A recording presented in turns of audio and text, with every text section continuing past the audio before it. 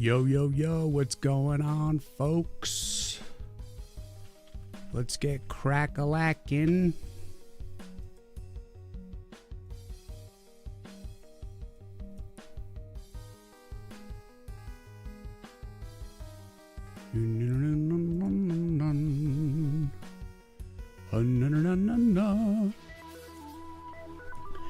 We got work to do.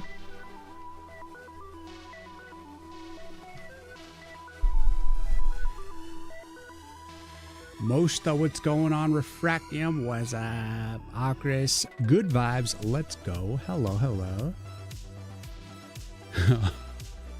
There you go, Mosta. What's up? How you doing? What work? Rest in peace. We got lots of work to do. I did an update to woodsofwar.com and I put like a new devlog, and like I feel like already I changed the description to the game, and I also added some stuff in the devlog of what I need to be working on. And since yesterday, I've already changed things about the game where the description is now off again. So I was like, I was fixing the description to what it was yesterday, and now today it's already changed. So I can't even keep up. Like I'm trying to keep the marketing materials like up to date, but it's not working, man. You may have seen this hamster animation that I did on a YouTube short. Very precious, very delicious. I don't know if you ever saw the jelly wiggle on the belly. I don't have a new short yet, man. I don't. But I am simulcasting to YouTube today. I haven't done a live stream on YouTube for a while.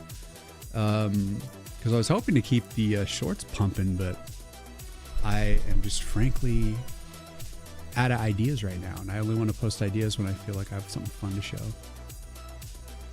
Doing well, brother. Let's go. Nevermind, stream is back. Oh, that was what the rip was for? Well, I'm sorry if there's some lag or whatever. What's up, Django? Welcome, welcome. Greetings from the garbage crew here. Nice. Sick hamster. Love the belly. Yeah, I love the belly too. The little waggle. That's Shu. The hamster is Shu and is very talented in the art of divination. And today, what we're going to be working on is what I'm calling the stage map. And Adrian Learns, thank you for the good vibes. So, and thanks for the lurk, Mosta. Welcome, welcome. Have some bread. So it's no more a deck builder tower defense. Instead, it's hamster wizard and its ball of energy. Yes. The game is scrapped. It's no longer a deck builder. If you guys saw on the Discord, I was asking about best ways to describe the game. I was thinking, oh, it needs to be called a solo deck builder. I'm going to drop the tower defense and just call it solo deck builder. And then immediately everyone was like, why aren't you calling it a roguelike? That came from Blitz. And I was like, you know what? What the hell am I thinking? I need to call it something roguelike. And then everyone, both my my buddy, as well as like I was DMing a buddy, and then I got feedback from Demi, APOC on the on Discord, and he's just like, shouldn't this be a roguelite? Everyone agreed it's actually a roguelite. So it's going to be a roguelite deck builder. It's still a tower defense game, but I'm trying to find the right wording, the right mechanical hook that helps people understand what the fuck the game is. Because the game is weird and different and unusual. You've only seen maybe one game like this ever in your life, if you've ever even seen a game like this. It's completely unique. And so when people see it, they're like, I don't know what the fuck this is. And even people that are like well-versed in deck builders and tower defense and gamers, game devs and stuff, they look at it and they're just like, what is this? What even is this game? And so I started working on a trailer. It's a total mess right now. So I need to do some trailer research. I'm going to be watching a lot of trailers probably tomorrow and taking a lot of notes and trying to come up with more fixes. But there's two things that I'd want to work on today. And one is, here, I got the sketch right here.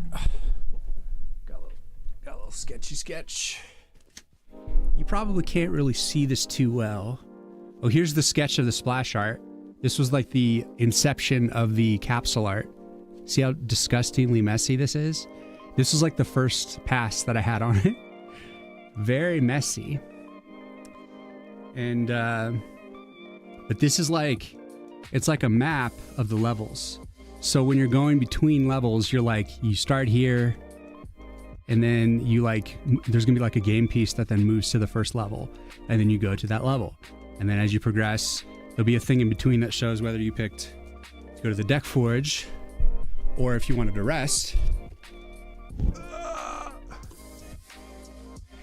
And then you go into the next stage. So we're gonna do that, and that's what I'm calling the stage map. And there's also something else that I want to work on today, and I might even want to start with it. And that's, this is what people are confused about with my game, okay? When they look at my game, let's cue the game up. Cue it up. When they look at the level and they see the tree, no one registers in their brains that you are the tree. I added this glow to it, and I'm trying to think, what can I do to draw attention to the tree? To make people realize that you are the tree. You play as the tree. Because people are like, they see a tree, and I'm just assuming that like what's happening in their brain is they see background. They see a tree and they're like, oh, background. And then they see the orcs and they're like, am I playing as the orcs? People are so used to playing as like a little character. Oh, I'm dead. I died. All right, so that's death. But they're not used to just seeing a static tree in the background be like, that's what you're playing as. And so I'm thinking, what if I'm kind of referencing like Cuphead right now. I don't know if you guys remember like the Cuphead stuff. All like kind of 1920s style, like Betty Boop, Popeye style animation, you know, like Steamboat Willie, Mickey Mouse style animation game. It was a triumph, a beautiful game. And all the animation, it has a lot of that kind of, this kind of idols to everything. You know, like nothing just sits there in these old school animations. They're all just kind of like wiggling around, even when they're just standing there, and they're just kind of like doing something. And I avoided doing that with the tree early on because I was thinking, well, since people are clicking onto the tree and trying to build stuff onto the tree, that's probably problematic. But I'm thinking now what we're going to experiment with today is adding a little waggle, a little wiggle waggle to the tree to just say, look, you're playing as the tree. Look at it. Look at, he's alive. He's moving around. And see if I can come up with something that's probably going to be a big mess. Experimenting with this, but I don't know if it's stylistically going to fit, if it's going to work with the mechanics of what's going on, but I just think basically I need to do something to help people when they see it, they immediately understand what's going on. But I am worried that again it'll affect how the arcanas are played, but since you're just dropping cards on nodes, that's probably generally okay. And the quick menu, when you open the quick menu, it's not going to like wiggle with like the arcana. The arcana will probably still move around with the tree if it does wiggle, but then the menus itself will just be like static and it'll just kind of like move around. But this is an attempt to try to get people to understand that yes, you are a tree, and yes, it's exciting and awesome. So it is a hybrid, yes. Roguelike tower defense deck builder, we need more. Yes, the description of the game is not long enough. So I dropped the tower because it's not a traditional tower defense. It doesn't like help people understand what the game is. So it's still a tower defense. I'm just dropping it from the explanation. Like at least from like the general explanation. But yeah. Ask for the name of the player and draw the name above the tree. Maybe. Above the tree / spirit. Okay, tree defense then? Or forest defense? That's even more obscure. That's even more obscure. All right, so... Oh my God. Oh God. Why is it so hard? So we're going to open the tree face. So I was playing with this to add in, and I had like a background there, the glow. And I was thinking while I was kind of working on trailer ideas, I was thinking I need to do something that's more obvious that the tree is alive. And so I was like, make it glow. And that definitely makes you look at the tree. But I'm thinking, let's experiment with moving the tree around. And it could be totally lame and I could totally hate it. But I feel at least I have to visit this and see if it's going to help with this kind of strange game to be better understood. Because people who have even followed along with my game dev probably don't even fully understand the game yet. There's probably still people out there that are like, huh? You play as the tree? What? So I'm gonna go for it. So we're gonna go for it. See what happens. Here are these layers. And we'll save a new copy because this is an experimentation. This could go totally wrong. This could be, we'll call it wiggle wide. Gotta give it the wiggle wide. Shake them hips. That's right, Twerkle. Maybe we should listen to some Shakira. Guys, I haven't even put on some music yet. Except we got that lo-fi pumping on YouTube. So they're good to go. But we need some frickin' steez. Earbuds. All right, let's cue up some fat tunes. Let's get that wiggle going. Tree is played? No way, shut up. You shut your dirty little mouth. So we're going to kind of gray box it initially.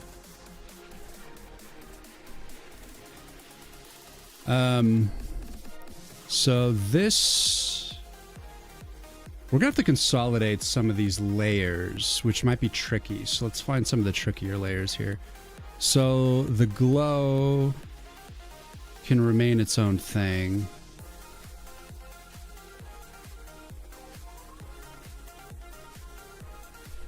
Where are you? All right, so this is the glow. Gotta label this bad boy. We got trunk. And then this is all like face stuff.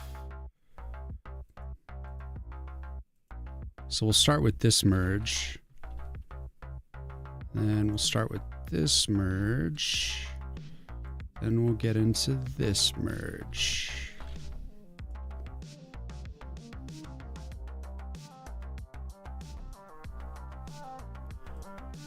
I am the ultimate tree. You play as me. Don't be an idiot. Don't you get it? I am but a tree. That's what I'm just gonna have to say. I'm just gonna voice over and be like, you play as the tree. Don't be an idiot. Can't you tell? And zoom in on it. You are the tree. Don't be a fool. Everybody knows you play as a tree. When people see trees, they just see backgrounds, like invisible people. And in a weird way, I feel for the tree. Because no one respects the tree. No one wants to be the tree. But in my game, you're the fucking tree, bro.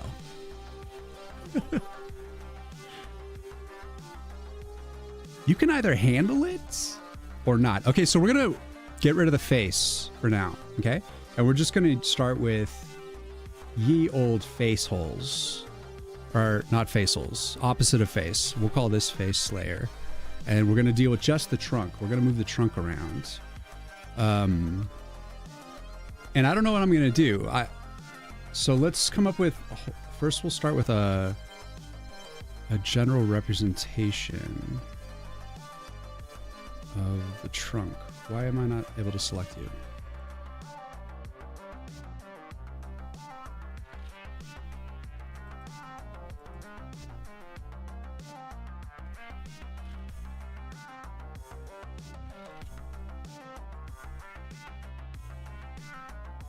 Oh, well, that doesn't help that I have the tree in the background. I'll just have to do a cover up on the background here.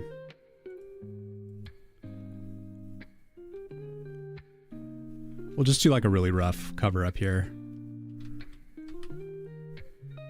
'Cause I'm too lazy to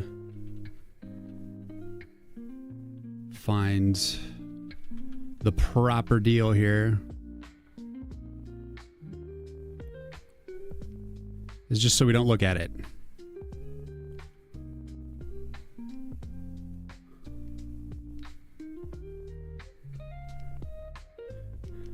Quick and filthy and dirty and filthy. I know you guys like filthy, dirty things.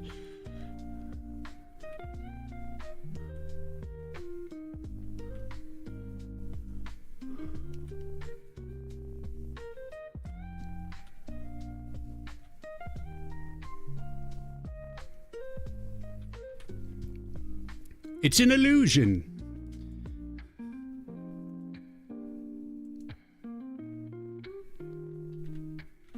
Whoops.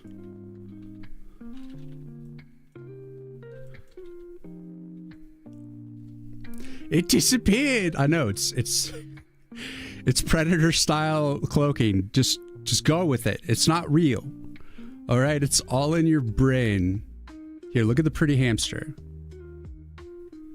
Maybe we should keep the hamster alive on the corner.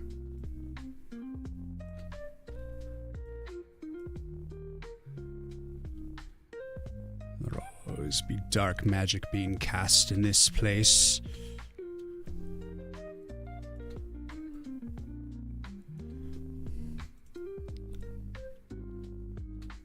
Okay, so I want to just create...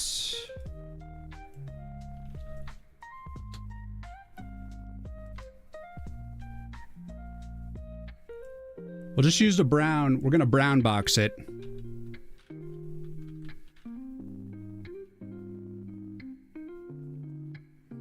How am I going to move this? I'm going to get really loose with it. We're going to get crazy with it, okay?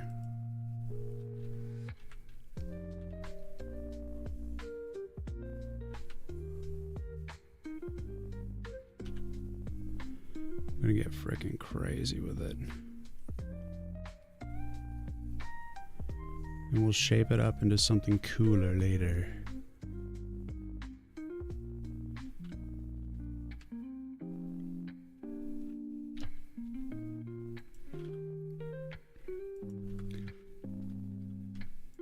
We'll start with something super basic initially. We're thinking California raisin, hula lady on the dashboard style. Call this the wiggle tag. Give it the old waggle. All right, so move your fat tree ass over here. Not too much. Not too much cake. Just a little slippy cake. What the fuck am I saying? Look at him wiggle, man! Can you tell you're playing as the tree now? Look at him wiggle, bro!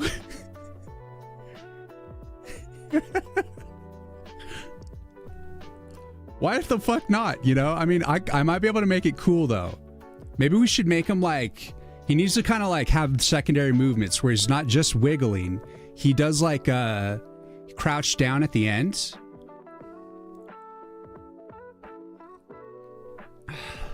I'm telling you, we might be onto something here. I know it's crazy. Just bear with me. I have a vision. Believe it or not. Did you know I visualize crazy things in my brain?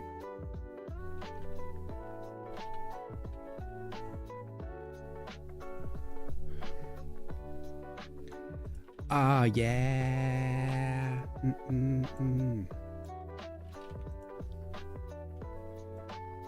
Down, up.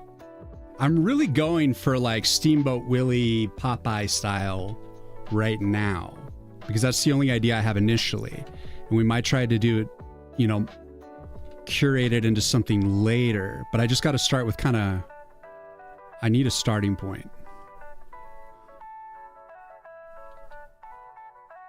So obviously the big problem with this is that like there's nodes on the tree that would somehow have to like work with this.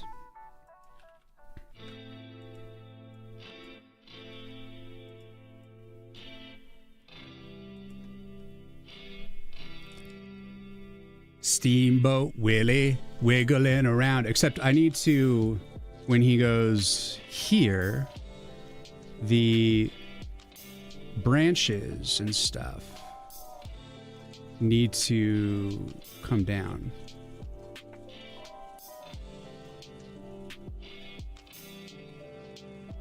Bada bada boda baba. Oh yeah.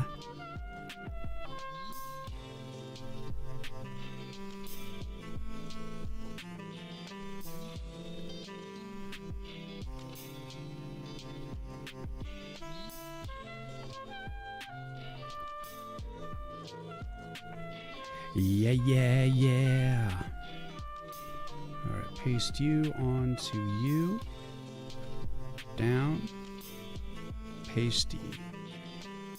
Except we're gonna do one of these bad boys to the other way.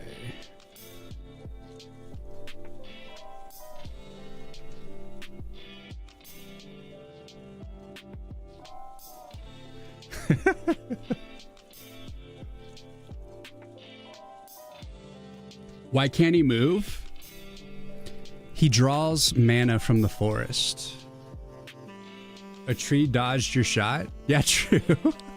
What's up, Dai? It's just a hamster worshipping a ball of power. No, he's casting a divination spell on a crystal ball. It's a little wizard hamster. Come on.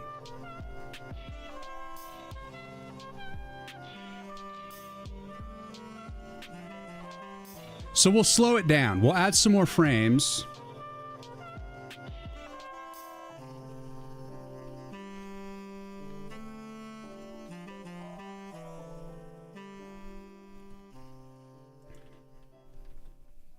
Come on.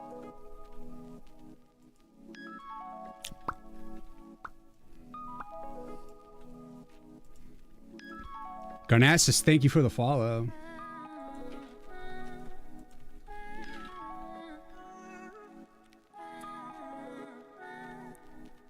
Shaky, shaky.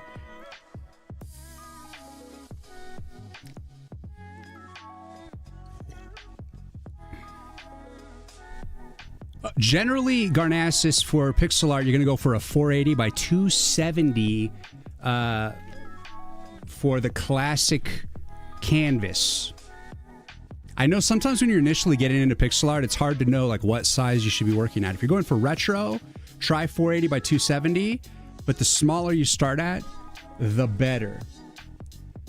And then slowly work up to big sprites. Because once you get to like a big sprite, you know, we're talking 100 pixels or more on a sprite alone. You're basically just getting into digital art at that point.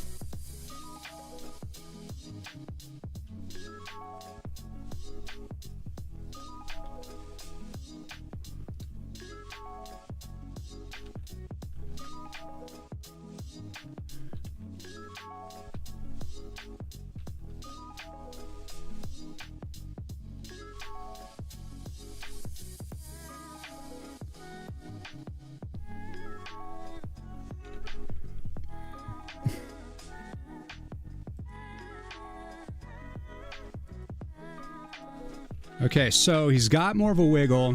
I'm going to add another set of frames to slow it down. Because if this is going to work, it's got to be subtle. It can't be like this fast, even though it kind of is vibing with the rock music here.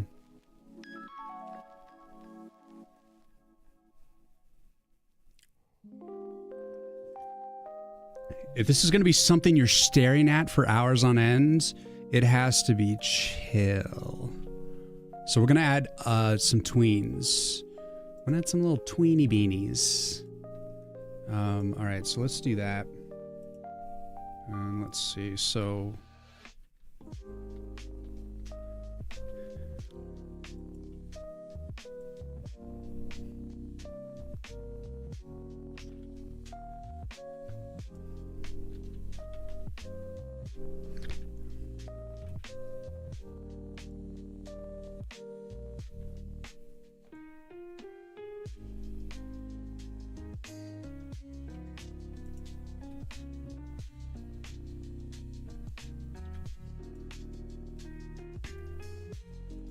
Give me that red and blue.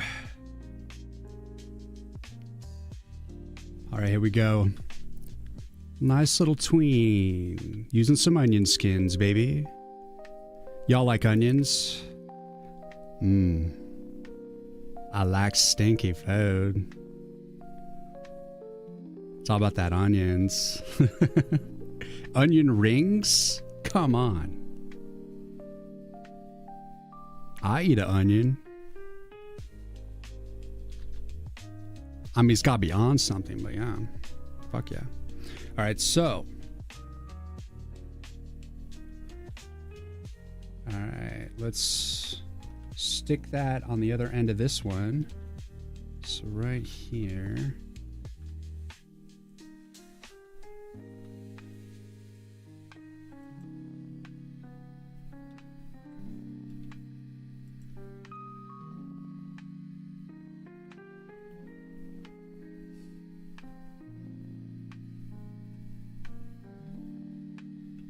All right, we got another tween right here. And we're just getting started.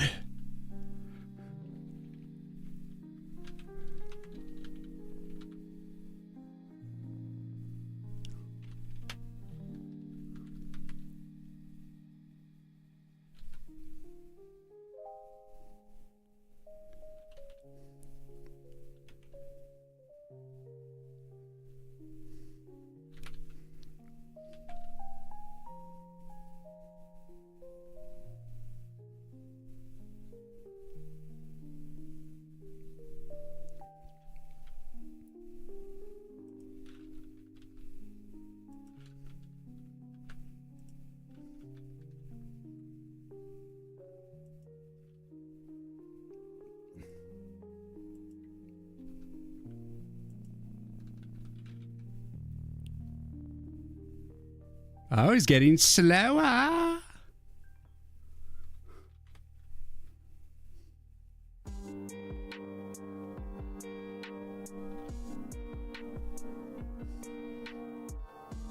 Thank you, Di.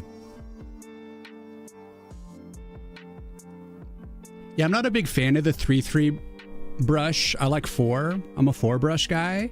I'll go 1, 2, 4. 3, the plus sign is very deliberate in style. And I think it can be a very good style, but it's just not mine. The branches get covered up by the leaves, by the way, so I'm not really super worried about the top part, other than like the trunk itself.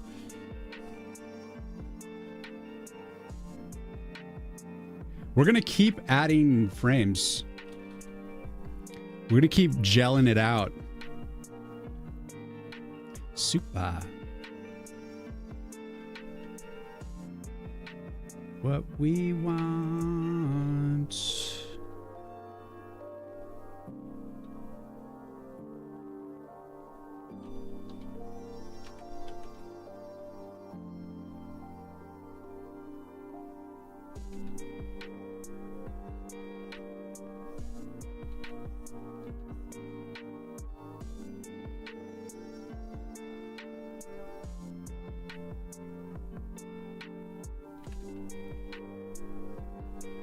I need a new body. Come on. All right, it's right there. Add you here.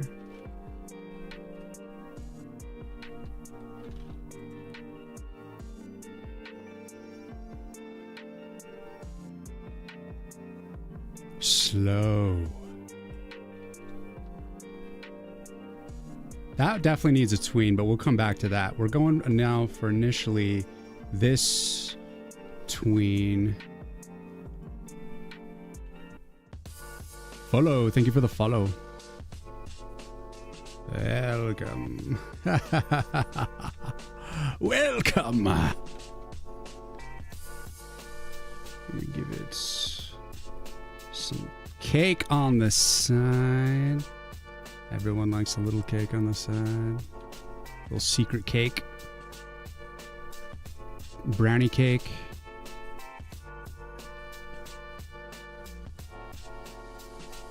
Little red velvets. Little chocolate mousse.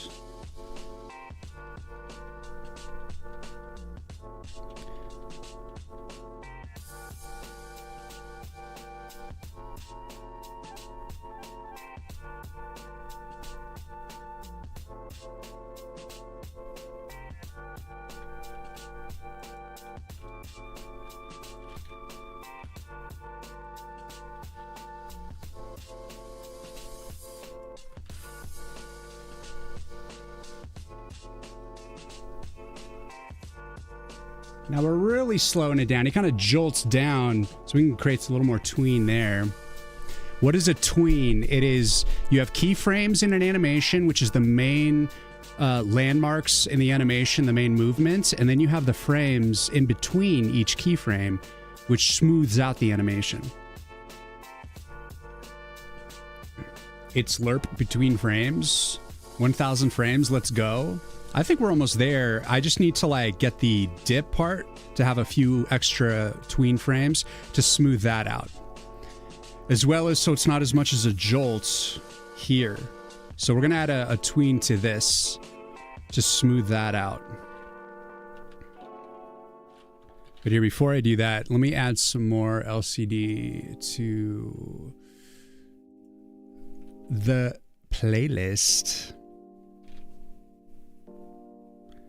We will dance ourselves clean. What is this playlist called? Oh, it's just liked songs. What the hell?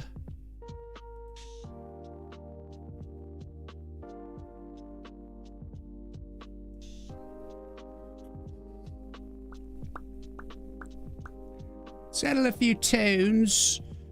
You know, we got to add a few tunes. No big deal. Ooh, I can change. I like that one.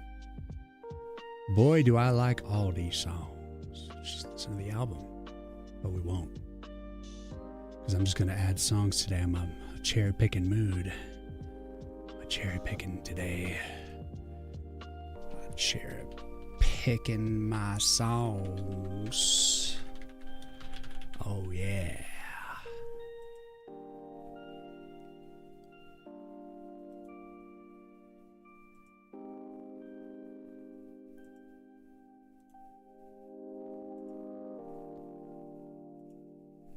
All right, so tween this out. Right there.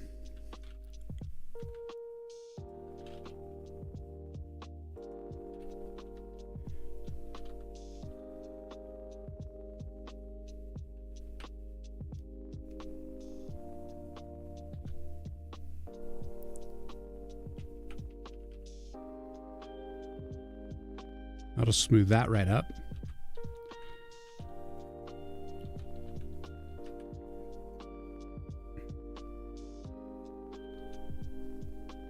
So we got to move that down.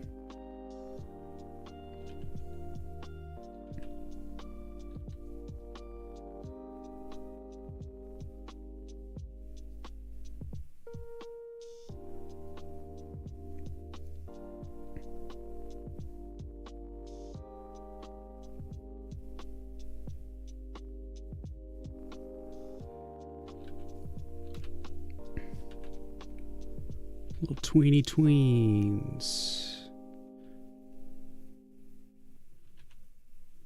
I need to stop worrying about the branches because they're going to get covered up. We ain't even going to see those. Ain't even going to see those. You tried animating with drawings. It's a pain in the ass. Haze Spray seems to make it easier. It kind of does. Is this even loud enough? Can we give a slight boost to volume? Are we going to kind of rock it hard today with louder music? Slightly? Yes. All right, so we need to repeat this frame over, so that's 72. Dip, dip. That's the dip. Oh wait, we only get one of these. All right, so we got to draw the next one. Okay. Gotcha. I got it. I figured it out. Y'all proud of me? I already know you are.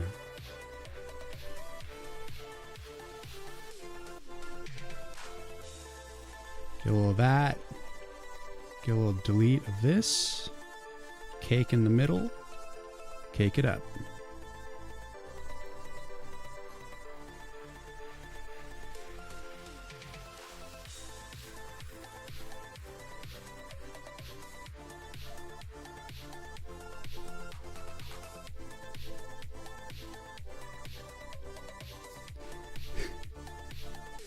Very proud of you. So this is like a few decibels louder than I usually do, so I hope that's okay, guys.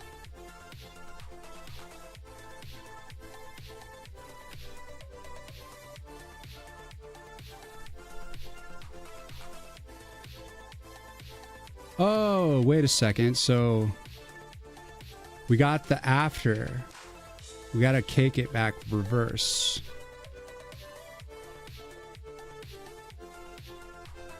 Cake reverse.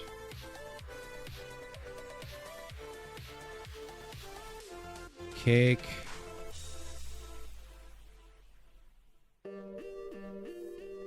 Reverse.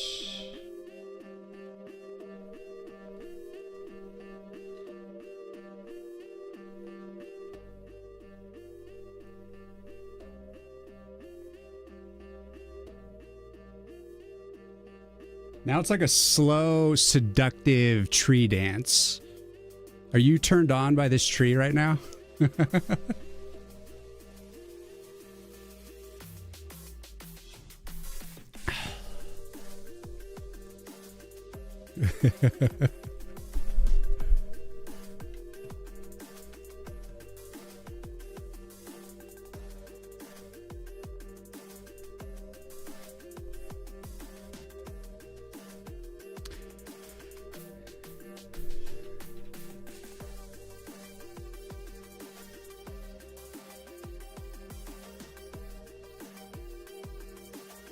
So we're already up to like nearly 20 frames.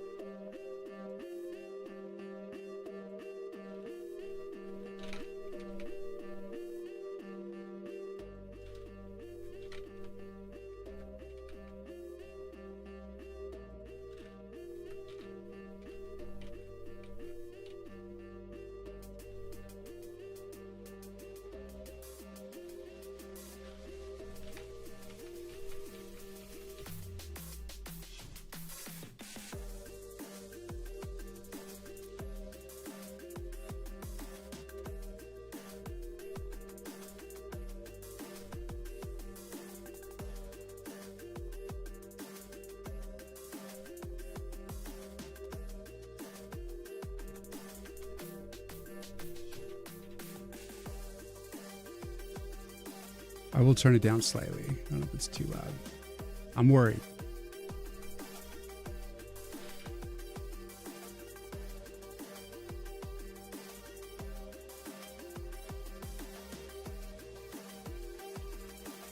We could add like a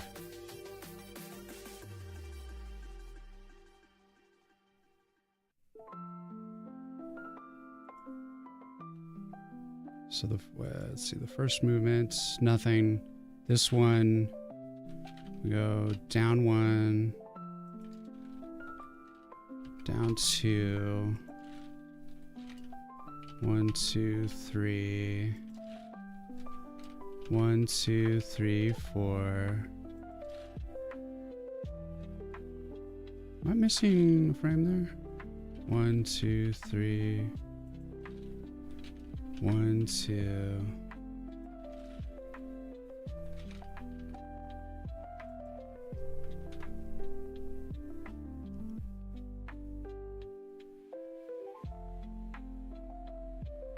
Like I could add movement to his beard. But this is getting very the 1920s Betty Boop style. Old school animation.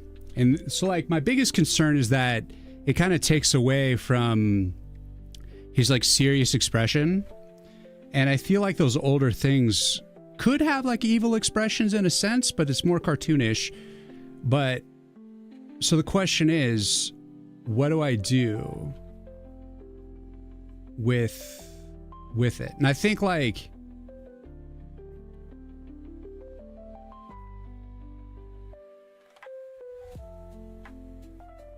it's trippy. It's a trippy thing.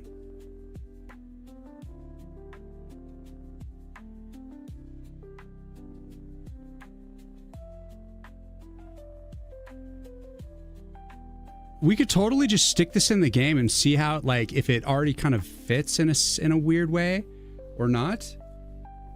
We're just gonna do like a rough pass. It is Steamboat Willie. Yeah, dancing tree. Exactly. I need something to bring attention to the tree.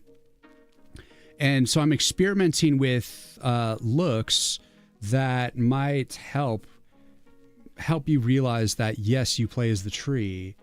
And so I'm starting with the Steamboat Willie, which could be a total style clash. But I'm going to go for it anyways, full steam ahead, because I want to know what I can do here.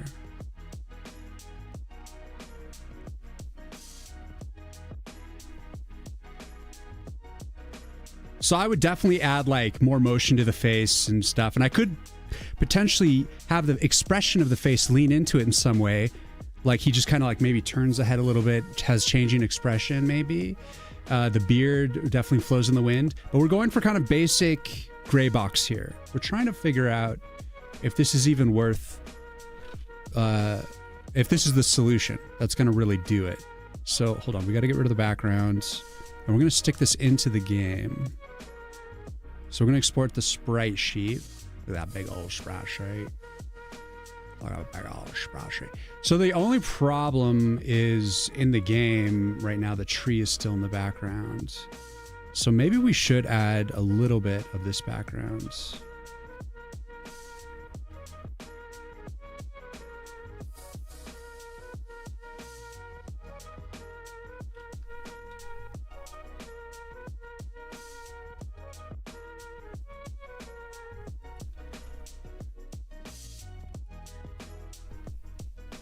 So I'm going to leave that cover in there. This might actually end up covering the nodes. No, it wouldn't. It wouldn't. Okay. I said only that part, please. So you got that little cover right behind him to help like cover up the tree in the game. It's okay if you're hypnotized by this tree. It is drawing you in. Evil. All right, we're going to see this in game. The only thing is I'm going to have to add a little change to the code to make this work. And let's see. Let's bring up the code here. C++ custom engine. Are you ready? Can you handle the magic?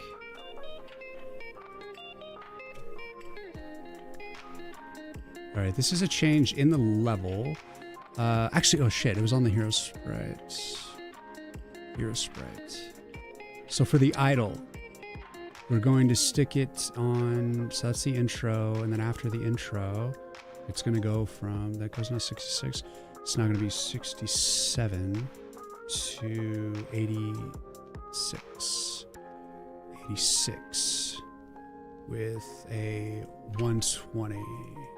I guess 100. Wow, it's kind of a fast-moving sprite. A little buildy build. And it will build in the background. While we wait, we will sip tea and chill. It makes sense that he's playful, you know? Fairy's sense of humor, even at his age. That's what I see from it. Did someone mention the best programming language in the world? Yes, I did. It is the arcane of the wicked and intelligence. So this is how it's going to look in the game right now. And the nodes are not going to move with it. The arcana that I build onto it aren't going to move with it. It's just going to be like, we're just going to see what it feels like. Okay? See if it vibes. And if it's worth trying to add more to it. I could imagine with these little roots on the side, like they would kind of like move and stuff too, especially these curly ones. They could kind of like curl up a little bit. You know, like he could just be doing something like this. Some sort of like motiony, hypnotizing movements.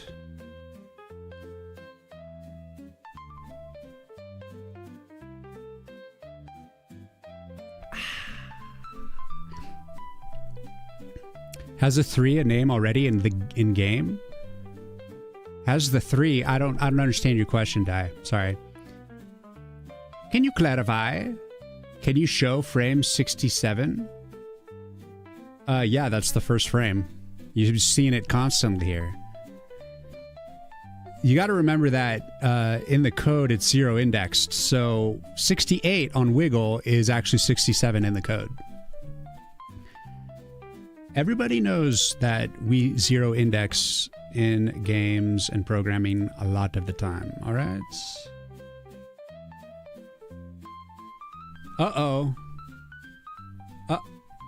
Uh-oh.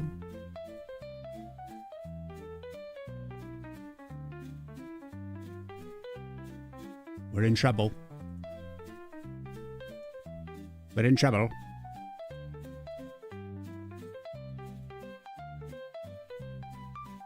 We got ourselves a problem.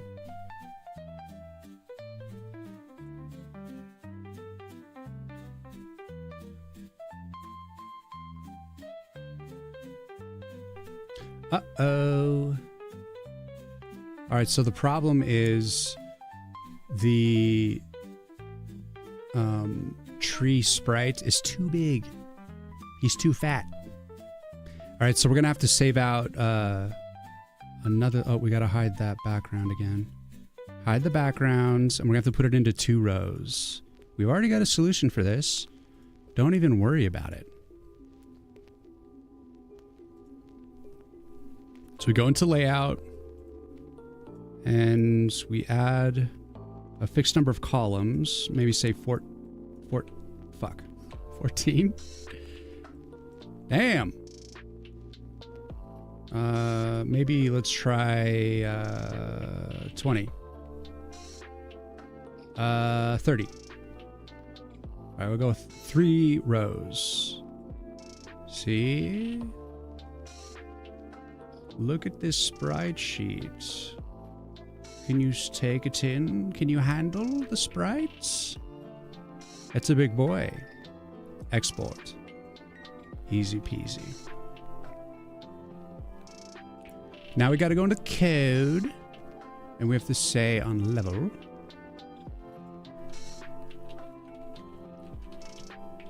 Hero sprite me, please. Not on the draw. Not on the move. Give me... Take me back to the start.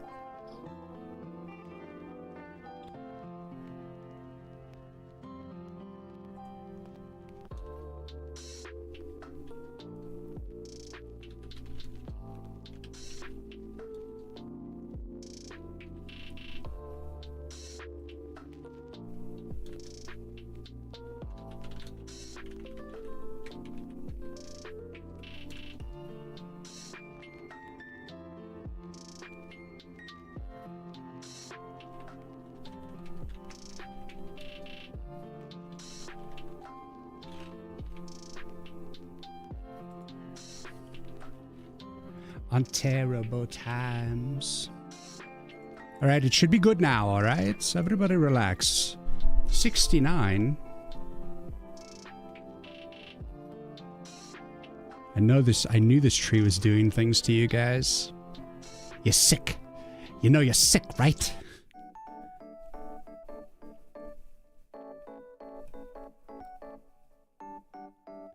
Tree, wow. Tree's name is Gantz? No, the tree's name is not Gant, Shader. Actually, it kind of is. The elf spirit whose soul is bound to the tree is named Gantz. And the tree spirit himself currently has a working name of Grumps.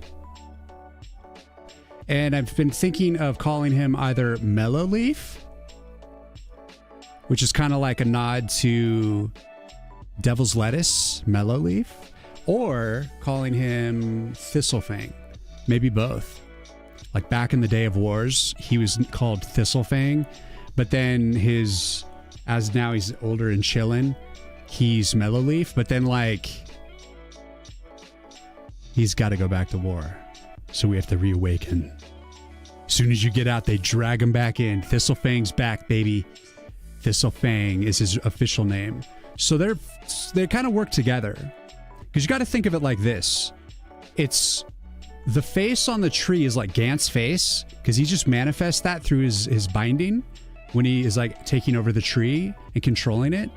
But you got to imagine like you're the spirit Gant sitting in front of the tree with the cards, and you're placing the cards onto the tree. So you're Gant placing the cards onto Thistlefang or Mellowleaf. So you guys are like one and the same. You are joined together, dual being.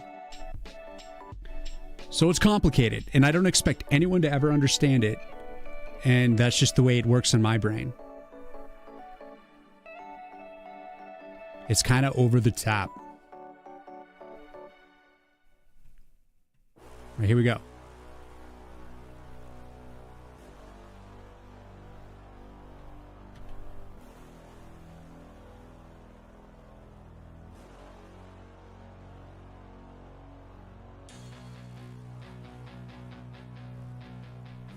Bro, you stopped looping.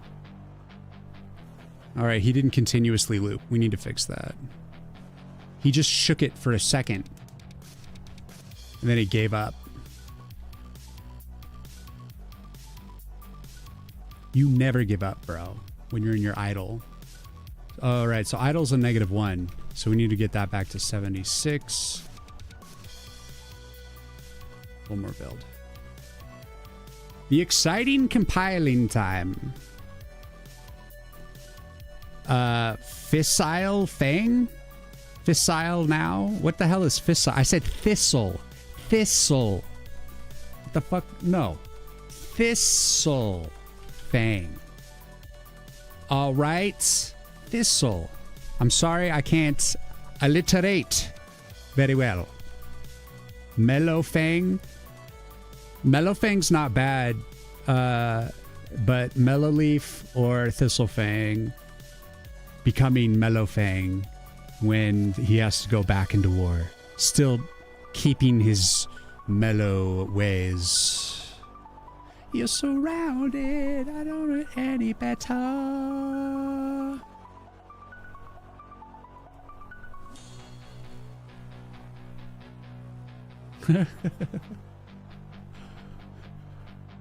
Typing on an iPad sucks.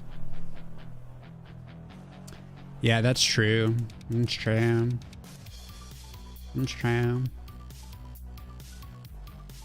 You're European, it's on me. You always think nuclear fission. Fission leaf? Man, that's kind of sick. Cyborg tree? Damn, why didn't I think of that, Shader? Shit. Shit. He's just over here starting to cyberize as all the rest of the trees still in their medieval fantasy land with their magic, their puny magic, when he's got missiles and giant hammers and all kinds of cyberized machine guns and whatnot.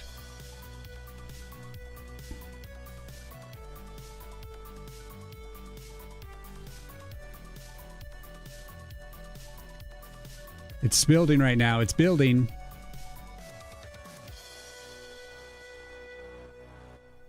You're right next to some... are you swimming in radiation right now, dude? Are you using your Nuka-Cola? Not cool, bro. That's what I'm thinking. He has like an idol through the whole game. That's what I'm playing with right now, Akris, and it's a radical idea. It's a radical idea. But making him have some motion... Fuck. Why did he stop? Again. What is going on here?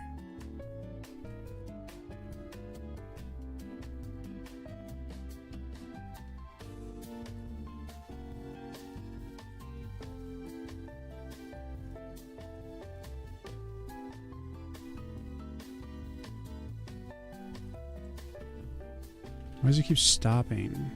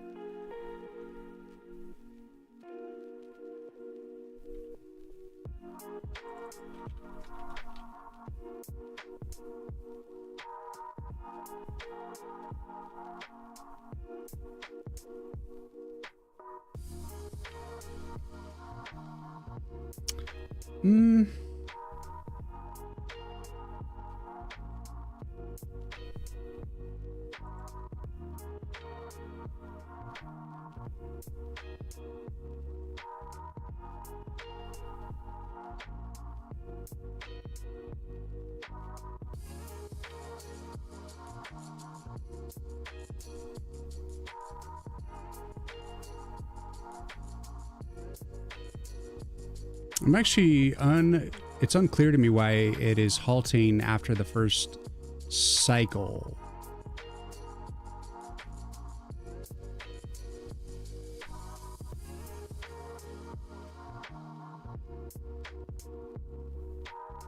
Where are you? One line of code that's ruining my whole life.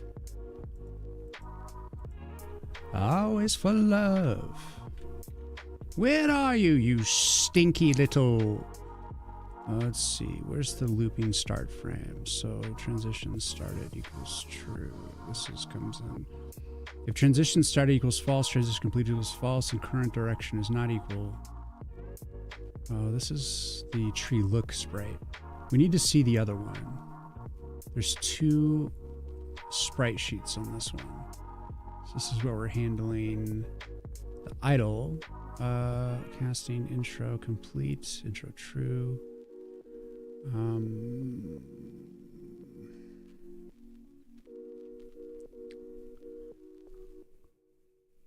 Is where I want to be.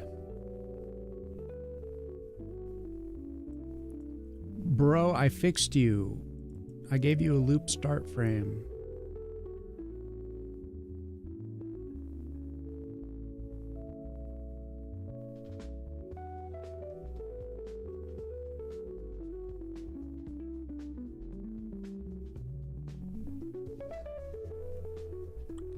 I am very disappointed in you, Code. I'm very disappointed. Oops, stop frame.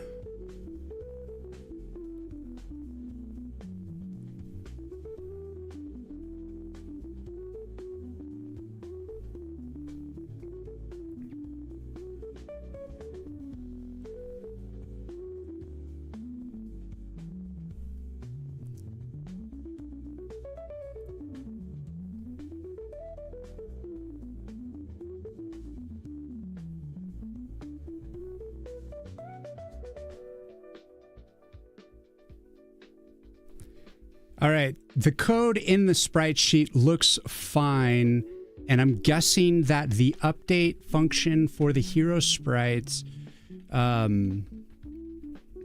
is no longer being run after the first idle runs. So for some reason, is this the only update?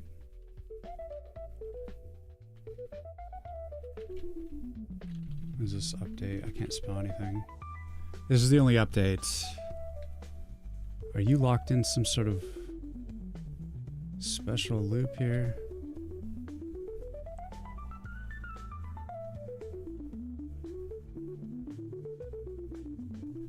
That wasn't because this is getting cut off during the intro, but he didn't come back after I would click through. Huh.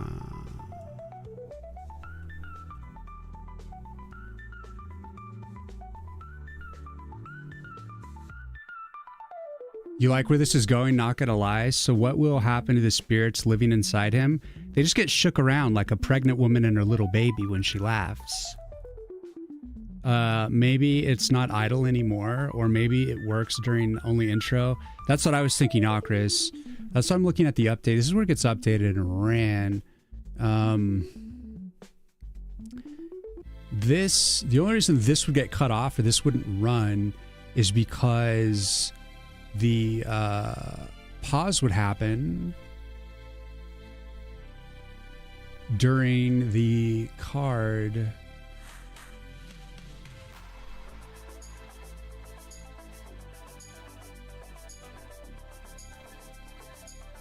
So we're gonna build again. We're gonna pinpoint. We might need to add the update up to the pause at the top. So we'll say breakpoint here, but we'll just keep it grayed out so it doesn't hit. And then at the top of update, when it hits pause all, when I run this pause all function, it like has a return. And so when that hits, and I think that's hitting during the initial startup, that fuck, it should be. Was I still not idling the BG and stuff?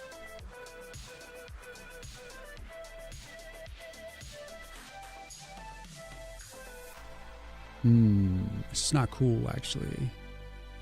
I still want to be doing the rest of this stuff. Not the intro stuff, but this class has gotten so convoluted, it's crazy.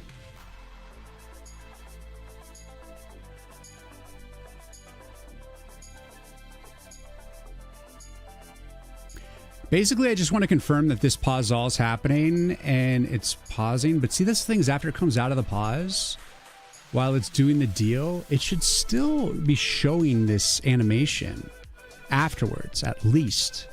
I mean, I want it to show throughout, so I think I'll add that in probably. But like, to have it pause after the cards are dealt is problematic. So we're gonna drop some breakpoints and we're gonna figure out just what's happening. So I'm gonna do the small version of the game so you guys can follow along in the code when it builds. It's gonna take us a few minutes to build here because it is a giant code base now. Those are a lot of nested if statements, my friends. Oh yeah, baby. Deep nest. It's a deep nest. We're talking 7,000 lines in that one class alone. It is a big, deep nest. Maybe the animation frame index is not reset to 67 for some reason. No, I checked that code. That's fine. That should be happening. That should be all good, man.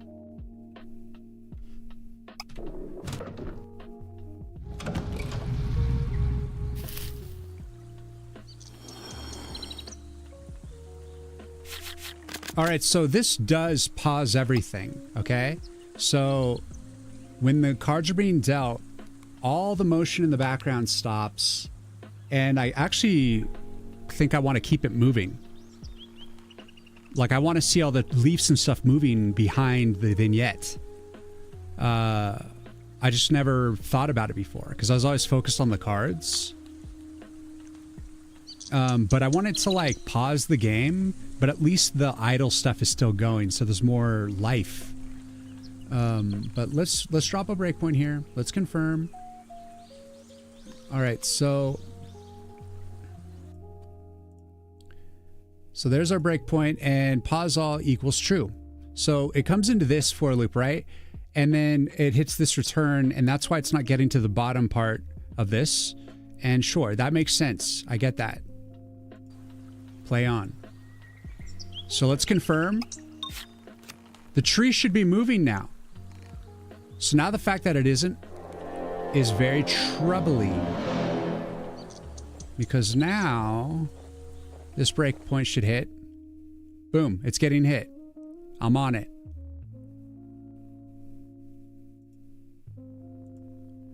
I'm all up in it. And now we got to check the update on this. Except I'm out of music. So I have to pick a song.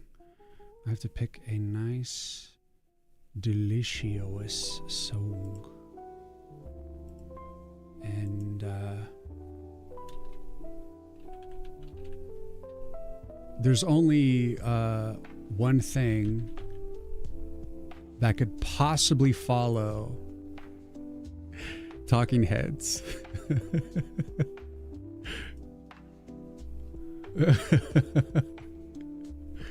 Ah! Ah! Debugging song, yes.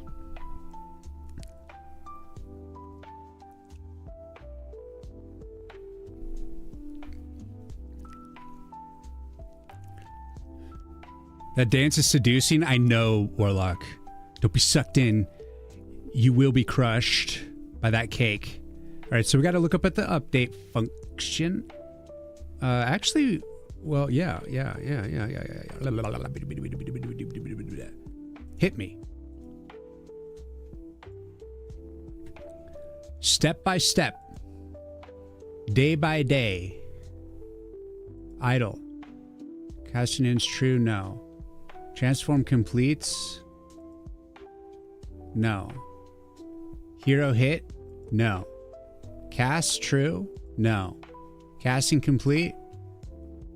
No. Hero hit? No. Current equals idle and node intro played. Looking.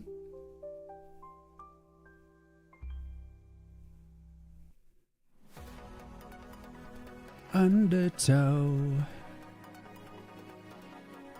I never thought it would come to this. Now I can never go home. Undertow, think, but aha. I see. I might actually end up undoing that, but you know what I'm gonna do? I'll tell you what I'm gonna do. There's a problem right there. That's a problem right there. Come on. Better put this in like that. Fix that right there. Keep it on the idle. That's right there. That fixes everything. Now it's fixed. Now you love it. You love how fixed it is. I know you love it. That's my Matthew McConaughey. You're welcome. DZver, thank you for the follow. Welcome. I think you don't want that since time is paused and moving anything in background will probably confuse player. Yeah, that's a good thought, Okris. I actually was having that exact same thought when I was mentioning it, that I'm like, I obviously did this because I wanted them to explicitly see the pause.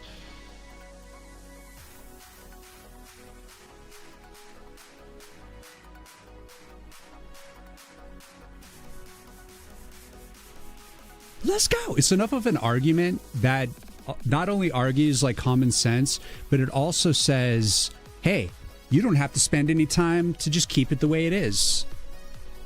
I like it. Uh-oh. We're playing some Weezer songs. Dear God, the only good album they ever had.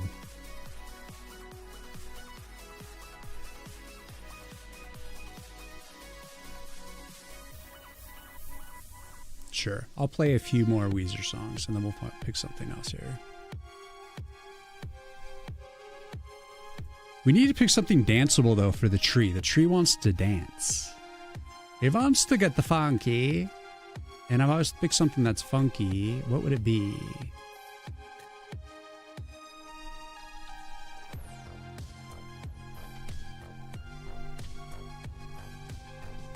All right. Feels good. Meow. All right, so let me see. Looking at some playlists while this builds. Something is a bubbly.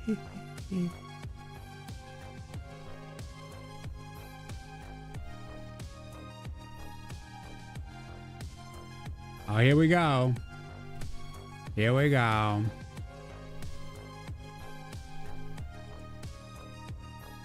Altus diesel outbreaker.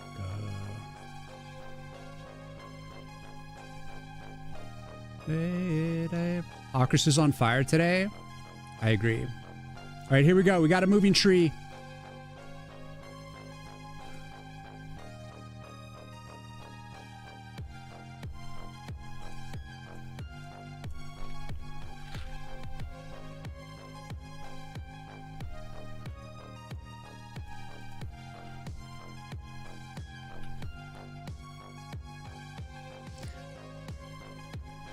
So what I could do is have some like idling part of the nodes, the arcana on the tree to move with it, right? Like I could have that, I could just program that in. So that's not necessarily a big deal. And then when you click on it, even though it's moving, I'll have a static hitbox so that you're not like trying to click it like this, going back and forth. You'll just click it and then it'll just be the static menu floating.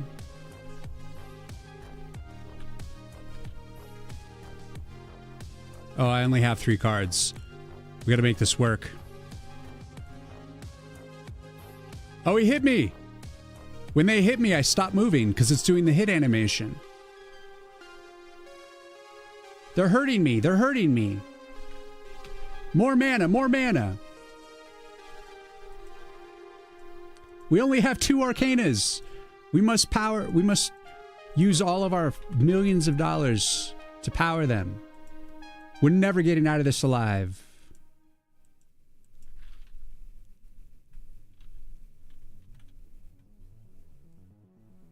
Ooh, he almost didn't get hit for a second.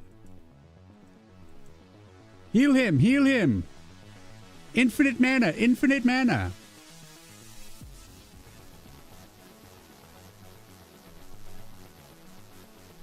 Yes, you will die, won't you?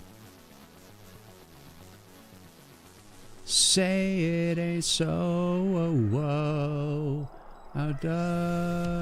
So I added the treasure chest. Treasure. It's not fully in though. Oh, sparkling gold, guys. Do you remember when we did the gold? It's in the game finally. VS Code for C++, what time to be alive? That damn straight. So I still need to like add the numbers to this and then add the gold count on those sides so you can see your gold going up. I don't know. I think I kind of like it. It's the game not taking itself as seriously. And considering how well received Cuphead was, I feel like I could possibly get away with this. It's just kind of its own thing, but I have to like do something more with this animation. Like this can't be the final of it, but it's something like this. So this like says, yeah, maybe I should check it out. I'm going to leave it here, and then we're going to work on the sprite map. Because I want to, like... I want to let it marinate in my soul for a little bit before I, like, try to iterate on it right now. But I think this initial iteration tells me this is interesting, it's fun, it's silly, but in a good way. I think I want to do it. And what I want to ask you guys right now is when you see the tree idling in the middle, let me show you in the game again. We're doing a survey right now. When you see the tree in the game in the middle, does it seem like you're playing the tree? Does it seem like, oh, like that's the character I'm playing? Look at him move. That must be my character. Does it feel like that to you guys? Is it solving that problem of like, oh, I play as the tree? Like that's the tower you must build up? This looks great, and when you get inside the tree after treasure chest, Real Visual Studio? Real Visual Studio. In the garage, in the garage. We still got to add all the animations inside the hideout.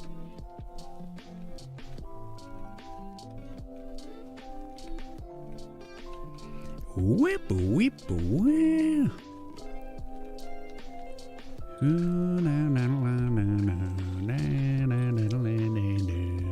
Excuse me, but why is Mr. Tree twerking? Tin Can, he's twerking so that we can all understand that we are the tree and the tree is us. Nice tunes, by the way. Let's go. Back, let's see. So I'm gonna like do something more with the tree. Maybe give it less of like a twerk. Instead, like this is going straight up for the Steamboat Willie 1920s, 1940s animation style. But I may try to do something different that is more like kind of fits the style of what I'm going for, but it wouldn't be far off, I think. But this is just my initial take on it. And it feels like maybe it's worth showing, but none of you, let's see, what have you said? More obvious would be player name over the tree or some dialogue before the game starts. It helps, but maybe the hips are too much. Yeah, like I was saying, I think I might get away from the Steamboat Willie feel. But like have some sort of movement, something. And I don't want it to necessarily be this exactly, but it will be kind of like a side-to-side sway, something like this. Something maybe a little less like cartoonish. It'll still be kind of cartoonish, but like something that's like feels a little more serious slightly, I guess. To kind of follow his expression, because he's like really serious. Come on. But I think I don't know, it might be worth doing. Akris, putting the name over the thing, I don't know if I like trust that to be enough. Because you got to remember, like, when I'm trying to solve this for the trailer. All right, you're talking like actual gameplay, put like a name up there, like a moniker, so people are like, oh, that's me.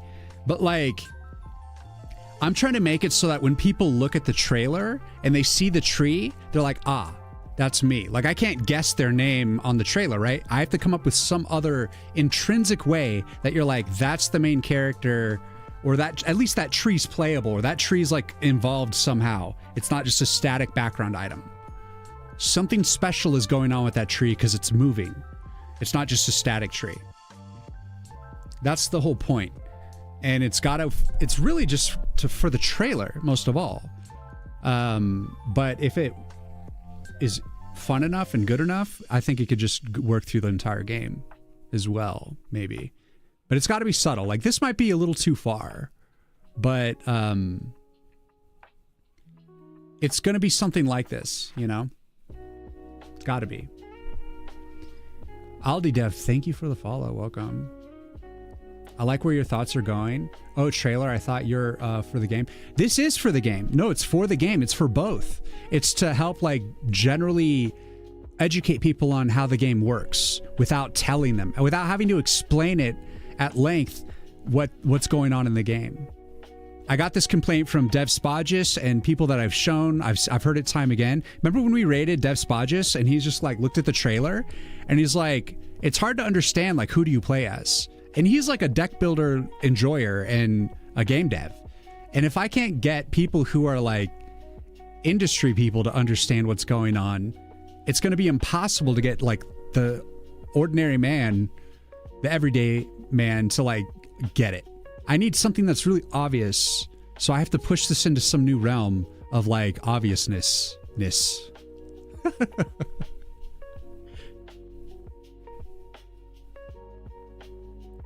Let's defend. If you animate the bark or trunk.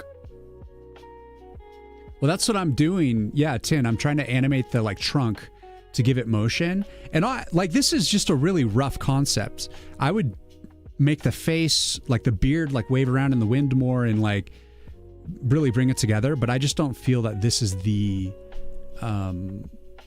motion that I want to go for necessarily. But I'm going to like not iterate on it right now. This is the kind of thing where it's like I just cracked open the idea. I got something started. I feel like it's in the right direction, that it might serve that purpose. And I need to come up with a better animation that's, and what I mean by better, like more stylistically fitting. But it might not be far off from this, because this might be like the best sort of thing that I can do. And just maybe like, you know, dialing it down a little bit or slowing it down further. I don't know. I could also just leave his trunk static and then have like more like vines and stuff like moving in the backgrounds. So it's like I could do something like that.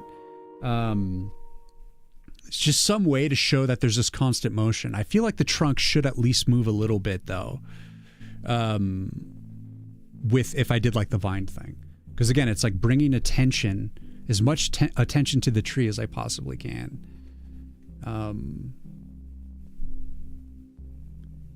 Warlock had a good idea. Did I miss it? He's unsolicited advice. Have the ghost enter the tree in the beginning. I thought about doing that possibly. Like, that was a thought as well. But I kind of thought what made me like maybe second guess it, but it could still be a good idea potentially, is the idea that you are Gant like floating outside of the tree playing the cards, but it's not like something I'm communicating, and I'm not really holding on to it. So why don't we just do like a quick iteration of that just for argument's sake. So I'm going to take this little Gant and hide that, and we'll shrink them down.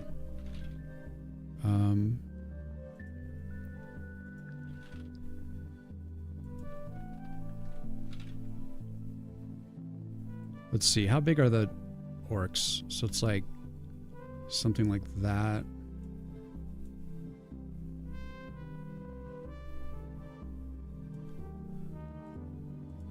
Okay, so like during the intro, he goes...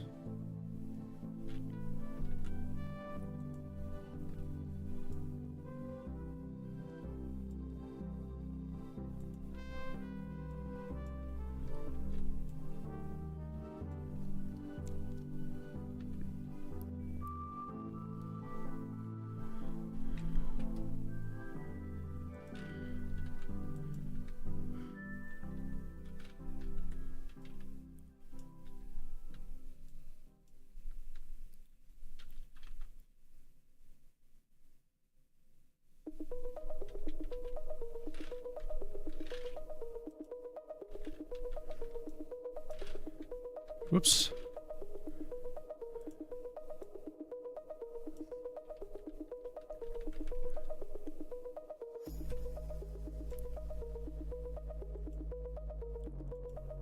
So I had that thought too.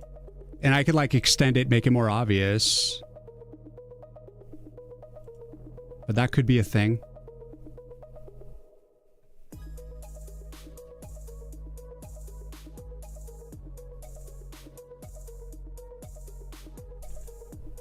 This is the lazy way of doing it. Maybe zoom in on the spot where you place the cards or magnify it. Just thinking out loud.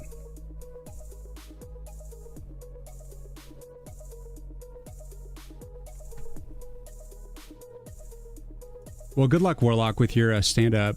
You like it?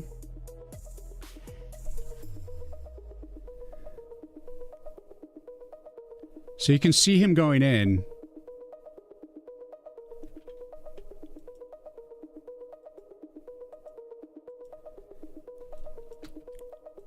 Let's see, if I were to like extend this.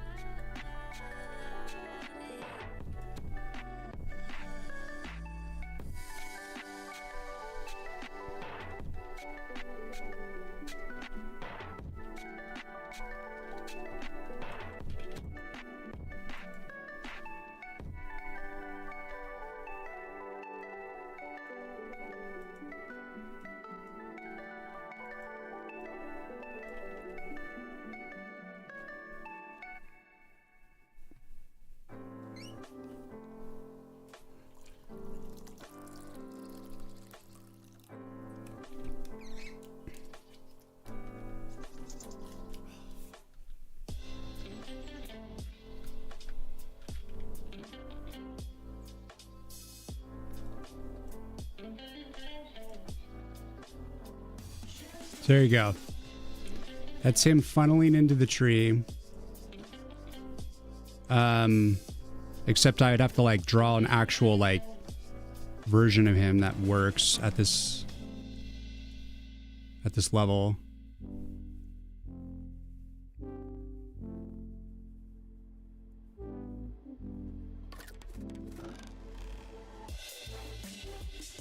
Malcolm, what's going on? Yeah, I am building it from scratch, and I just do this in Sprite. You're watching me do it right now. Ryan just built different. So, I mean, that could be a thing. I mean, it's a little fast and a little sloppy, but like, I had this idea too, but was like, that's what I did the green glow for.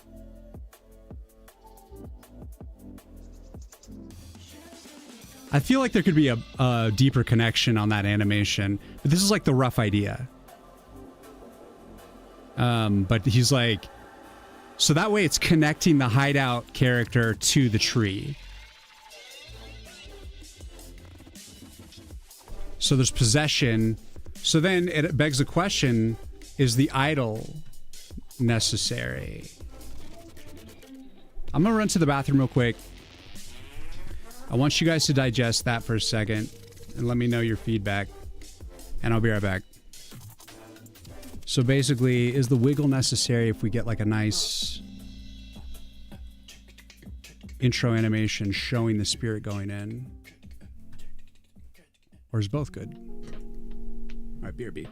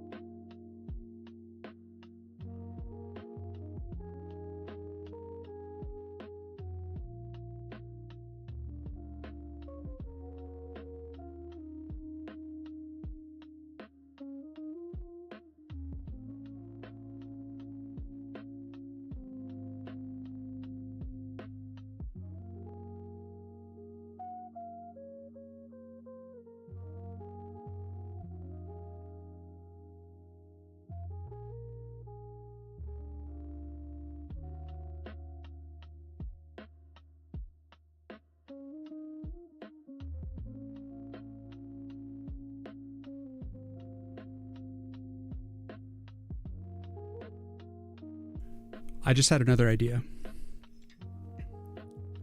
What if he grew super big and then like we saw him more like possess the tree? So it's really deliberate. Probably not necessary, but I like them both. Oh, you're hitting me with more Weezer? No, bro. I'll tell you what we need to hear right now.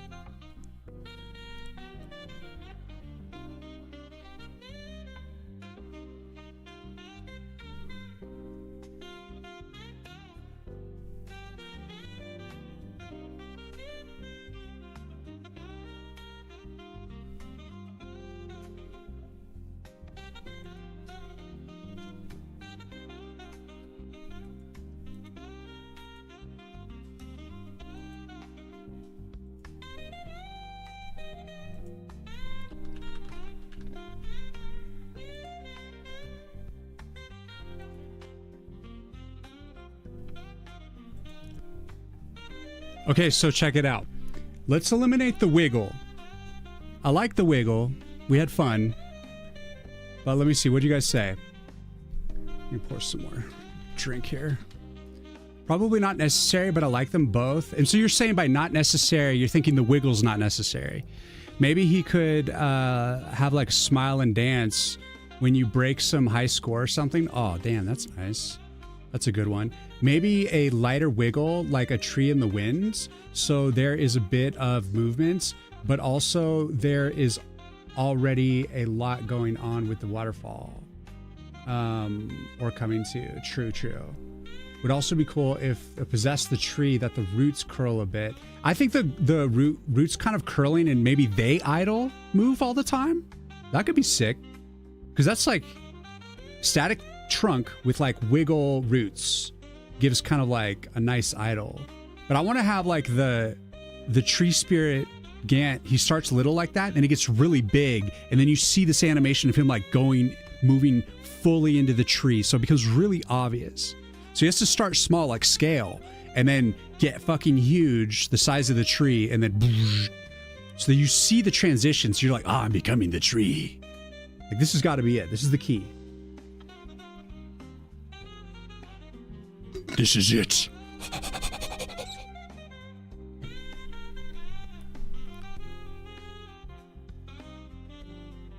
This is Silver Chair.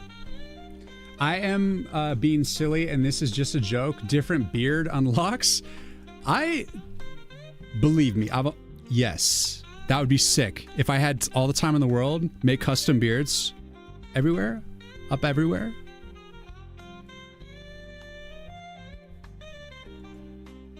Oh, shit. Oh, yeah. Okay. Oh, all right. Hold on. I have another idea too. Hero landing. The hero landing. Oh yeah, everything. Give it to me, baby. Give it to me.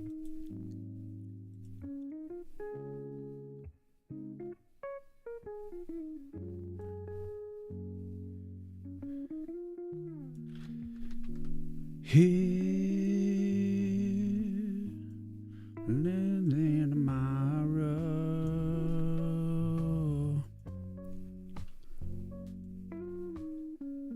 Yeah. The only thing is he's got to be small, so I'd have to like I'd have to redo it small, but I'm not opposed to a little extra work here.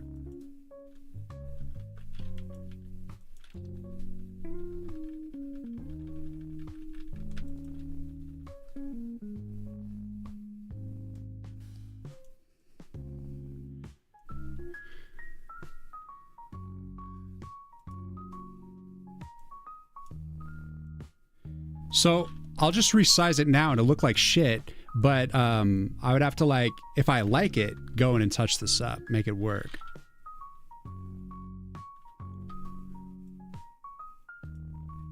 We're gonna listen to a few Silver Chairs. And then another one.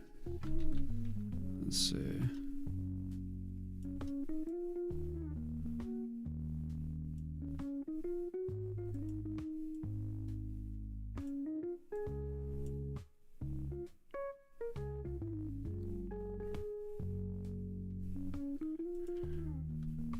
Oh shit. Damn it.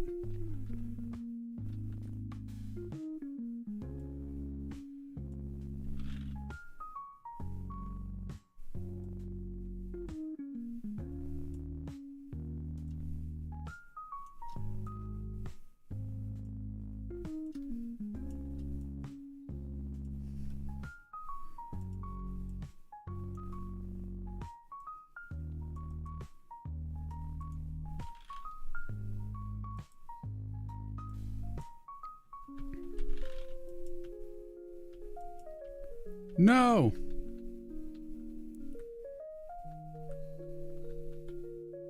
This is gonna be so hard.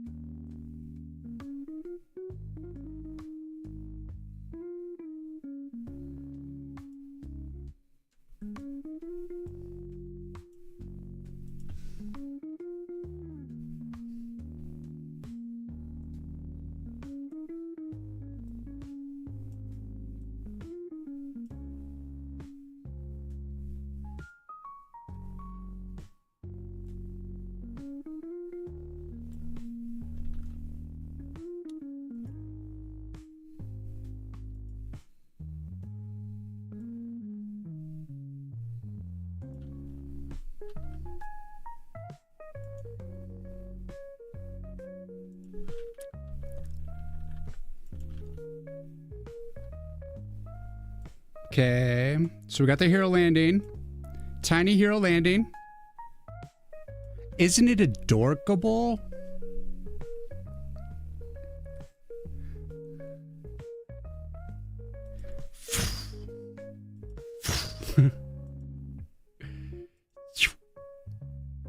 And then we're talking like, okay, this is gonna be, gotta edit this. He gets full size.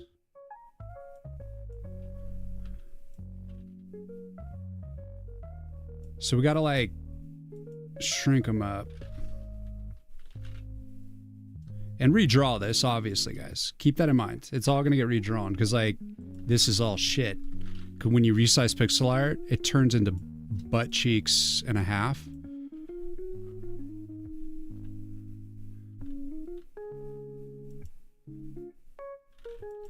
And it's just the way it is.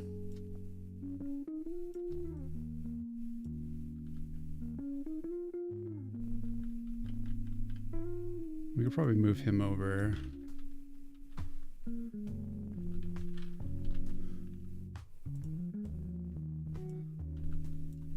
Let's put it right like in the center-ish.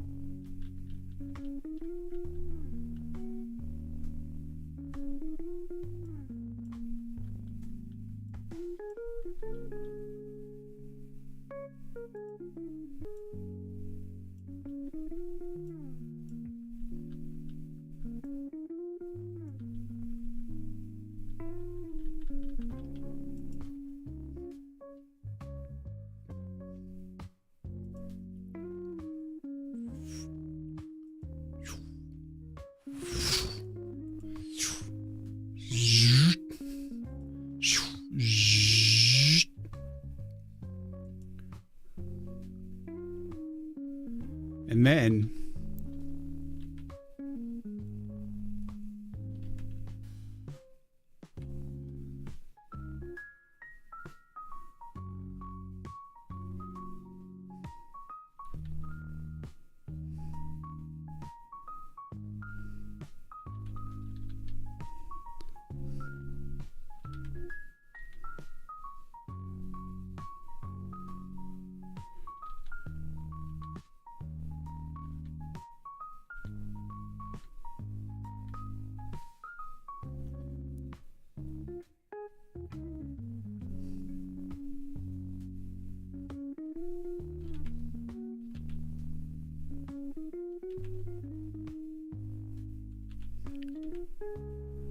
we got ideas coming alive right now. I might get in a little focus mode here.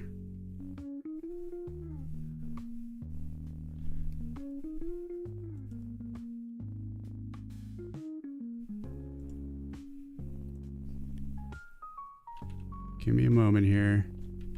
I got ideas here. He turns, right? And his head goes up a little bit. And then he like fades into the tree like Homer Simpson into a bush. And he literally, you see like his beard and you like immediately associate Gant with the tree. You're like, oh fuck, dude, Gant is the tree. They are one.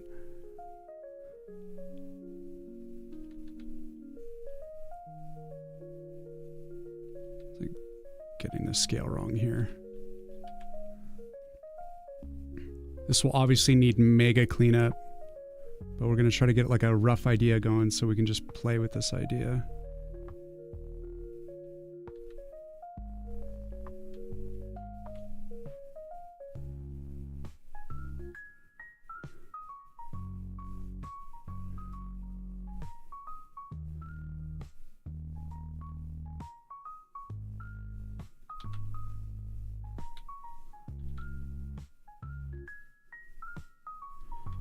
We gotta put this on another layer here. Can I get some overlap? Homer Simpson dick confirmed? Oh my god. What the fuck? So it's more where the glows Manchunder. What the hell? Oh, DLC. I was like, Homer Simpson dick. Fuck, bro. Some D-Gens up in here. 10K on the D-Gen. But you meant DLC. Okay. You get a pass. Don't you worry. Don't you worry there.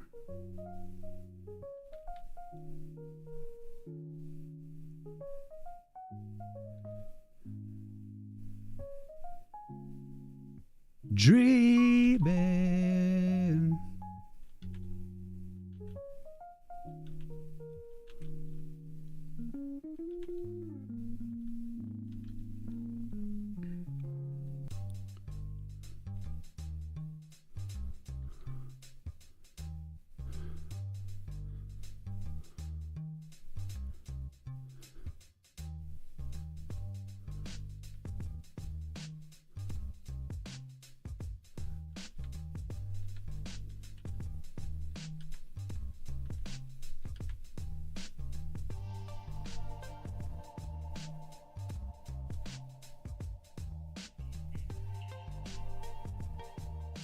I'm getting the scale so off, it's ridiculous. But why not? Why doesn't he just grow a little bigger? Doesn't matter, I can resize this. Fucking cares. Right now we're just trying to get the idea.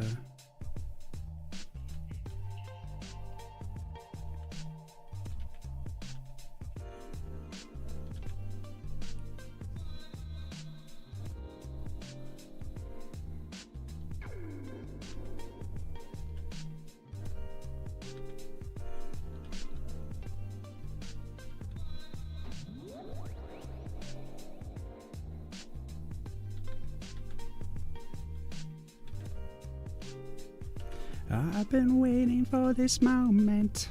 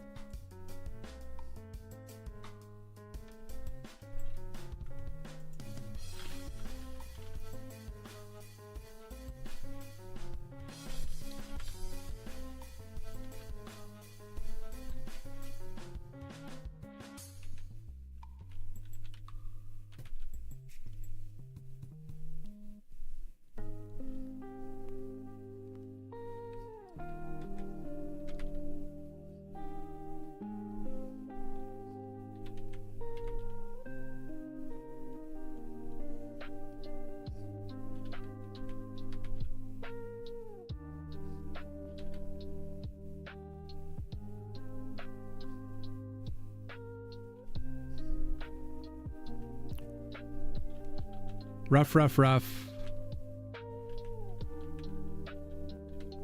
I know it's rough.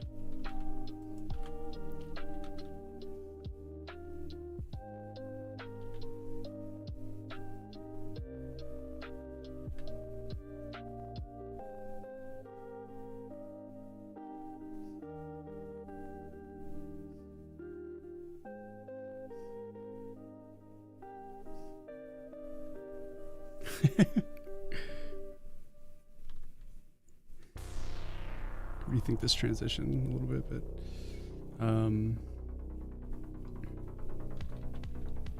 I'm playing.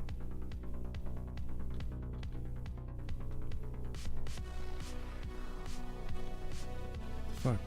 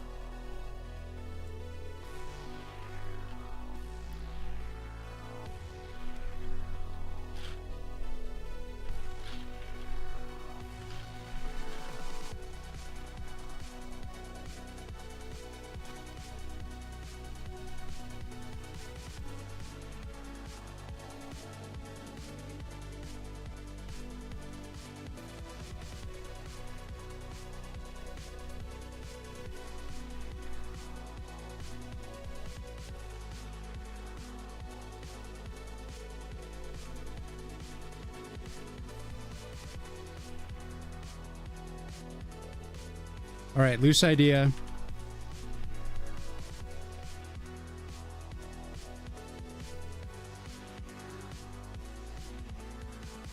So like, I would do more tweens to like, so he turns. Maybe as it gets big, he would be like turning. And then like have some sort of like phase into the tree. But it's like not something I can just do quickly because there's a lot of human anatomy and stuff, so. So the turn would be smoother. See, right now it's like abrupt, he like turns. I almost feel like I should just do the turn sooner.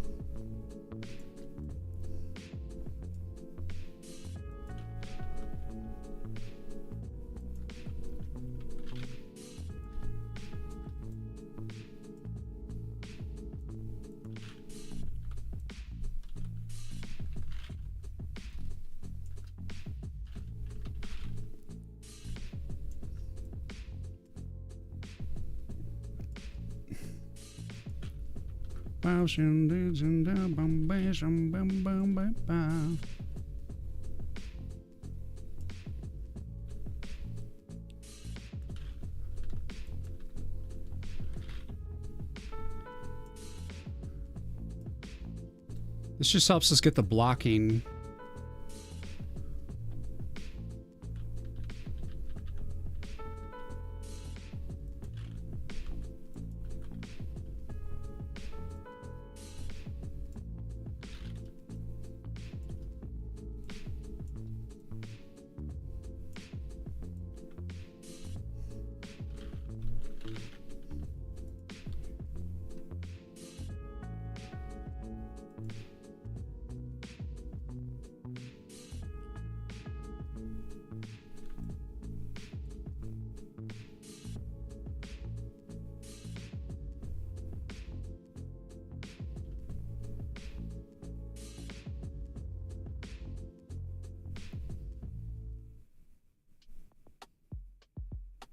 So I'd have to make it like look better, like better execution, but like the idea of having the hideout character now being seen going into the tree makes it obvious that you're playing as the tree. I think it answers that question. This would work for the trailer if it looked really good and was done not super rough. This could be the ticket. I think this is the ticket. No tree waggle unless it's like a little bit.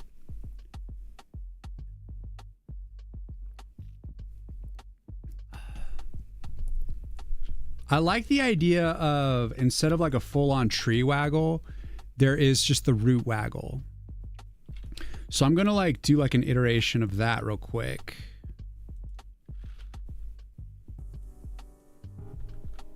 So we're gonna save and save as 25.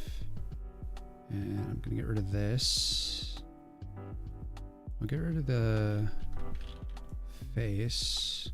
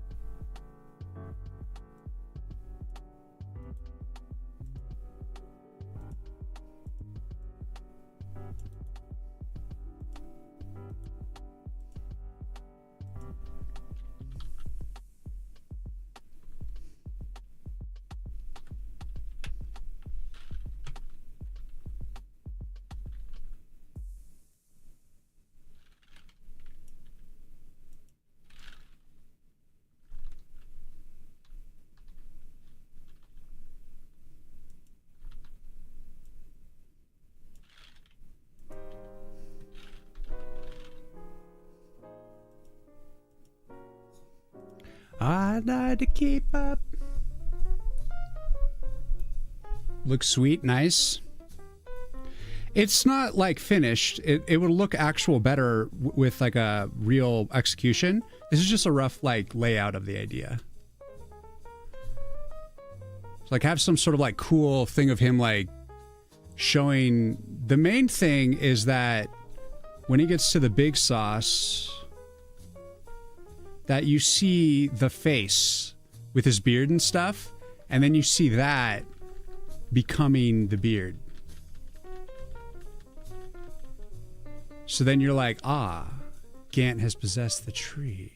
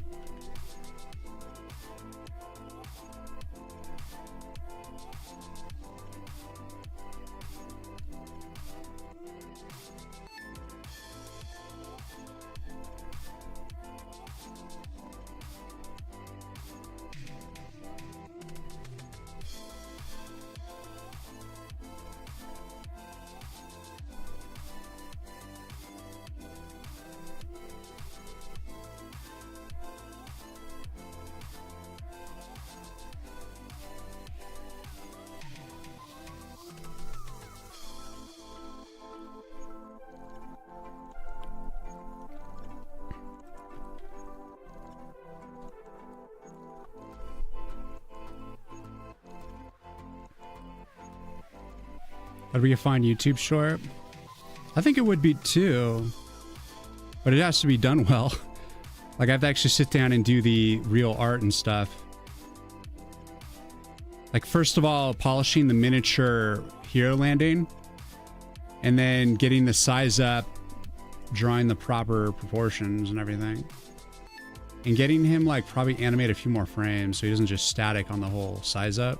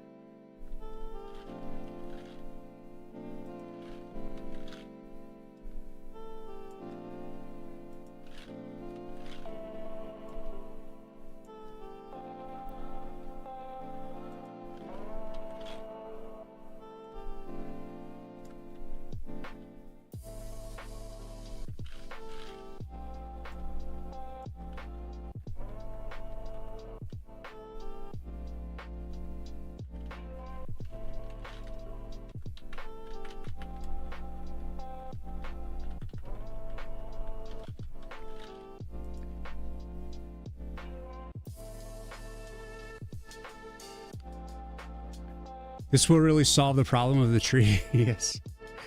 The very complicated problem of the tree. You can't see the line out of reach. What's up, Coden? How you doing?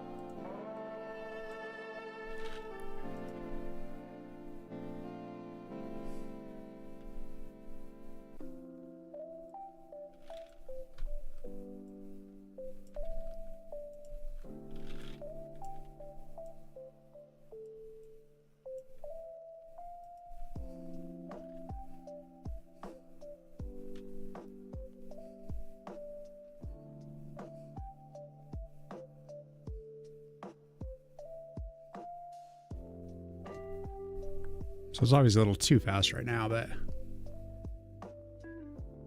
starting the workday. Good luck on your day, man.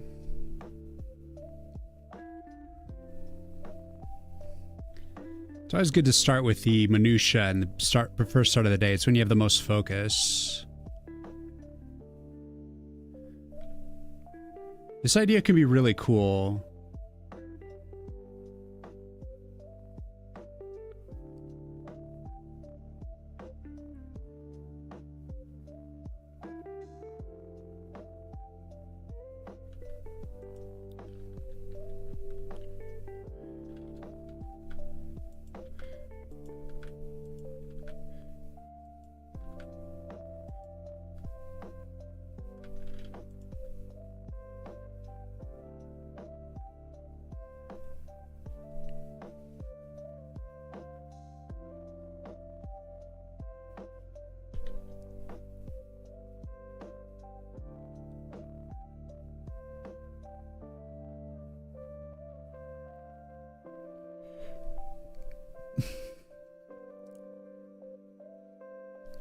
It's going good. I'm trying to solve the issue of having people understand that they play as the tree.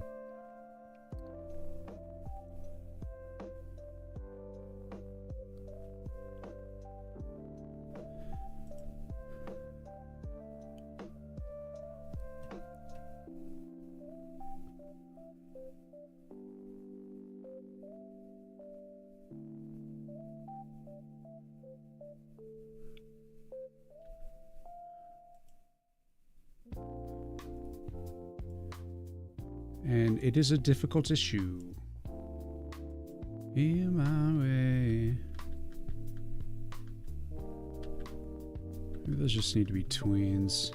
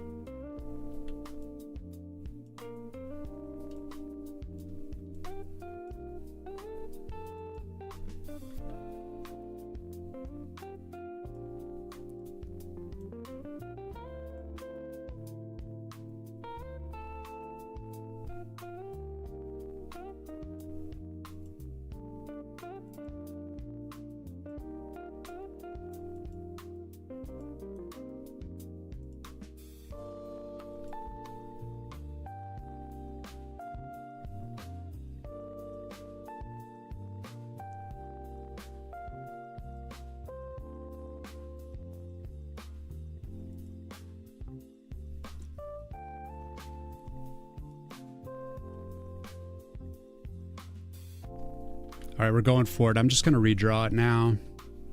I'm in it.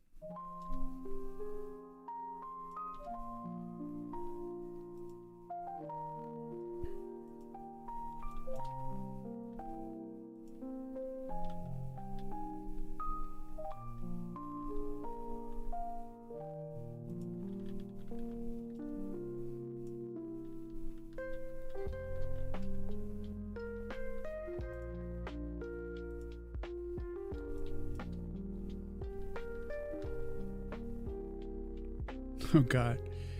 It's turned into nothing butter. I'm gonna break. Gotta figure out how to make this work. Bam ba dam ba dam ba dam ba dam.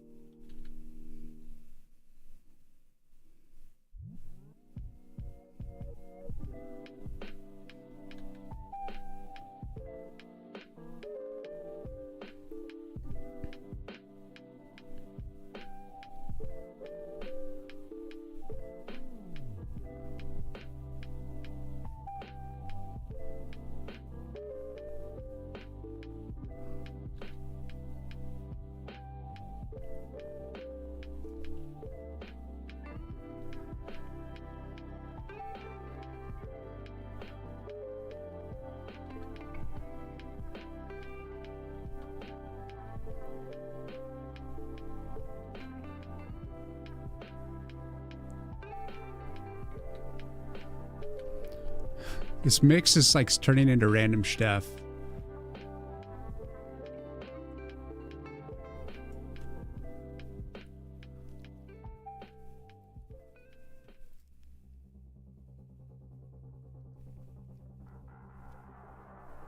I need something focused.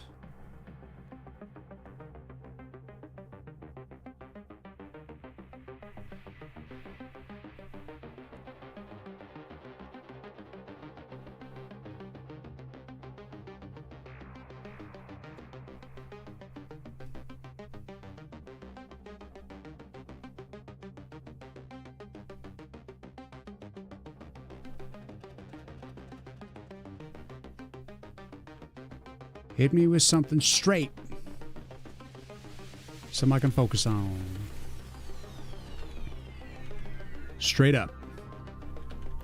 All right, so I don't want no Spotify mix anymore.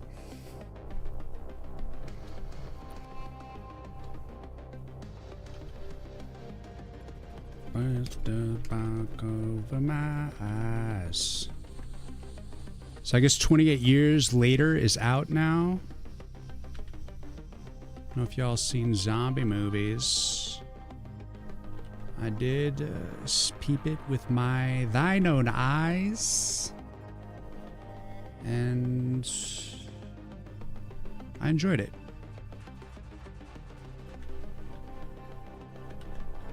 It feels a little less pointed and dramatic as like the other ones, but it has some drama to it for sure.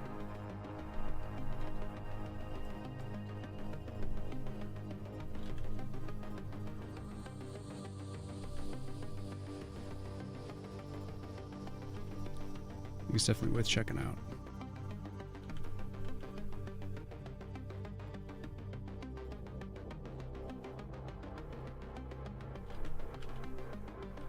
Let it go.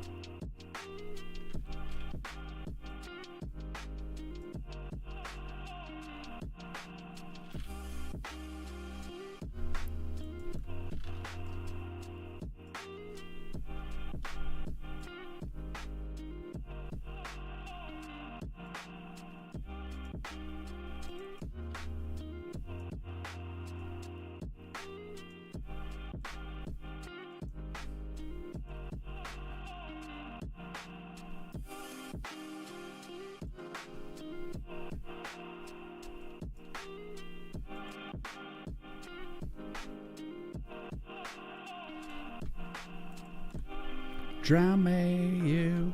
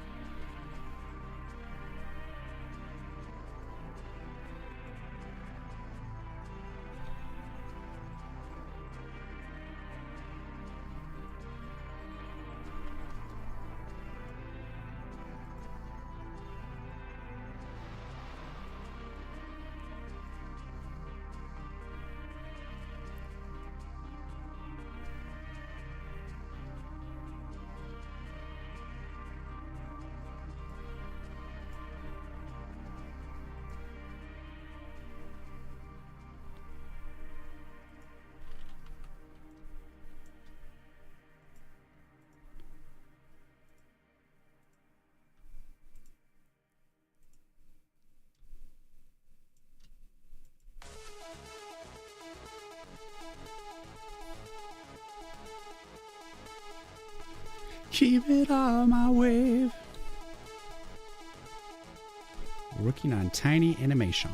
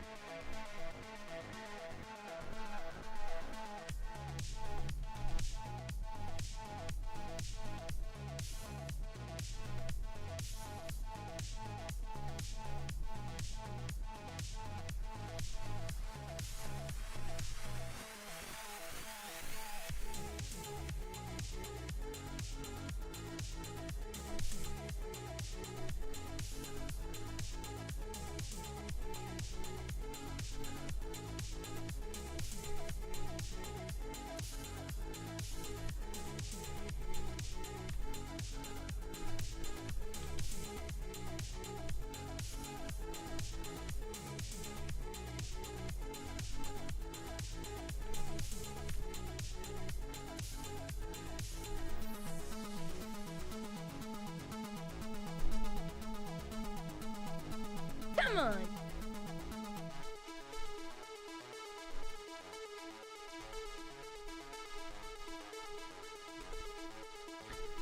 Wizlord, thank you for the follow.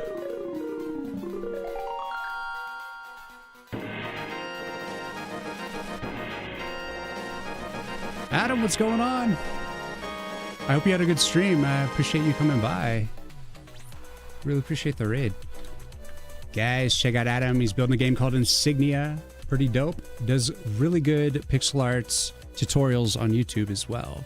For those who are looking for particular, specific like design help and stuff like that. Really great place to get some knowledge. Guys, what's up? I am working on this hero, this miniature hero landing. Welcome in, guys.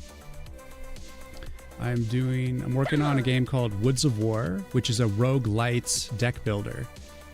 And right now I have this like rough animation that I'm trying to actually like draw, but it's like this little dude comes in and then he like fades and becomes the tree. So you play the game as the tree, but it's really just a card game. And the tree is like a tower. So it's like a tower defense meets roguelite deck builder. And thank you for the follow. I'm hoping to have a demo out at the end of this month. So I'm really close. But yeah, welcome in, guys. So I like resized the pixel art. And that's why it's all like janky and stuff right here. And I'm like trying to draw over it and make it good. And I think I need to add some more like tweens and stuff like that. So it like fades in and yeah, the tree comes alive.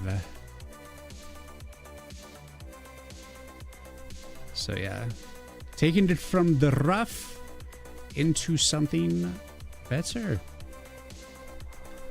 If you guys want to check out the Steam page, here is the Steam link.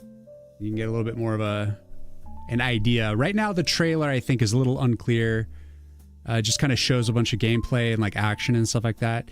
Doesn't really explain what the game is, and that's one reason I'm working on this animation and trying to find ways to better communicate with this unusual combination of game concepts is.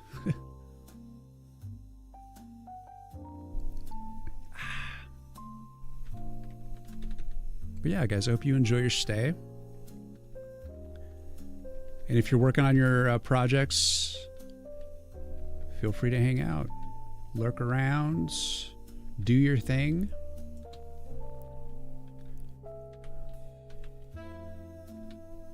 So I made this animation full sized, and then I just like I use it for another part of the game.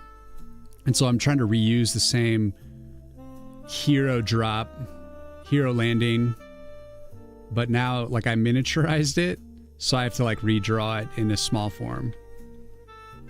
So it's, I think, one of the more interesting parts of pixel art, where you have to make a lot of compromises and basically create the illusion.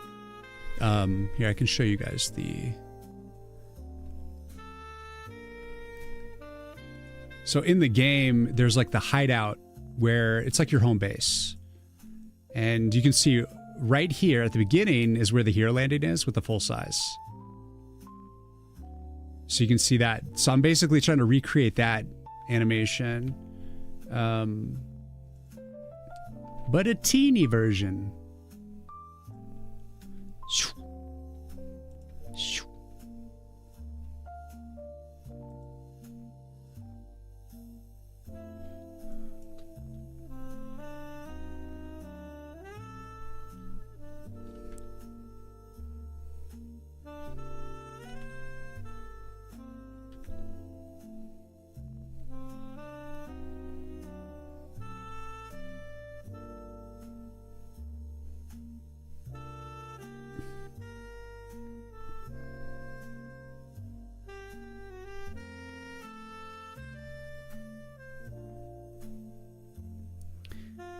And like the big part where he starts like T-posing or whatever, like that part I'm gonna have to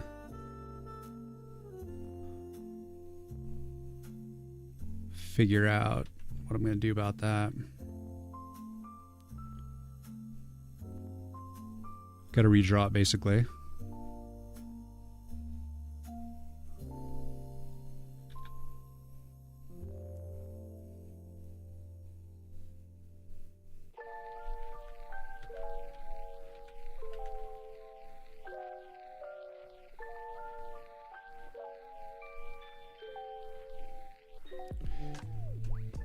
I also have some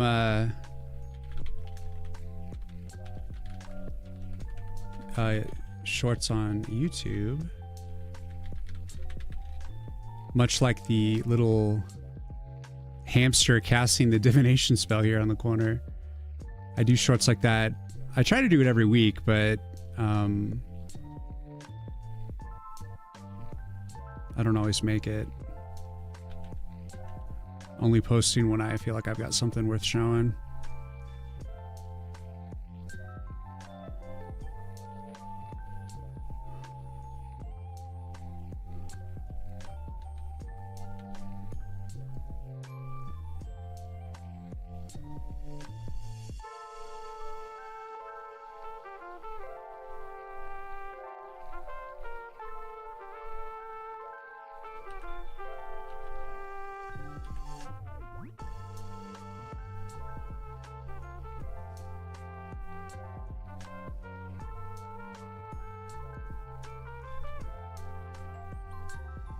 Headed for the bottom.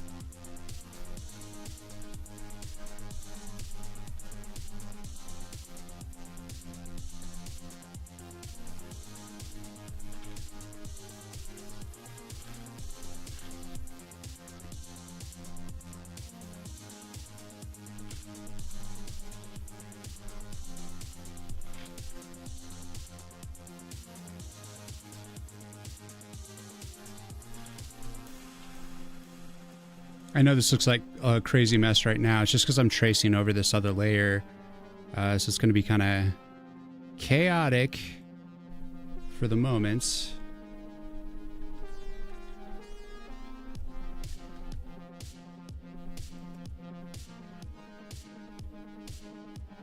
All right, this one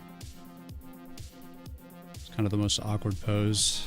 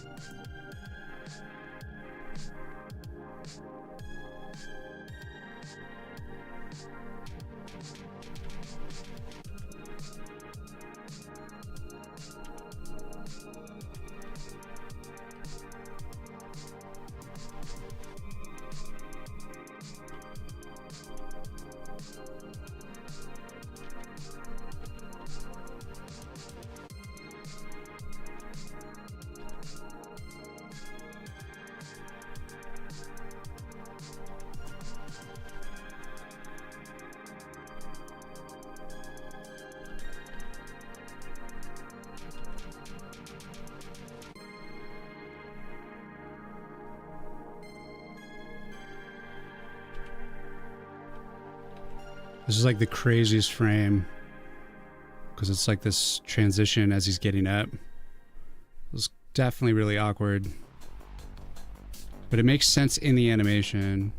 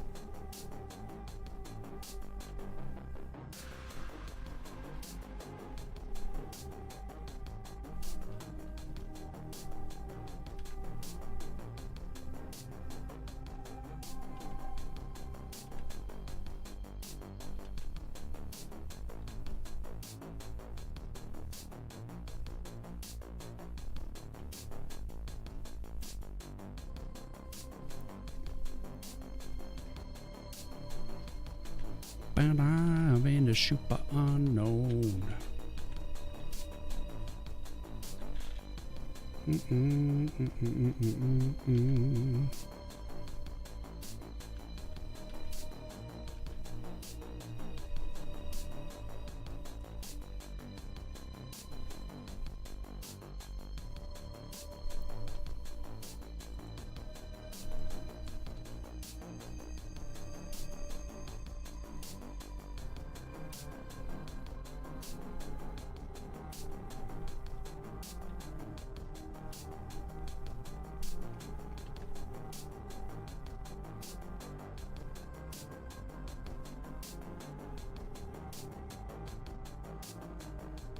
Probably just go into that other pose.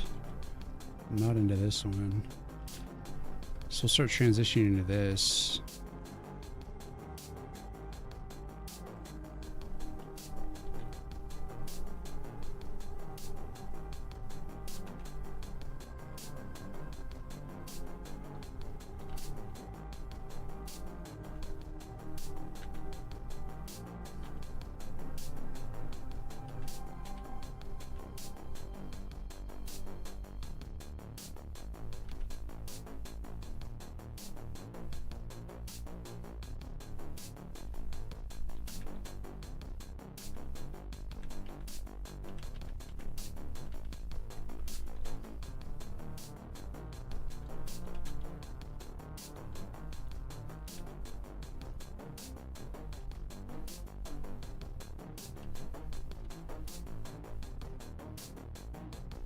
First it steals your mind and then it steals your...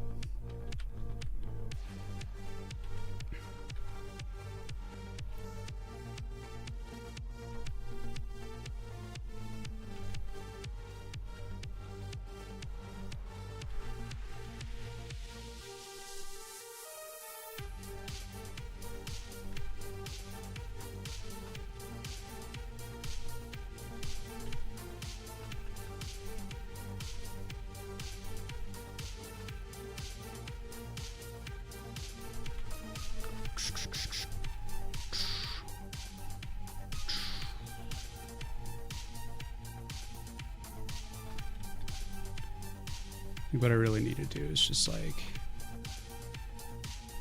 resketch this better.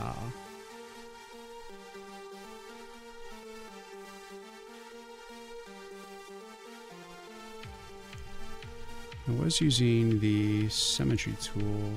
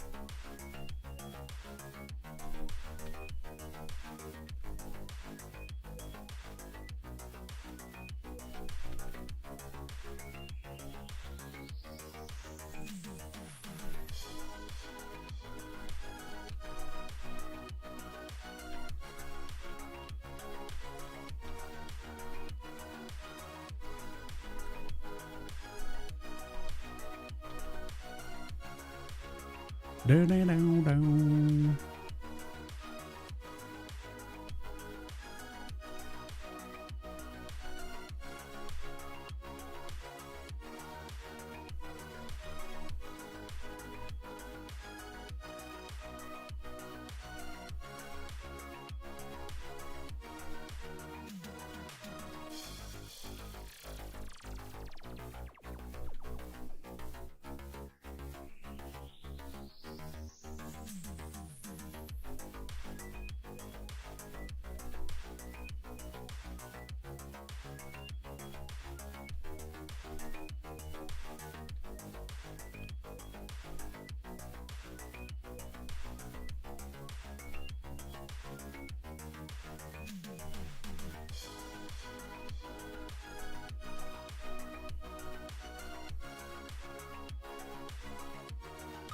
Bow down.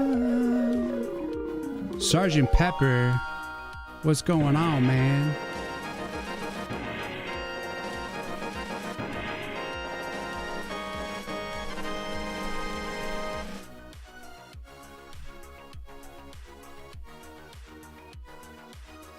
We got to pick up the vibe.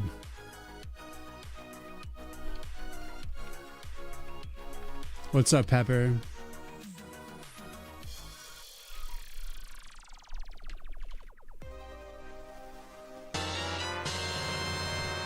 Dreddy with the community sub. Let's go. An anonymous viewer has gifted 1 subs to viewers. Thank you, thank you. I don't know why it says anonymous. I know it was you. I know, Sag. It's a little Sag. I really appreciate it. Thank you. Especially knowing that.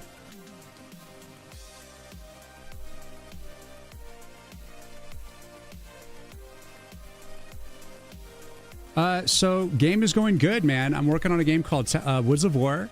It is a roguelite deck builder with fusion with the tower defense sort of concepts.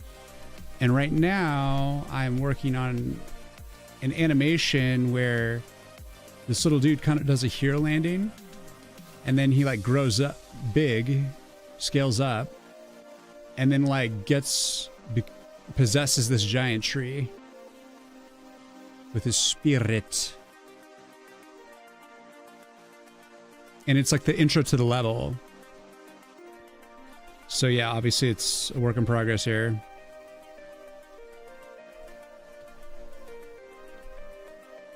Usually my process is very like just rough it out in pixel art and then adjust it. Because I'm sure it'll be like the proportions will be, you know, need work and all that business.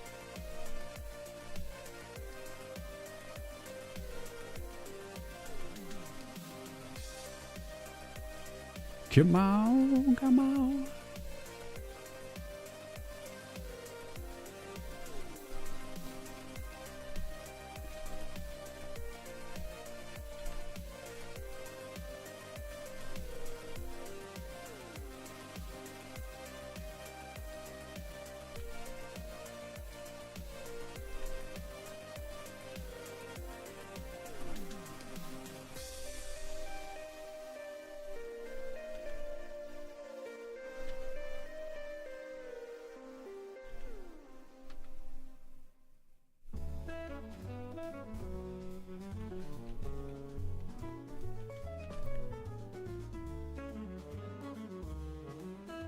So bit of an art day.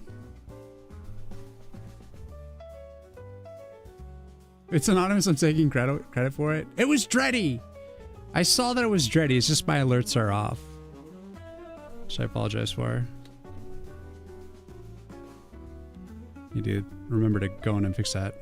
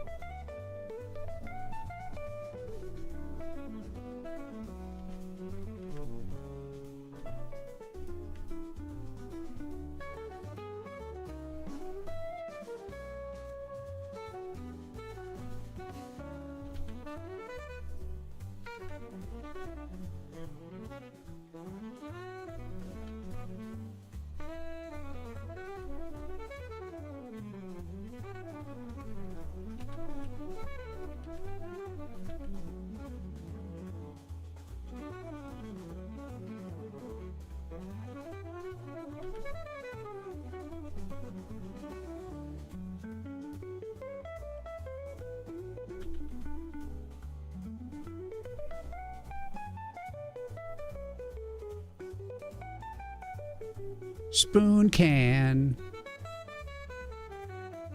Is that not a hamster wizard? That's exactly what that is. Music is very rocky today. Not sure what the right word or genre it is. This is very much grunge music. But let's see. This is all drippy, slowy, not pick you uppy type grunge. Why don't we pick it up with a a happier grunge vibe. If that's even a thing, I don't want to make you guys sad. I want to make you guys feel motivated and chillax. Come on. So we're going to still rock. But we're going to do with some STP. Heaven, thank you for the follow. Welcome, welcome. I know my art, my pixel art always looks crazy when I'm like just first working on it. It'll come together. It'll just take some drafts and some iteration.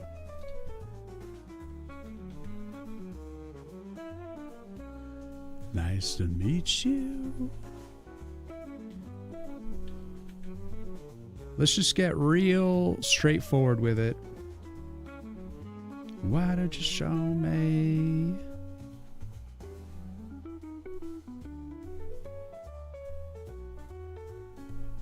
Get ourselves a little...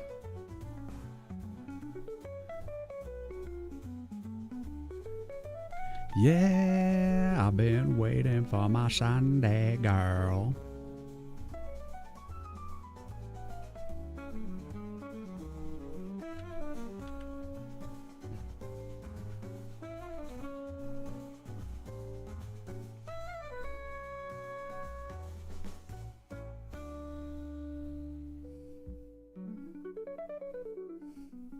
Why don't you show me?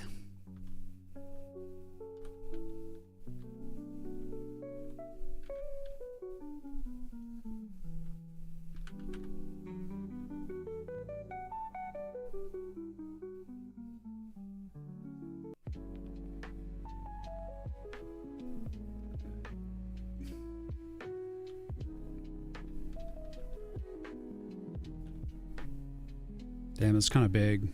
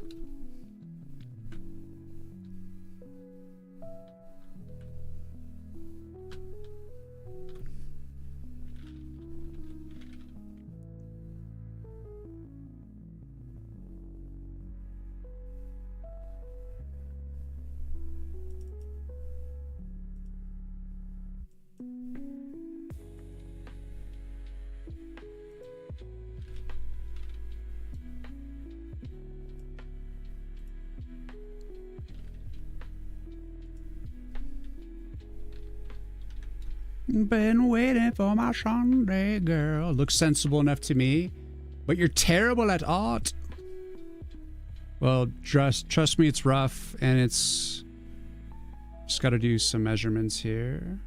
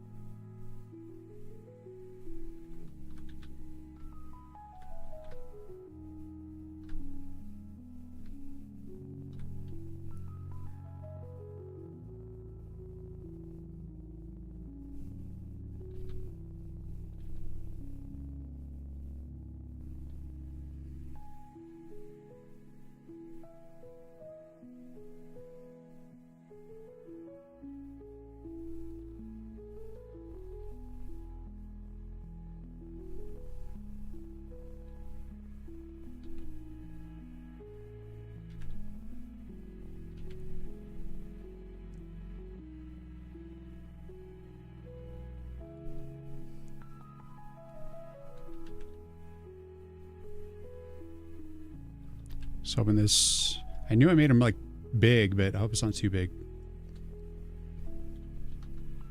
Just to see you smile.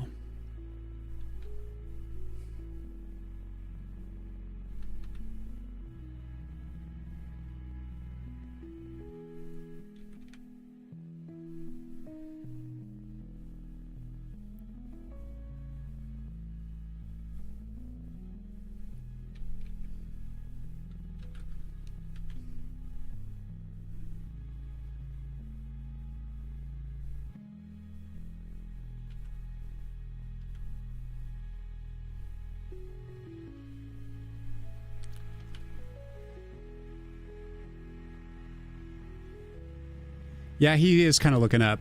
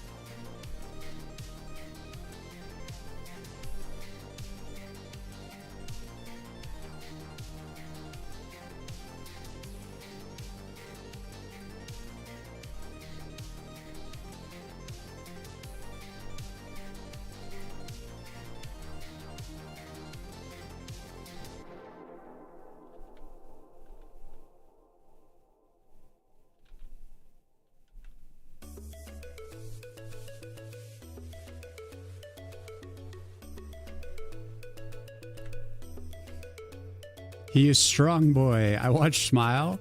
Did really enjoy the films. Hell yeah, Zaba. Yeah, Smile's a great series. One of my favorites, for sure. Really good. Da,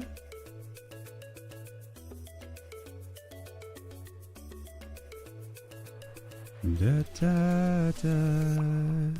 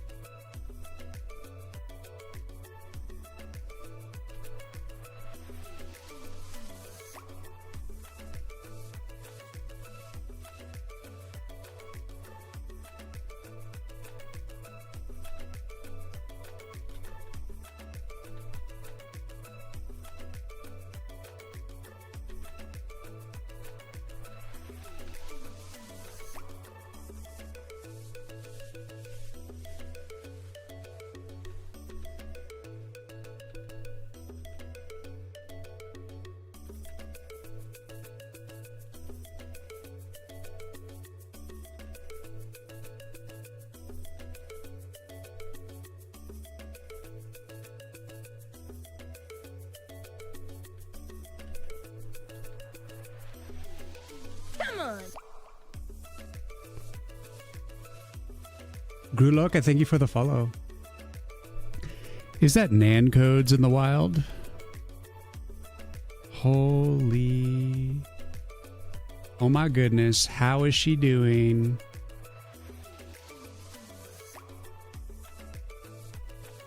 What would you do? We're going to make him less buff. He's too buff.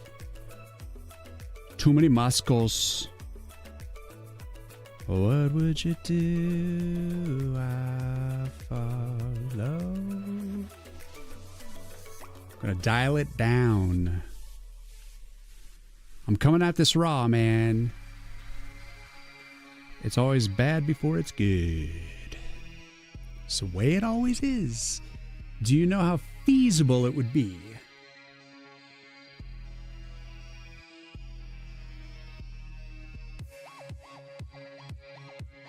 How feasible? It's feasible if you have, like, you know, hundreds of thousands of dollars to truly pay for real art.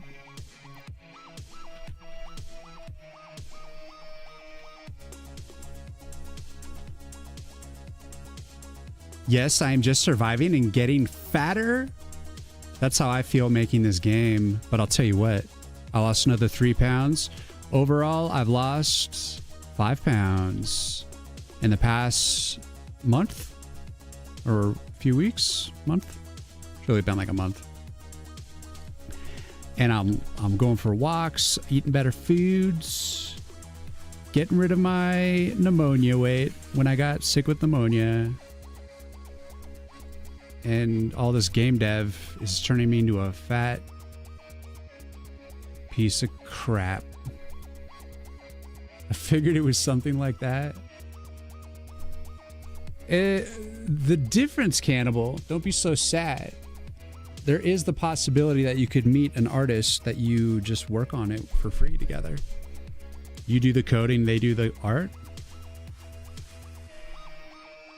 Those arrangements exist all the time. But that's going to be harder to set up. Getting someone to just give their work for free.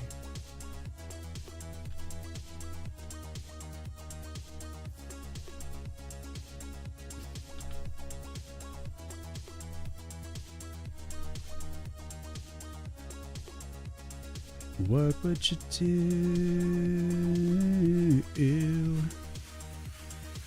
if I follow you?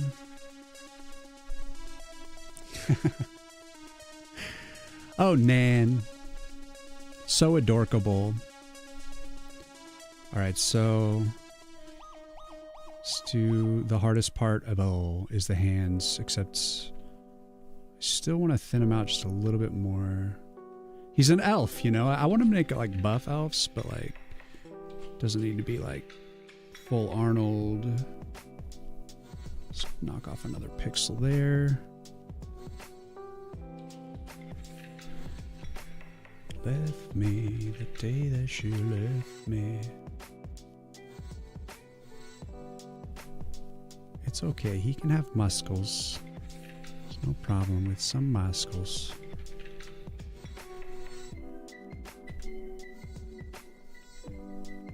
Everybody likes the muscles.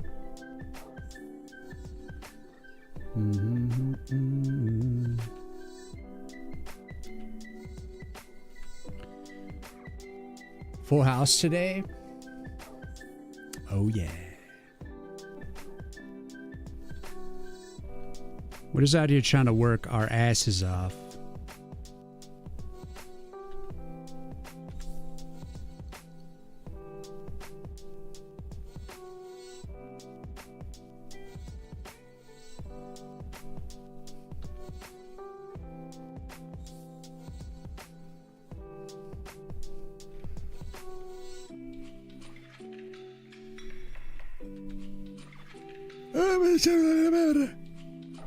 Save it.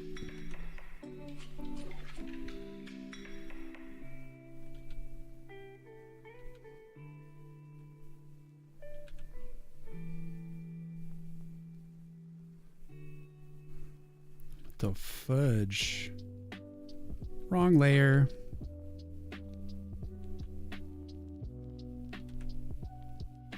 Wrong layer.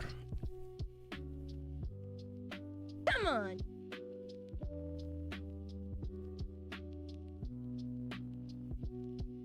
It is scary, Cannibal. It's a giant risk. And I think that's one reason why game devs generally are really friendly with each other, even though they're like directly competing with each other. Because we all know how freaking hard it is to do, to like finish a game. So really it's just like, for those few that finish the finish line, who do the whole trip, it is like going to Mordor to like destroy the One Ring. It's really a long, arduous journey.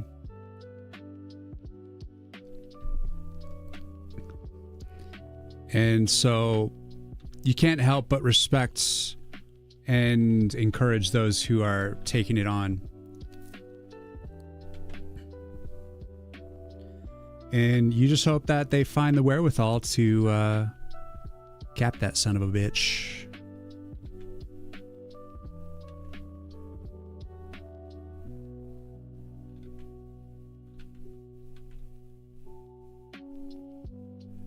No way out.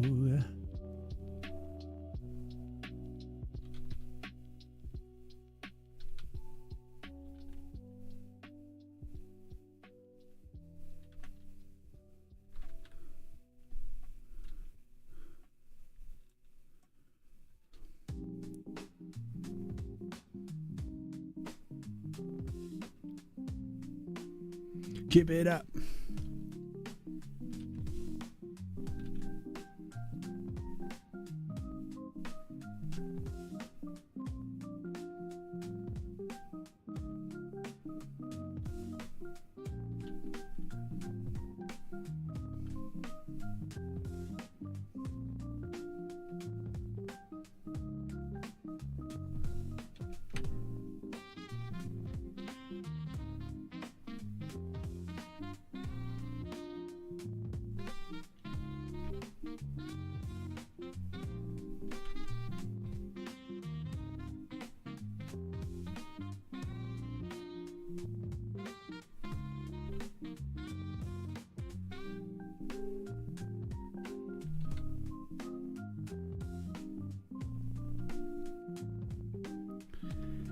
I actually avoided going into game dev for many years because of that.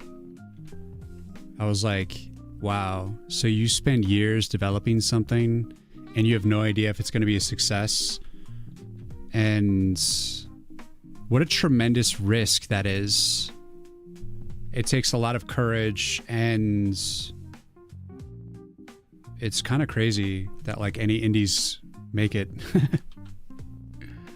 Considering just that alone, how easy it is to just like want to bail.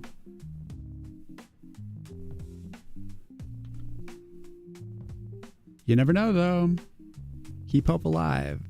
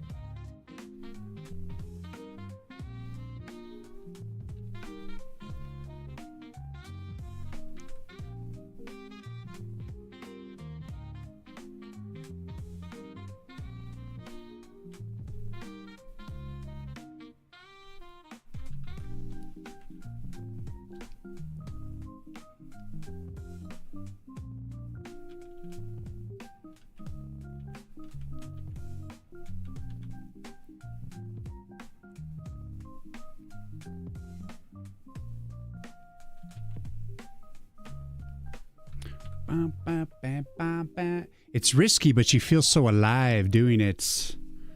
Oh, yes. Oh. We do feel alive, yes.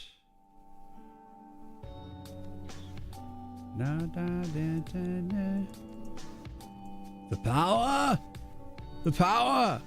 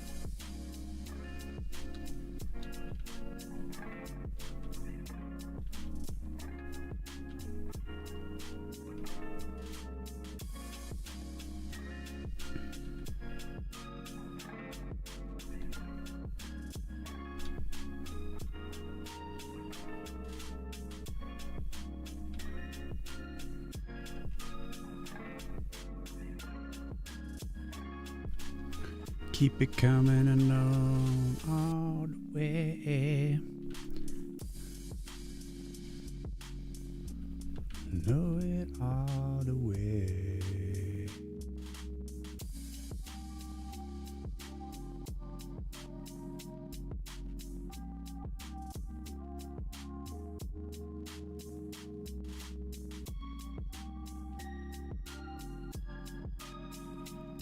Let's put it this way, Cannibal. You don't always know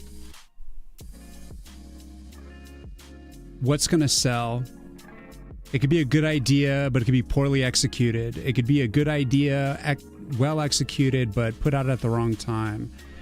It could be put out at the right time, but not pushed enough. There's like so many things that could potentially go wrong that you can't necessarily predict unless you have like, you know, a lot of experience, right? So I vote that if you're going to work on a game, do it because there's just part of you that just wants and has to make it.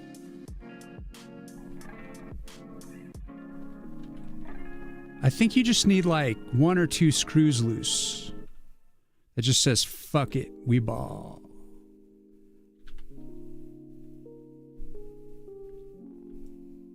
That doesn't mean quit your day job, you know, risk your stability, but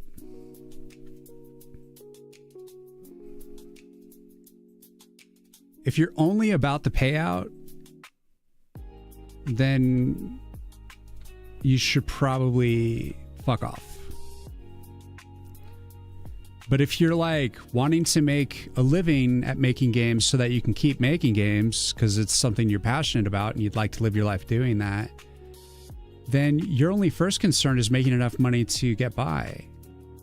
And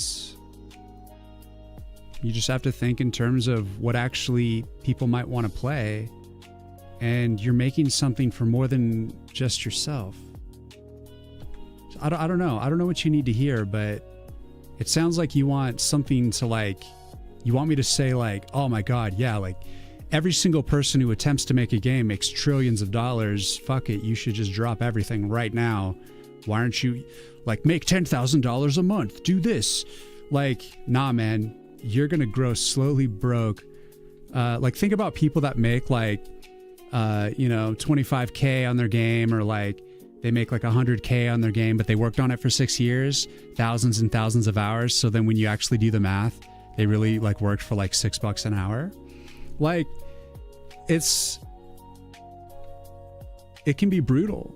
So really you should be getting something out of it beyond just the financial success. Of course, you're going to need some success to keep it up. And that's just part of the challenge. Yeah, I mean, and it's scary. It really is.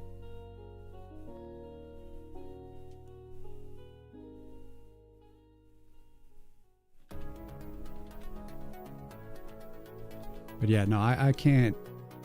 I'm not going to sit here and try to convince you to take it on. It's like something you need to do in spite of the fact that no one cares what you're doing.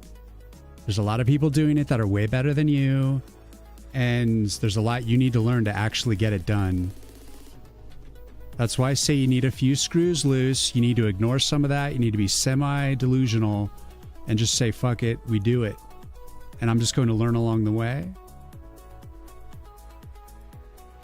And it's going to be a long journey.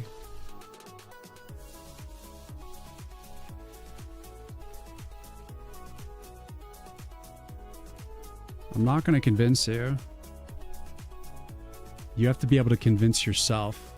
You're not going to get it from a random streamer, of whom I is. Good luck. This is like the life of a comedian. It sounds like a life of a comedian. Any performer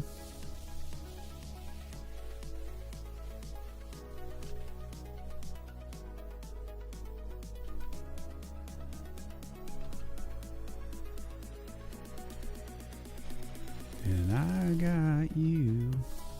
Yeah, these hands are messed up. I got you, I got you.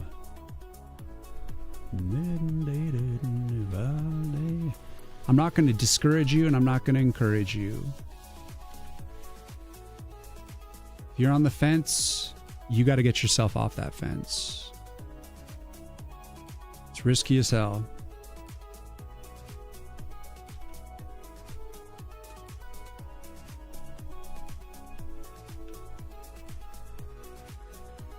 Like, I'm definitely currently struggling to find the right way to communicate, like, what the hell my game is.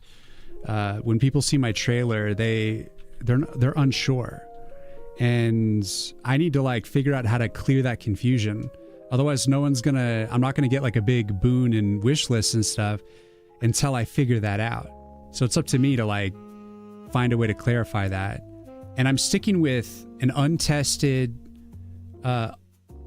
zero market research concept. Like, I just went in blind because it served the purpose of helping me learn what I felt like I need to learn. And I'm, like, forcing myself to just do my best to make it work and use that as an exercise to, like, if I can make this feasible, like, find a market for it, then it's going to be much easier to find a market for games that are more common, you know? Like, say I did, like, a roguelike dungeon crawler. People would just see that and instantly know what it is. But this being, like, the tower defense, deck builder, roguelite thing that I'm building, this fusion, people are like, wait, what? What is this? And that makes it way more difficult. And I'm like, I could run and cry and, like, quit and, like, just start on a easier idea. Or I can just say, you know what? It's going to be a tremendous challenge, and I'm going to use that to get buff on knowledge so that when the time comes that I'm doing something more conventional, I'll have way more ammunition, like potent ammunition. It just depends on how you approach life. What's up, Ziggler?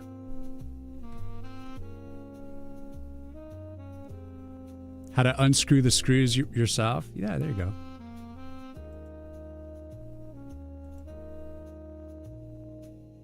It's not like a guarantee. That's the problem. That's why I wouldn't, like, push people into it. One thing I always recommend to do for another people's ASAP.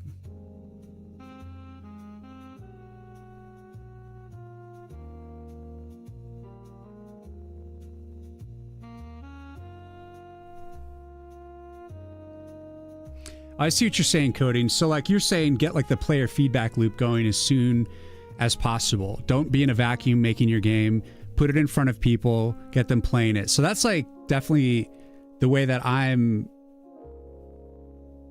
it's like the mistake that I've been making with this game is I'm still yet to put it in front of people.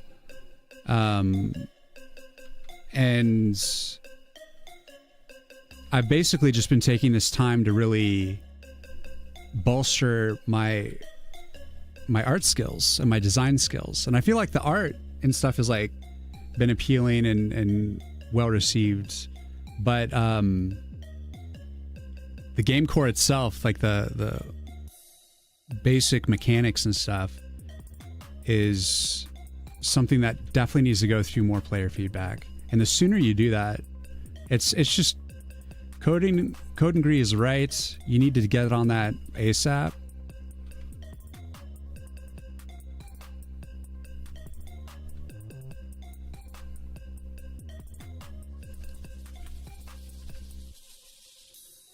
Like, I'm like in this weird cycle of being, like, still trying to, I'm, like, slightly afraid to do it.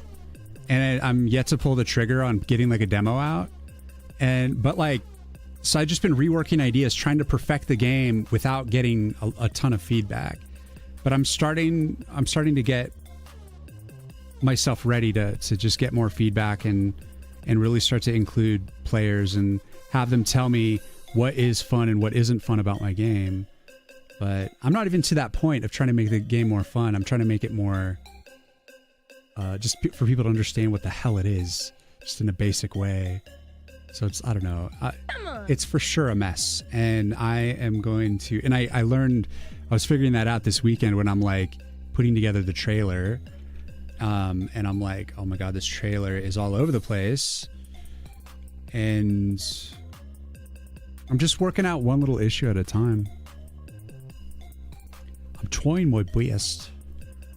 Anangator, thank you for the follow. Put it out now. I know, Nan. I know.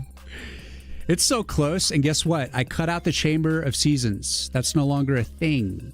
And I changed the gameplay a little bit. The way that levels are going to be structured. So initially, this is what I wanted to do. I wanted to do 4 seasons, 10 levels per season.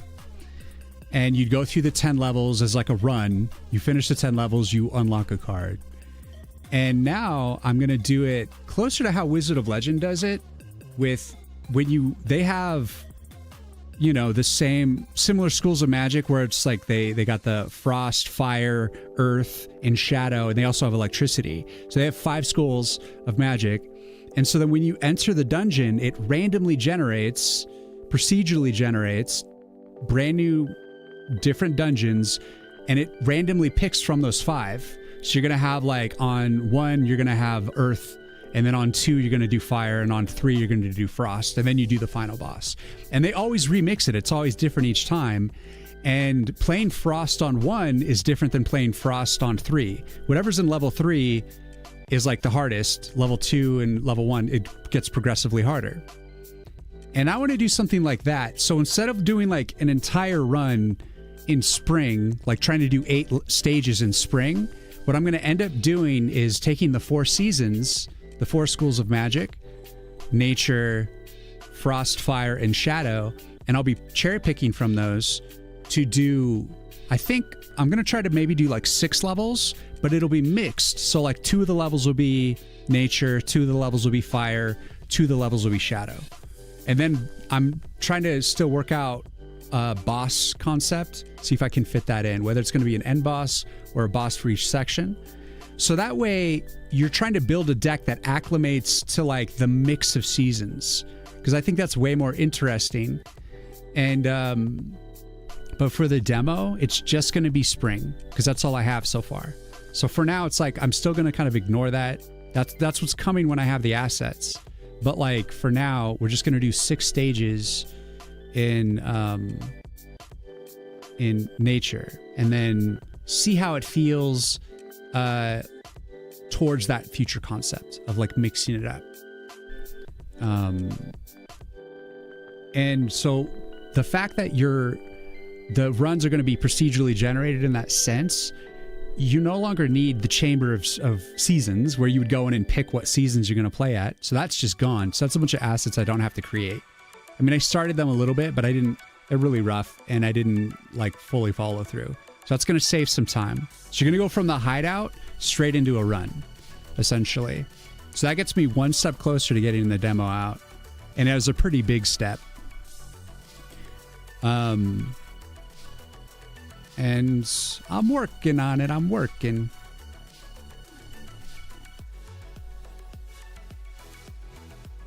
I'm working here.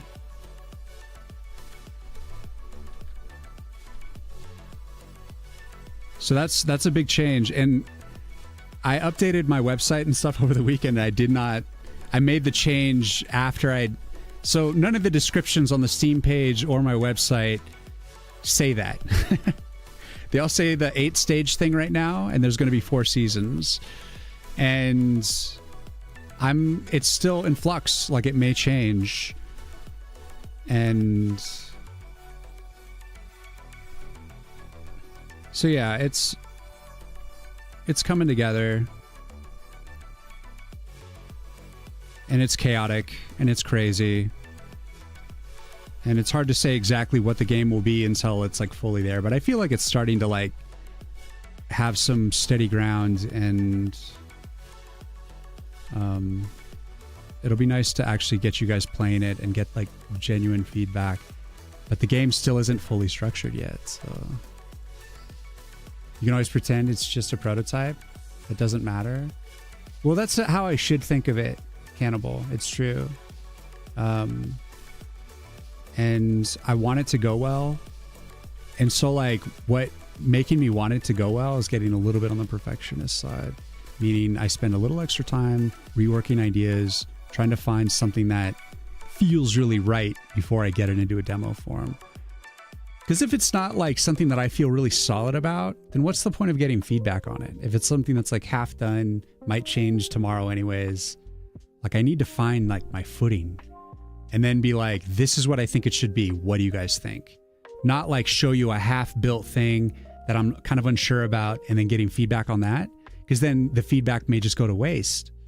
So it's like, you know, yeah, prototyping is really important.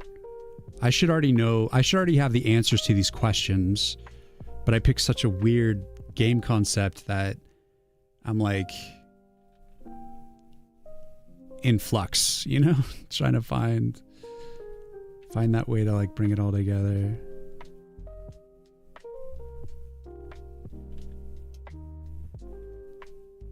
It's a scary thing. And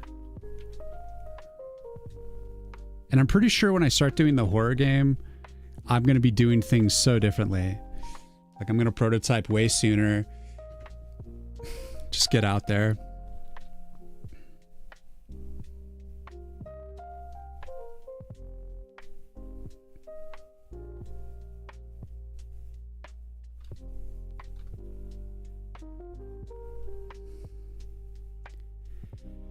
I can't help but be a wuss about it.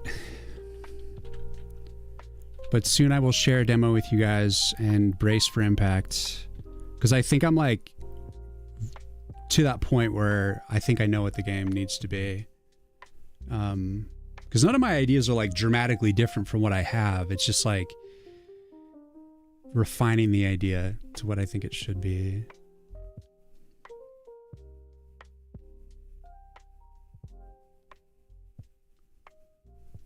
The river,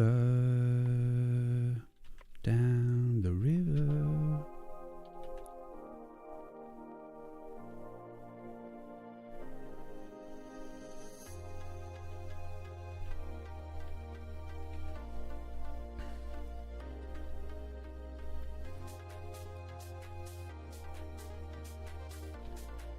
Like I saw when Cake put out his tower defense game, and people like tore it up, and you got like data, and like people were like not even getting past like the first level, and just getting all the feedback and complaints about it. And it was like this big rush, and I think it like blew him up a little bit. Like he had to like take some time off a little bit after the fact, not directly after, but you could tell later on he was getting like, he had like a giant list of stuff that he wanted to do, and he took time off to like focus on it. And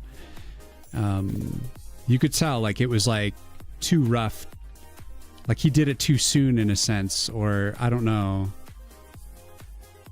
But I also get the impression that like the effort I've put into mine is just like kind of different. Like when it comes to the art and stuff like that, I put a lot of love into it.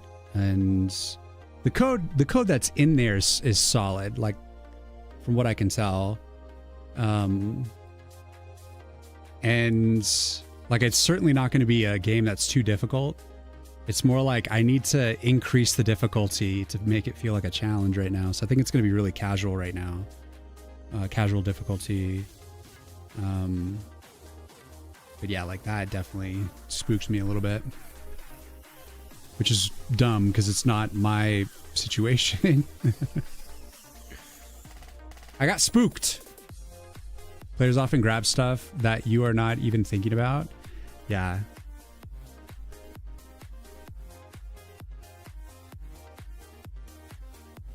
You're just at the same place you were before. You think he did it too late? That's probably a good point.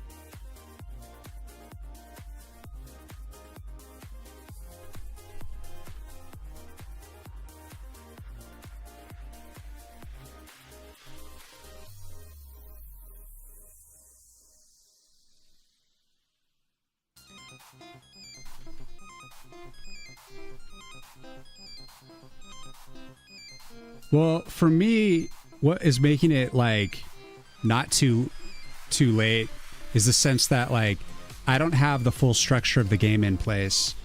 And the last thing is the stage map and getting rid of this Chamber of Seasons. This like is really going to help me expedite and get to the place where I can be to share it. It's going to be good.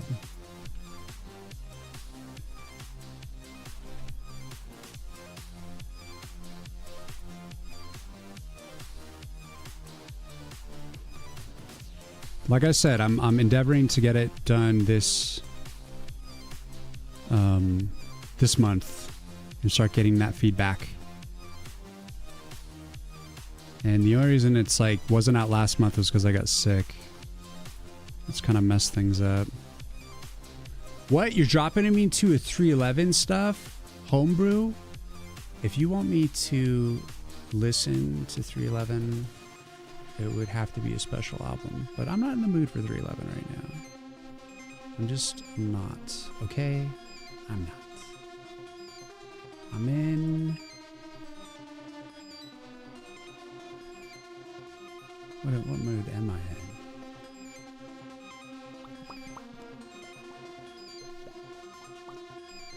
I'm in a weird mood. So we listen to some random stuff.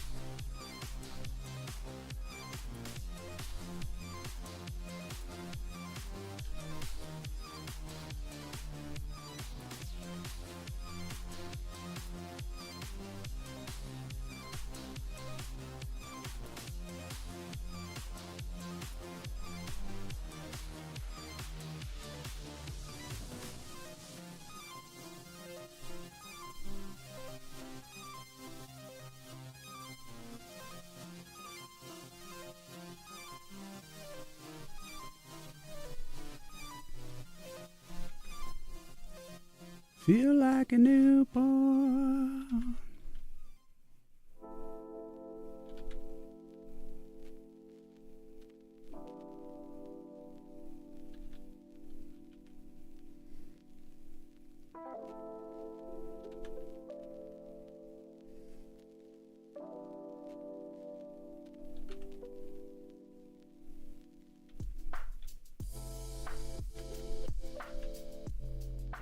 You know, I think being able to like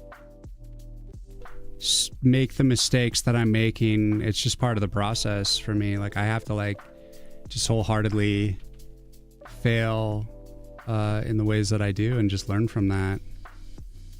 And what matters is when I actually start getting the feedback and experiencing that, then the trepidation will go away. But I'm not like stalling. I'm working my ass off to get things out. I'm just like telling you guys that I am nervous about it because I want it to be good, but I know that this is a very necessary part of the process. And just is what it is. It'll be done when it's ready, and it's very close. So, I mean, the next 3 weeks, I think it just might happen.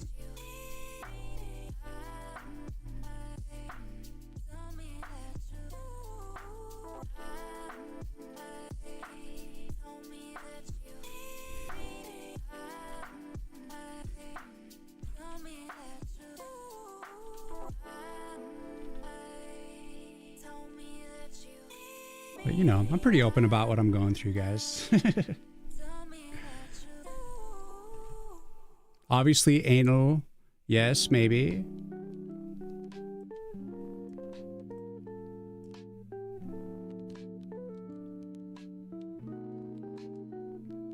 At 2 a.m. Part of the process, it's going to work out. Yeah. No, it's going to be good. And it's going to happen. Like, it's for sure going to happen, obviously. Natural part of the process. And I'm going to be like sweating every step of the way, without question. 'Cause I won't remember.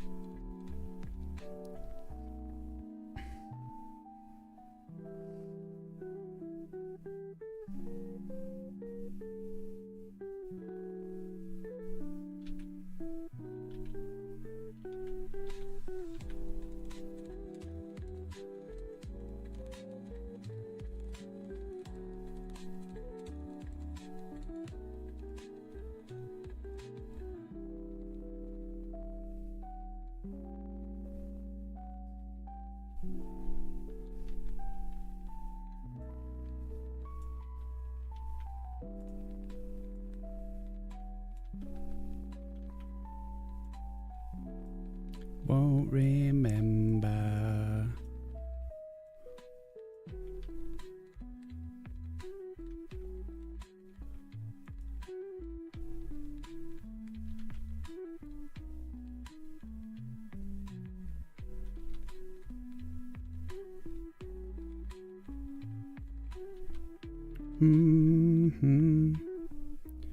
Must persevere.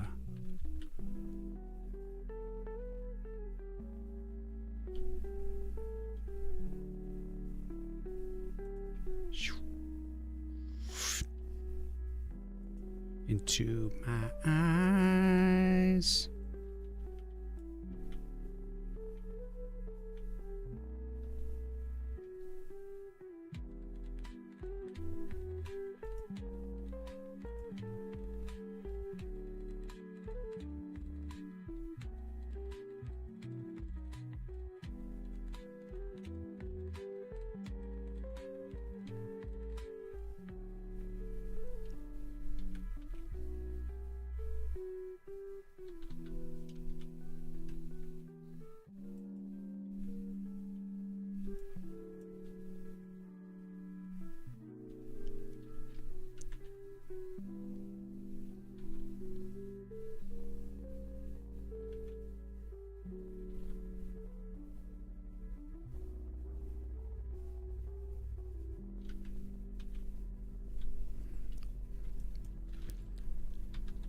All right, I'm gonna leave this. I'm gonna leave this alone, and I'm gonna work on the stage map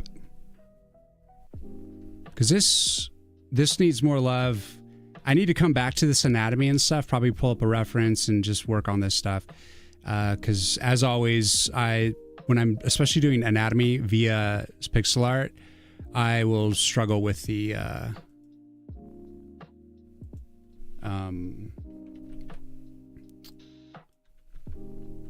proportions and stuff like that. It's quite ordinary, quite regular thing, but I'll get it eventually.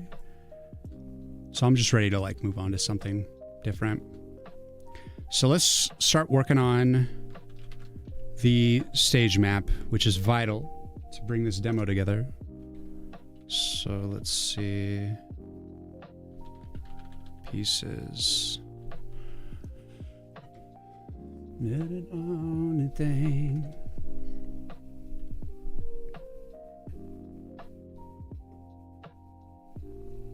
Cannibal, the person who claimed doesn't know anything about art, criticizing a half-finished piece, I'm going to ignore it.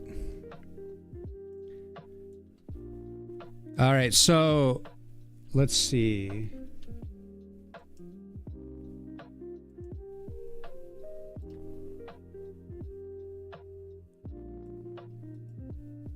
All right, so 480.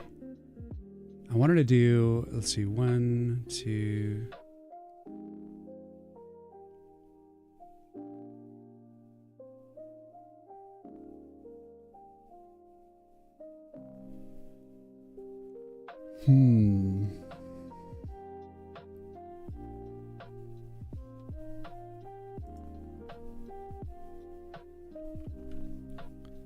All right, so 480 minus 80 divided by 8, 50, 40, 35.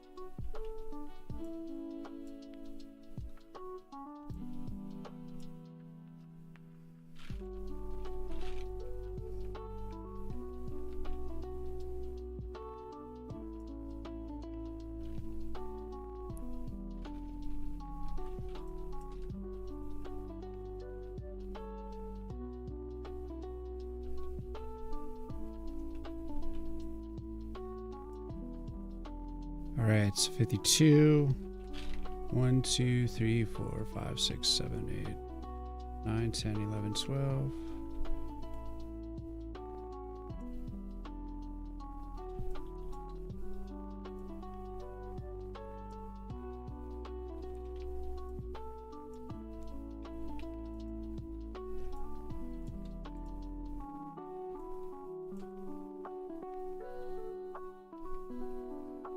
So I think 35.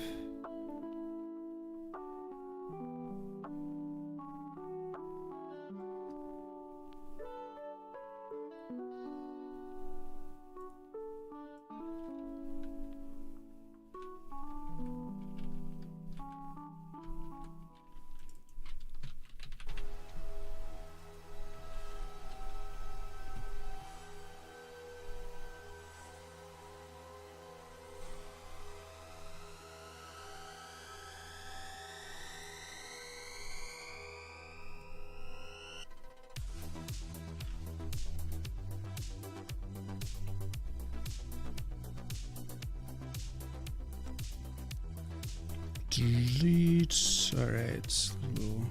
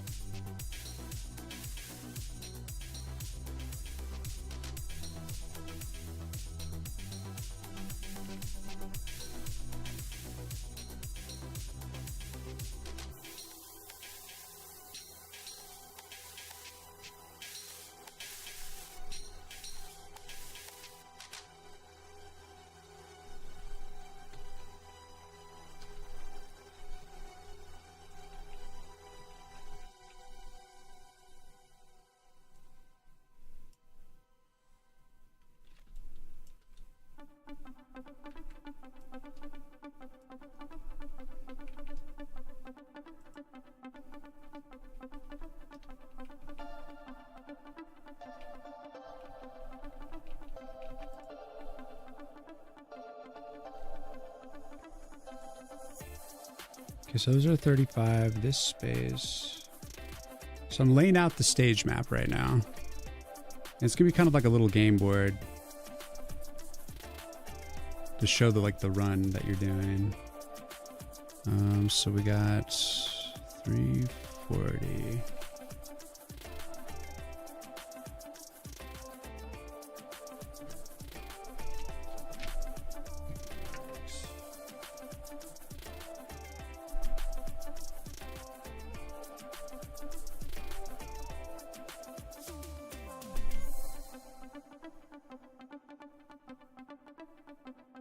So then we got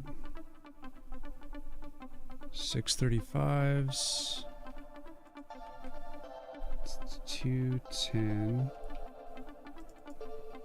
340 minus 210 is 130. We got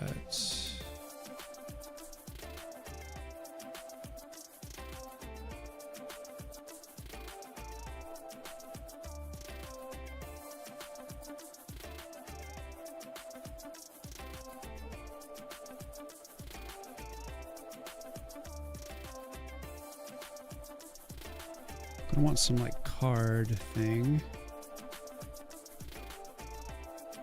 So maybe about this size.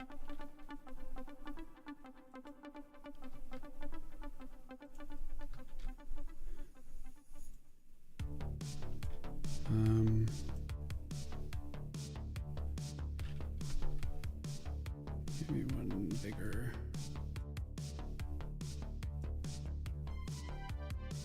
So that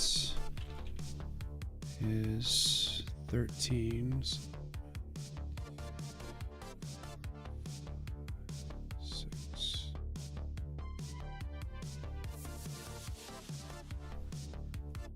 It's gonna be 6 times 13. What's up, Cobble? Cannibal, thanks for hanging out, man. I wish you luck on your journey. 6 times 13, 78.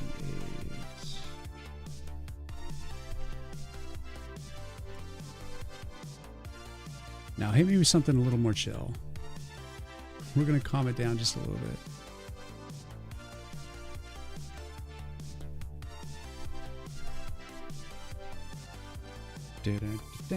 All right, 78. So that means 130 minus 78. Okay, damn. Getting close. So that we go. 6.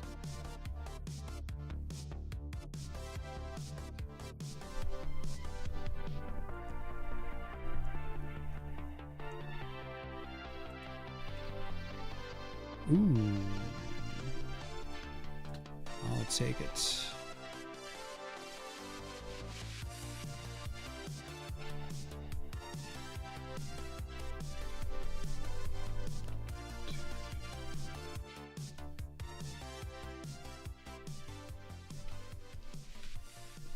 Come on. Cobble, thanks for the follow. Game looks sick. How long have you been working on it? It's been about 1.5 years. It's going beyond 1.5 years at this point.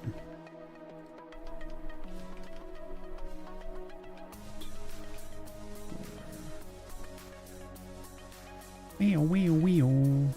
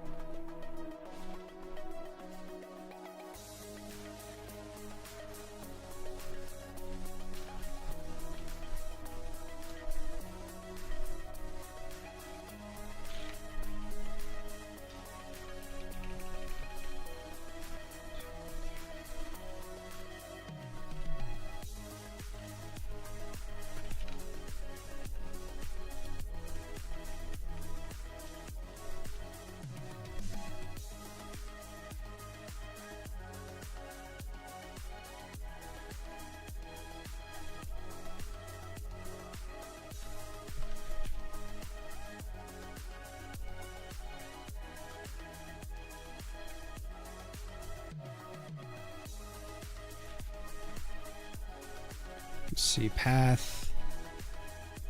Nice. Just made a deck builder as well. Not with a year and a half pause. Did you use a game engine? I think that's one reason why mine's taking quite some time. Unity, I'm making mine from scratch in C++. So it's like, and I'm also like continuously like reworking the game and stuff like that. So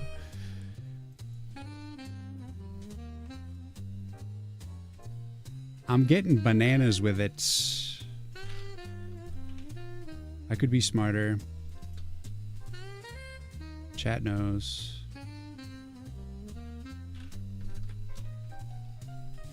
I could do better.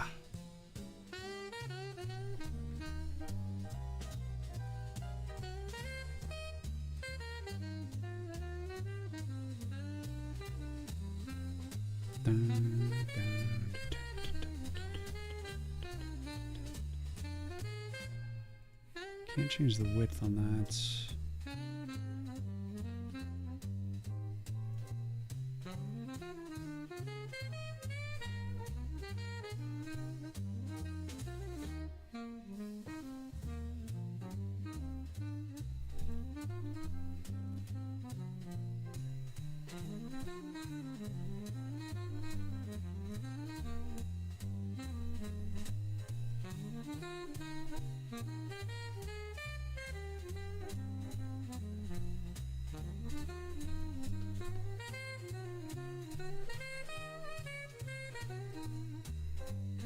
But that's awesome, man.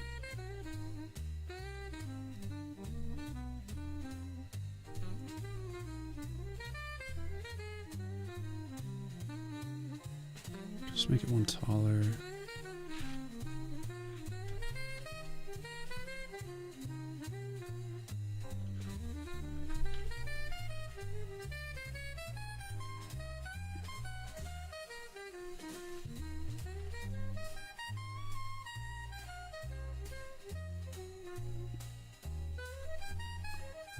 Wants to rule the world. Holy damn! You're CS students and thinking about making my own game engine as my master's project? Not quite there yet.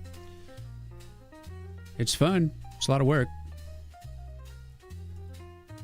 I mean, I am using SDL2. I always like to preface it with that as well. So I'm not making like a graphics engine or anything. What's up, Osan? Welcome.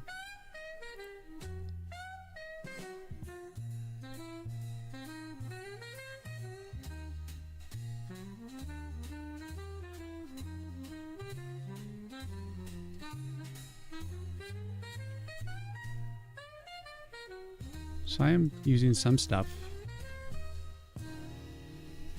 That's about it. All right, let's make a pretty little box.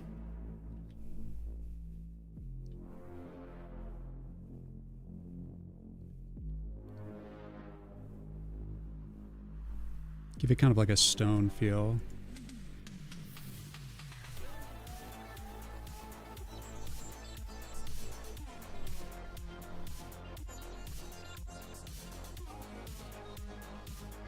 Why reinvent the wheel completely, right? That is a very common sense response. Let's just say I don't use that sort of common sense. I use Riyin art sense, which is a little insane. A little crazy. Let's admit it.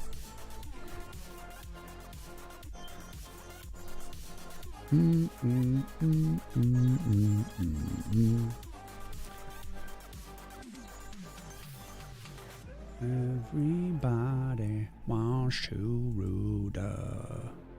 Should we try to do inside frame, maybe?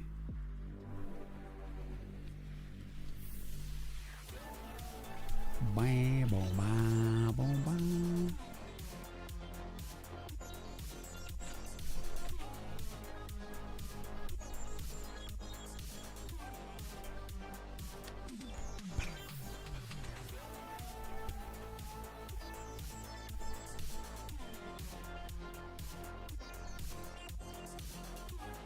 Game engine is a very broad and generic thing. Do you have any idea what kind of engine you want? I would suggest at least have proof of concept. By the way, whitelisted the game on Steam. Can't wait. Oh, wishlisted? Thanks, Di. I appreciate it. Am I a full-time programmer? Yeah, I've been a programmer for 20 years. And these past year and a half, not the full year and a half, but basically the past year, I've been working full-time on the game.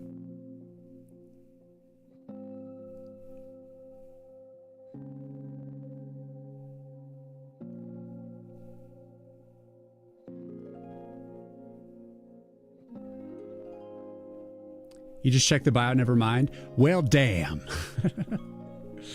It's all good, Di. Thank you. I appreciate the wish list. Yeah, me either, Di. My English is always crap. And it's my primary language. What can I say? Let's just do this.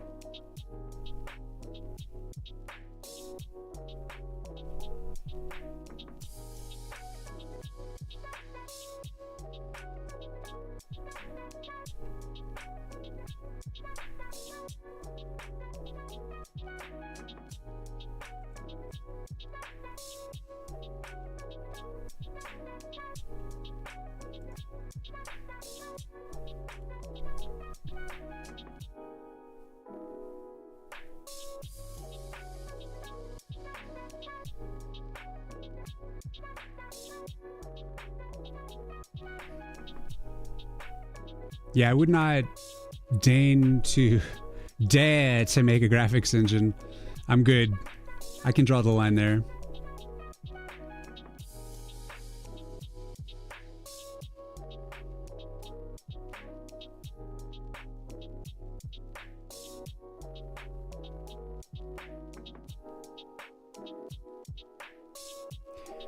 What benefit is it to you that someone adds to their wish list, I guess, so that people, so I know people are interested? Well, Zai, what happens when you wish list on Steam, you are informed when the game comes out, and you're also informed when the game is like on sale. So you'll see when the demo comes out, you'll see when it's released. And so you basically just be able to, you'll get like an email or something that tells you like what's going on. So it helps you keep informed without having to like pay directly attention to it. And anytime you're kind of looking through Steam, you're thinking about getting something, you could always check your wish list for things too. Wimprix, thanks for the follow. But it is free to wish list, and you know, just let you know what's going on.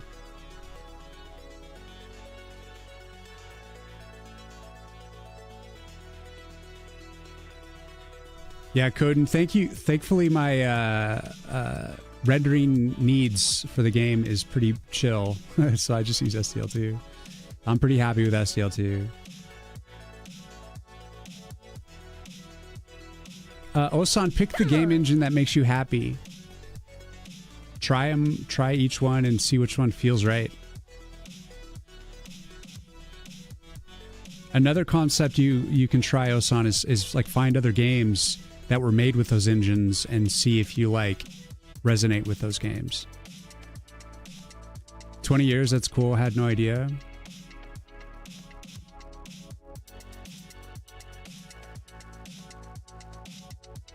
Nice. Processor, awesome.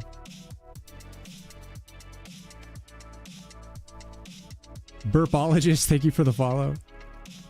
My games are very much riddled with programmer art. Riddled, you say?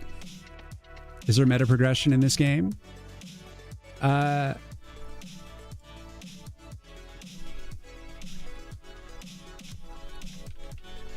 mean, if you're talking about like the roguelite, is there things that persist? I'm looking up a definition of meta progression just so that I'm on the.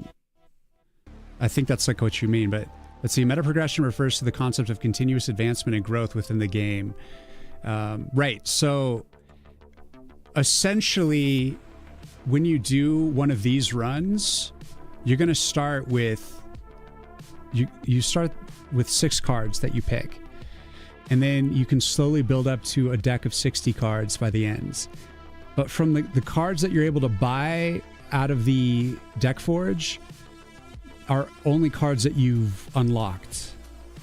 So when you beat a run like this, you'll unlock a new card, enabling additional. So like when you go back to play it again, you'll be able to purchase that card for future sake. So in that sense, there's meta progression. But the deck that you built through the run will go away at the end of the run, and you have to start over building the. So it's a deck builder. The game is building the deck as you play through, and in the demo, I'm just going to be focused on the nature run, the nature magic run. But in the future, it's going to be like 2 levels of nature, 2 levels of like fire or frost or shadow, and then another 2 levels of another one. So then you're gonna have to like mix your deck to work on through all these different scenarios, and different schools of magic will work differently through each type of season, basically type of magic. But for the demo, all I have is the nature stuff, so that's all it's going to be for now. So it's going to be kind of like a straightforward run initially, just kind of working with what I got. But eventually it'll be like similar to like this stage map was very much influenced by the Wizard of Legends way that they do things, except I'm just making it like fit like my game logic, where you basically are going to have like a little character that starts in the corner here, and then it'll be like, this is the start position, and then you like walk to the first thing, and that'll be your first level. And then if you choose like rest or deck forge, that'll determine what icon shows up here, just to keep track of like what you've been doing.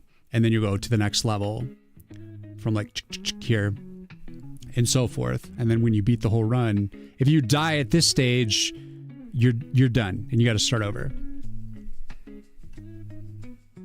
So like Slay the Spire, not quite. I think Slay the Spire has a less linear, there's just more like you branch out into a thing, but kind of like Slay the Spire.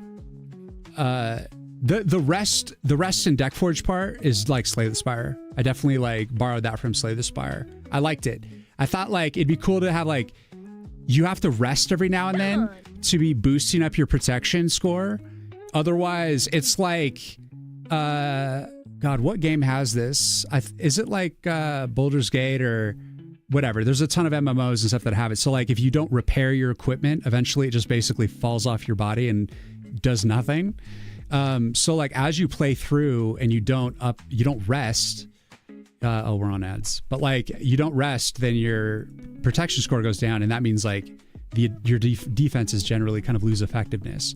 So you need to build your deck throughout, but you also need to like rest on occasion, which takes place of building the deck. So you kind of have to like make your choices. The only game you play nowadays, Cobble? Well, Processor Chaos, thank you for the follow. I'll have to thank you again when we're off ads. Guess I can't answer questions, and so we're back. I don't want your I don't want you guys to miss what I say.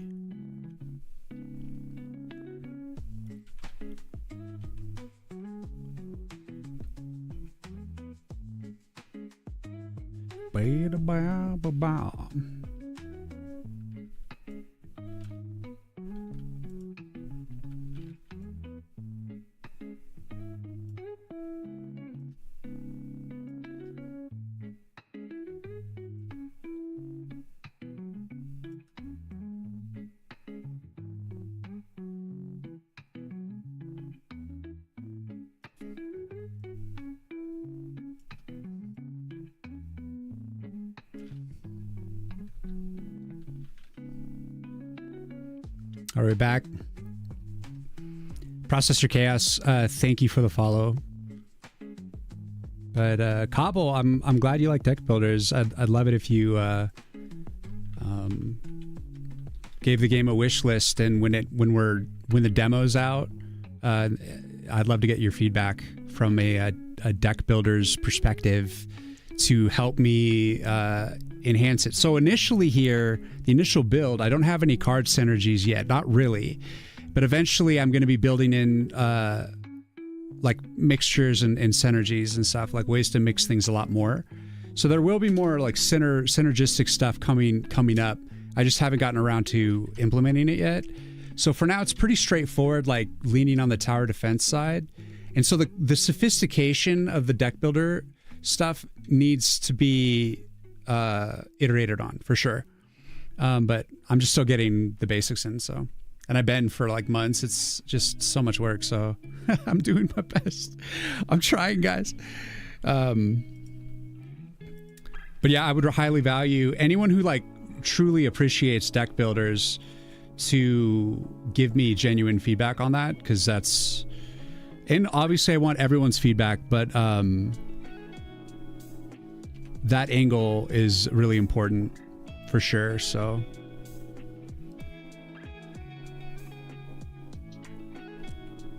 whenever I find a deck builder lover in the wild, I'm like, please sir, I need your help.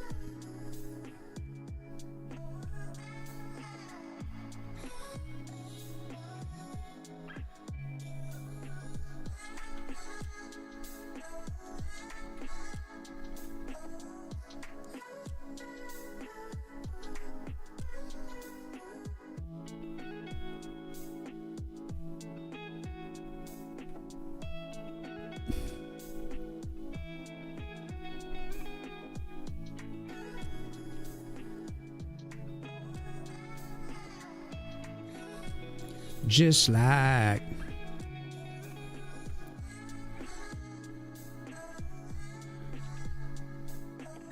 but there's cards and stuff that I already have plans that I think are already gonna really help with the synergies and stuff that aren't even that hard to implement. I just don't think they're going to make it in the demo yet.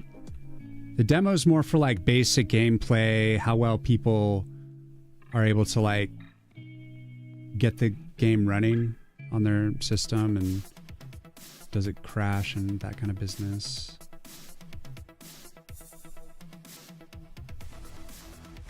Let's go a little bit darker on that. And that.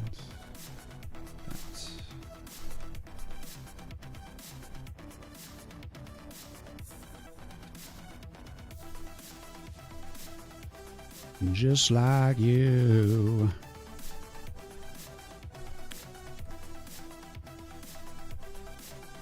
Already did. Oh, thank you, Capo. I appreciate it. I'm going to need the feedback because I have a lot to learn, a lot to do.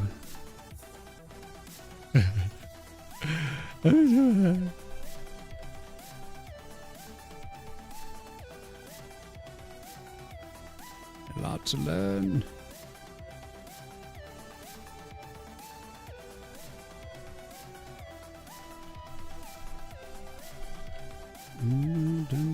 I feel like the biggest thing I've like, hold on. I want to copy that texture. Oh shit, I wonder.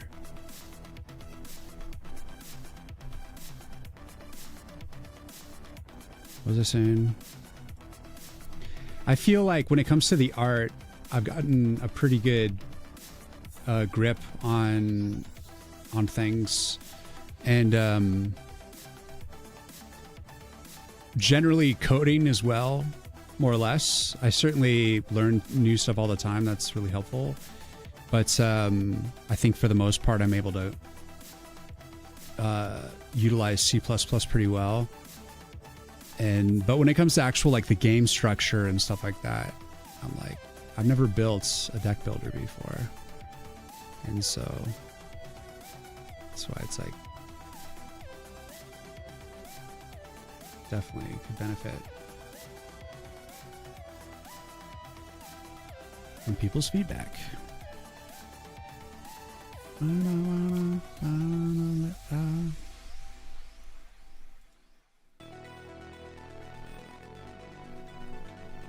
Easier you, though I wanted to.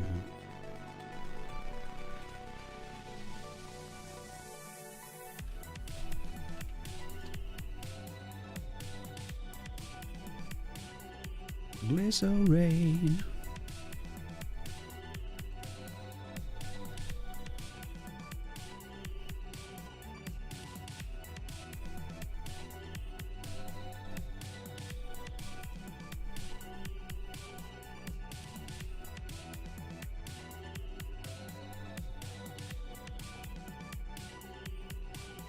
You tried to add a ton of synergies in the deck builder I made for the game jam. It's so hard. Really trains your game design muscles. Yeah. So like the way that I'm going to initially approach it is I'm going to create what I call mixtures. And so like there's two types of cards. Well, actually there's three types of cards. There is the, from like a structural sense, there's like the tower card, which is you use to actually build like a physical structure. And then you have the spell card, which just casts like a big AoE. And then, or, you know, some sort of just like casting of a spell. And then there is the utility card, which is basically another spell card, but it's for like specifically for like individual things. Like if you want to like buff a certain arcana with something, or do just specific like utility and oriented things. And that's kind of like a very simple way of describing like there's a whole array of like utility style cards that create synergy opportunities. And then among the tower cards, which I call like arcanas, are what I'm going to call mixtures, at least from a programmatic point of view. I don't know what I'm officially going to call it, but for now I'm calling them mixtures. And so literally if you build And not every card can mix with other cards. But if you build like a tower, then you can take another tower card and build that into that card, essentially. So for instance, you take like Spike Shot. Spike Shot shoots wooden spikes, like wooden stakes, basically. So like wooden bullets, if you will. And the you can drop like a synergy I want to do is dropping the Steel Tooth Saw, so that now the Spike Shot shoots saw blades. And before the Steel Tooth Saw, it hits ground units specifically. So then once you turn it into a synergy, it's a projectile saw, but then it's like it also still hits the ground and like hits the ground units a second time. So it creates like this weird combination of both. So you get like the benefits of both, and then you can like upgrade the synergy up, you know? So it's like you can do a 3 rank upgrade for the Spike Shot, 3 ranks for the Steel Tooth, making it 3 times, or you know, as 6 ranks at that point, getting a lot more powerful, and it has like its additional functionality. So that's like a mixture, right? And then another synergy I was thinking is like, as you play AoE cards, if you play them in succession, they start to stack in a sense. And then there's other cards that like, you know, you like spend a card and it'll like give you all the mana you need to spend all the cards in your deck that you're holding right now. So it's like, say you build up like a bunch of AoE cards, AoE spells, and then you get this utility card that says, spend this card, draw 1 card, and get all the mana you need to spend all the... so like if you're really low on mana and you have this card, or like you just don't have enough to like drop everything, so it's like you could just really create like a massive damage moment right there. So you suddenly have all the mana you need to cast like all 6 spells you have in your hand, which right now it's like I think limited to 6 cards, 6 or 7 cards in your hand. So it's like, if, say you have like 6 or 5 of them are like spells, and then you get a random draw, so you can't like determine that. You probably won't get another spell card, but you just be able to just be like dropping like a ton of damage instantly.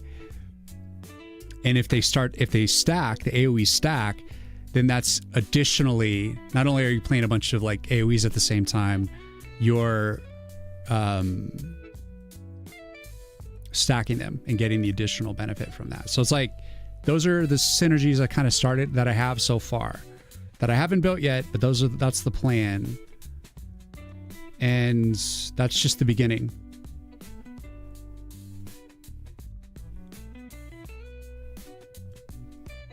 But for now, it's just kind of like you just basically build the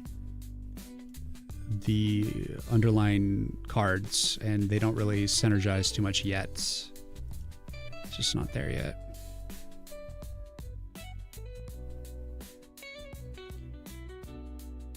Can I wait to play the demo? I hope it is good and it makes you happy soon. Sounds awesome, but hard to implement. Yeah, especially because like the art, combining the assets is going to be a bitch.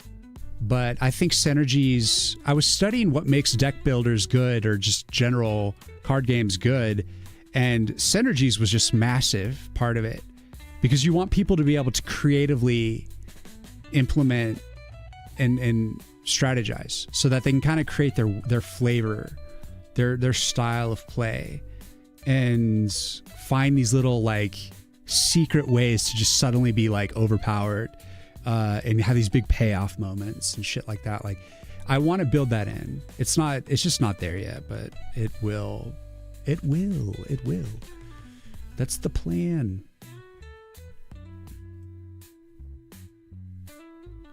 I don't know if I like this idea. Let's do instead. I am but one man, solo deving this thing.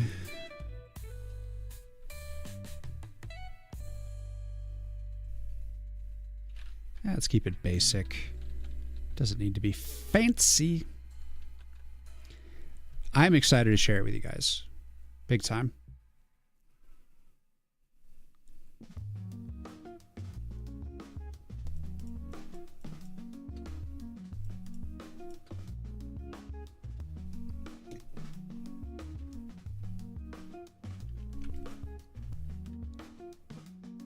Ba-da-ba-da-ba.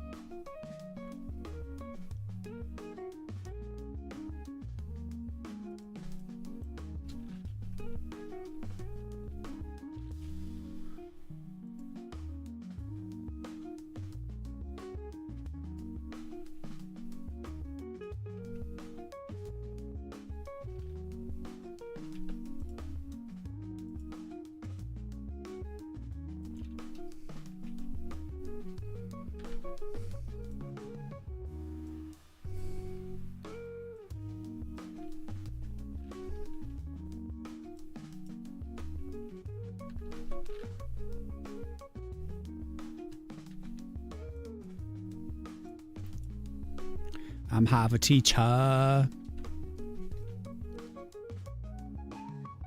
Finally home. How's it going? It's going decent. The animation that I'm reworking for the intro, where the Gant like goes into the tree, is still really rough. And I need to go and give it some true love. But I decided I need to take a break from it so that I can just come at it with renewed perspective.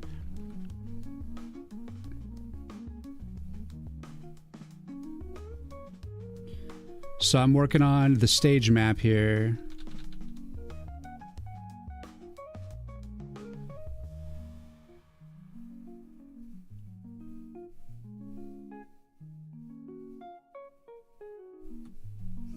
I'm half a teacher.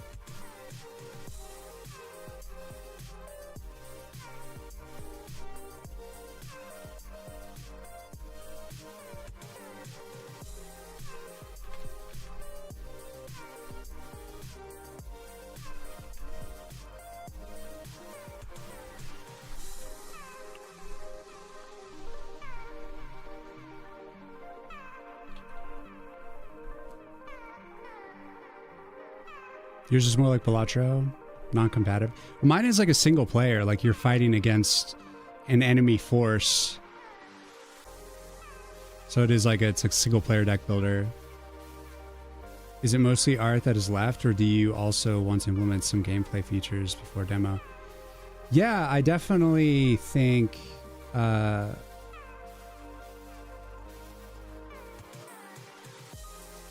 don't think I'm gonna. I think for the initial demo, the gameplay is probably going to be where it's at, and I'm mainly just trying to get the structure of the game in there. So like just the beginning, middle, and end, in a basic way, you know. And then I'm trying to get this game out early next year, and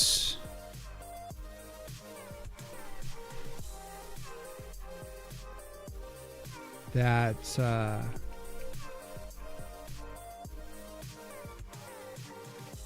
shit. just pull it out. 1 extra pixel. So yeah, I don't know. Like, there might be some additions to the level. We'll see when it's all together and I'm starting to experience the game in its full form.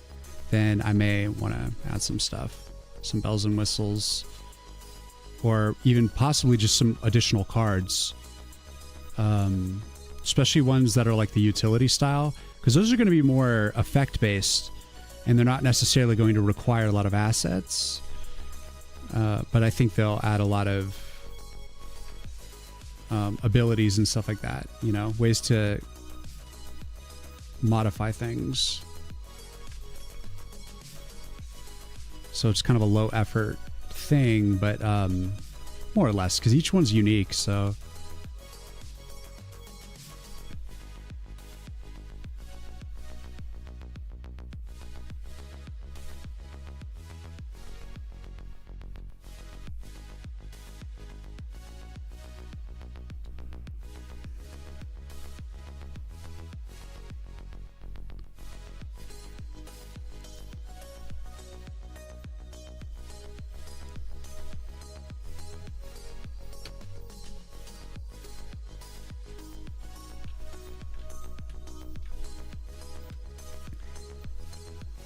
yeah, it's kind of crazy like how asset heavy I went with this game, but it's been fun like creating all the animations and stuff like that. So for like every card, there's usually a correlated animation.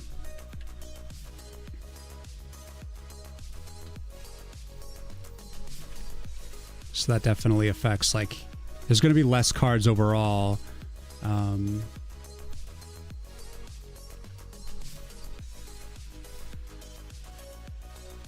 And just is what it is.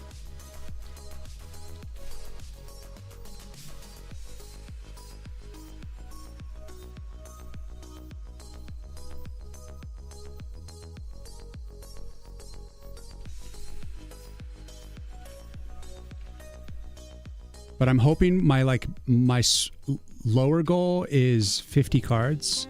I think I'll be able to break 50 cards overall. And have at least upwards of 60 cards overall.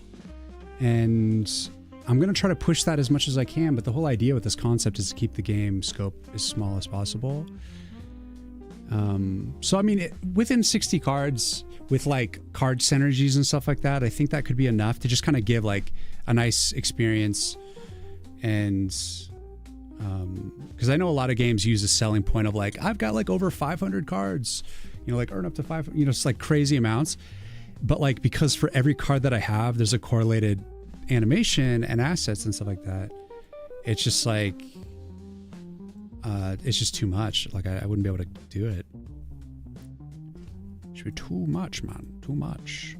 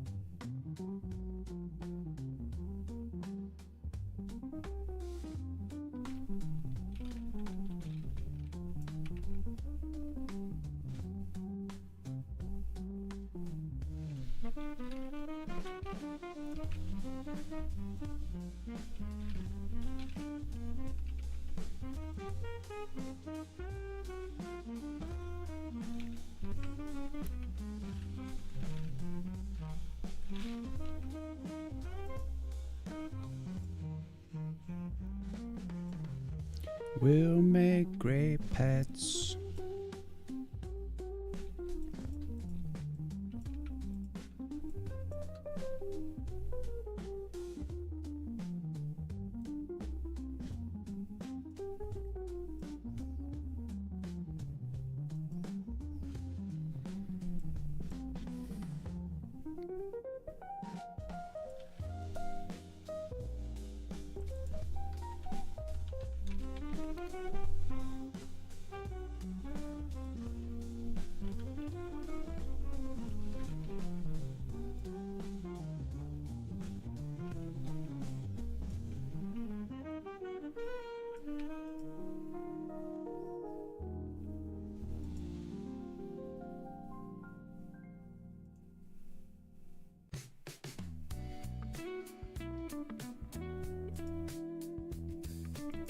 Bum, bum, bum, bum.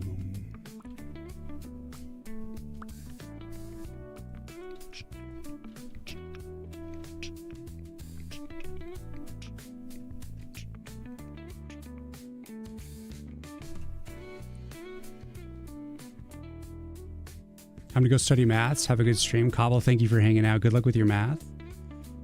This is why can't wait to experience this game because the art is pretty awesome. Oh. All in due time. All in due time. Yes. Oh.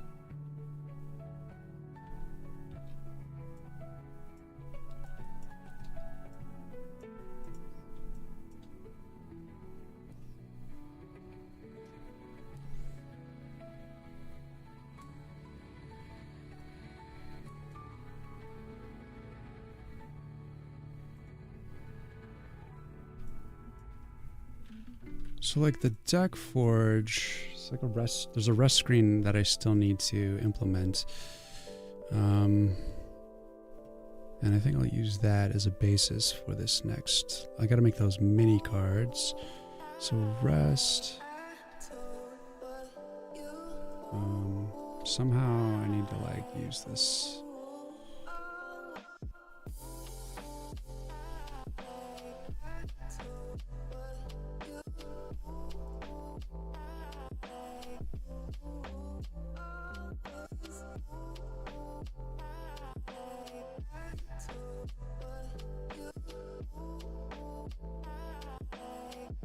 Maybe it could be everything.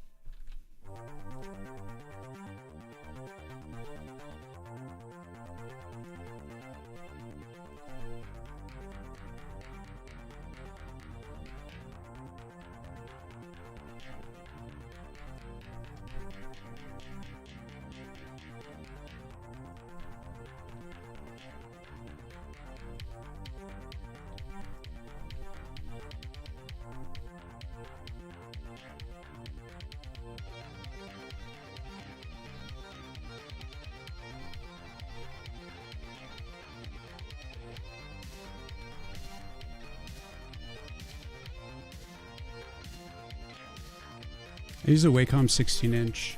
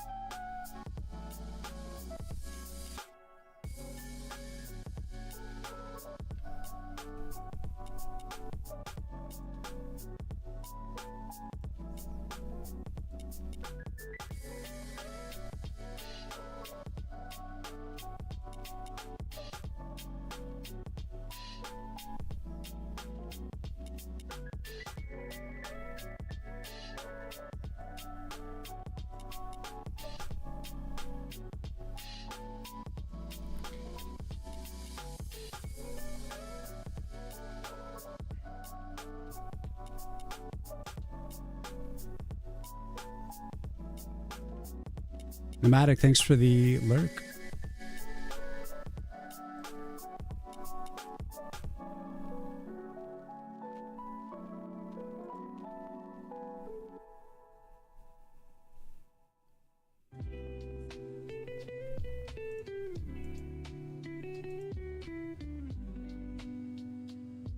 If you guys want to double down into some deeper focus, I might do some WoW music next. I'm trying to think, like, I know what little icons I want to do like inside the boxes, but I gotta figure out what I'm gonna do for these in-betweens. I like the fire for the rest. Just gotta clean it up a little bit. But for the blacksmith, the deck forge, I'm like on the fence of whether or not I want to do like the deck forge card, or if I want to do like a little anvil, or if I actually want to do like a little grimoire. I've been thinking of like changing it from deck forge to like deck book or grimoire or something like that. But deck forge just seems so obvious what it is, because the graphics are all, it's like the grimoire itself.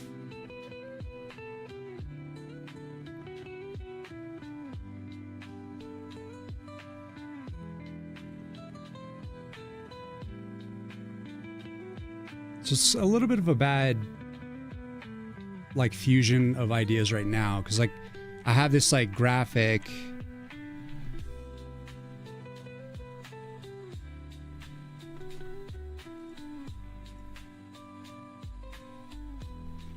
So like this is like showing like, you know, it's like a forge looking thing.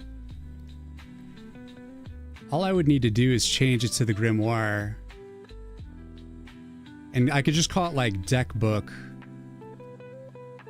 Or just say what you're doing is build deck. Build deck or rest. And then just show a picture of the grimoire here.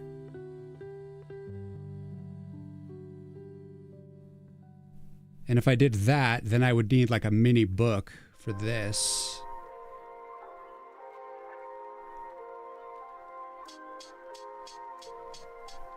And I kind of think that's what I want to do.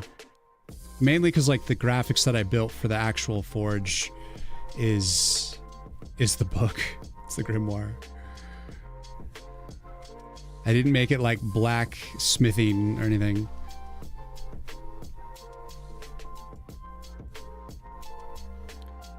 Gotta bring that continuity together.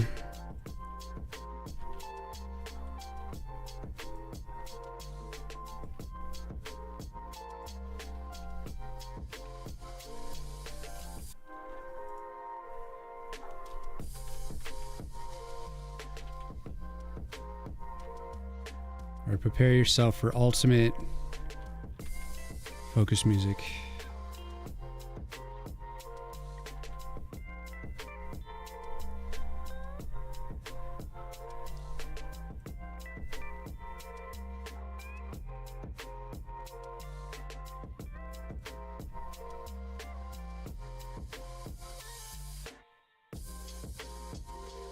I think book is better. Also, in this menu, the striking anvil is kind of small.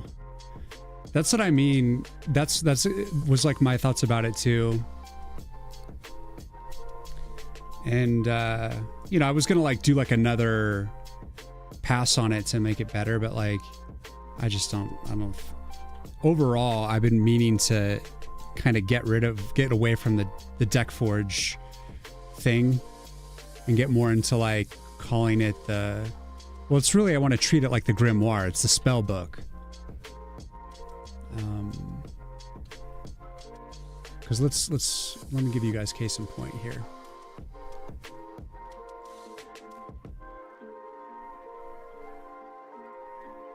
So when you're in the hideout, you're going to walk over to the grimoire here, and it's going to animate, and then you're going to open the spell book. So there's this transition where it's like the eyeball on the book, and the book opens up, and it's the like inside the grimoire. So you got like pages, and it's just like a tab system, but it's meant to be like a book. So there's nothing thematically to do with a blacksmithing sort of vibe. It's fully the book. And that's why I've been like, why? I just made this because I wanted to describe it as a deck forge because I thought it was really like blatant. But I don't have to call it grimoire to be vague about it. I could just straight up say build deck or rest, you know? And you just know it's the spell book or not. It doesn't have to just be called grimoire. I don't want it to be vague. I want you to be able to like play the game for the first time and understand. So I'm gonna have to update this to the grimoire. And sadly let go of this cool picture. I mean, I like the like flame circling around the card and stuff. That like looks cool to me, but it just doesn't go with the continuity. So sadly, I just have to let it go. I just have to cry about it all day. Build deck is good. Makes sense, right? All right, so let's pull up the monster transition, the grim transition, as I like to call it. Or actually, I should pull up the little book animation, and we'll just use those colors. What did I call it? Was it grim?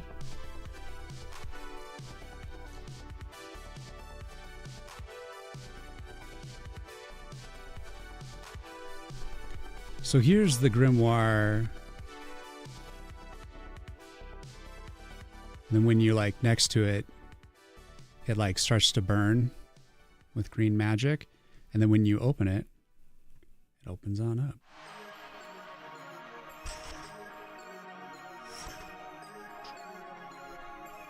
So we'll take this and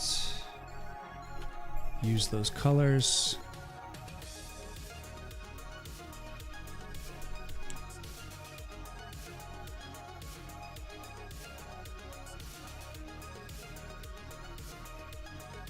It's almost even the size. Maybe I'll try a scale down.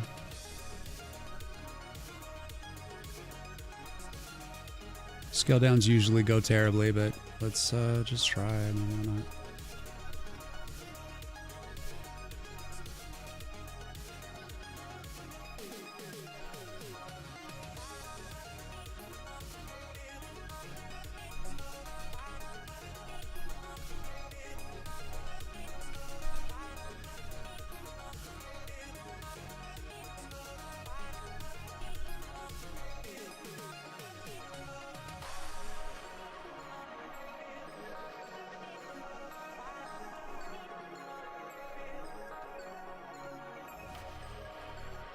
I should do something more linear with it. Not the side view. It's just not going to work for that. All right, so that's fine.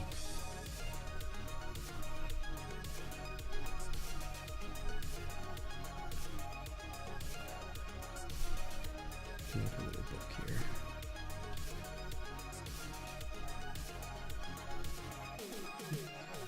Do kind of linear, but I'll still show like kind of the under part of the book so that I can get some pages in there.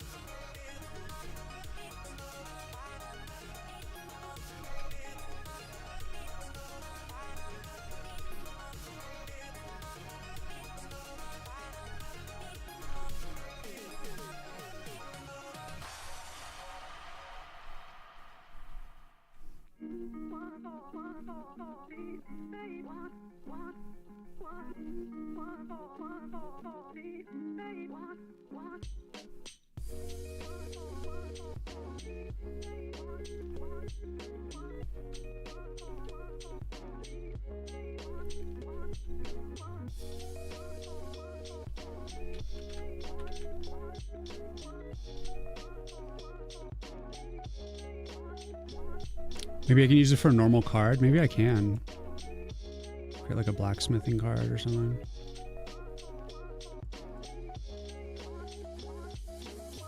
Oh, duh. Derp.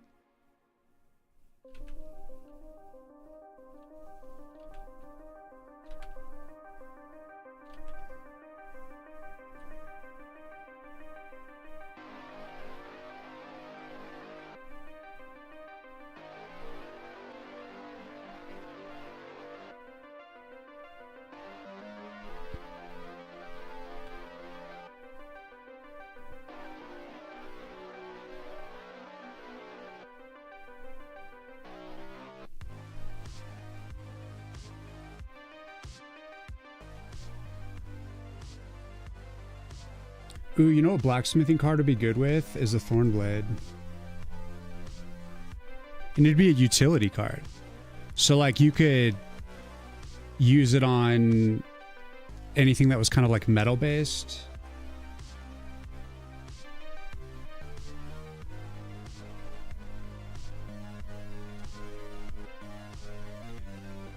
I will have to redo the art a little bit, but I can still just use like all the coloring and stuff like that, so it's still all good.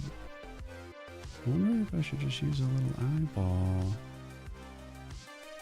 Or should I do a little swirl?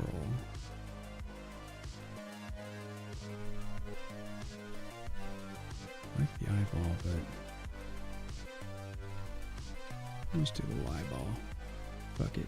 I want to see a baby eyeball here. A little pixel eyeball. Show me your goods.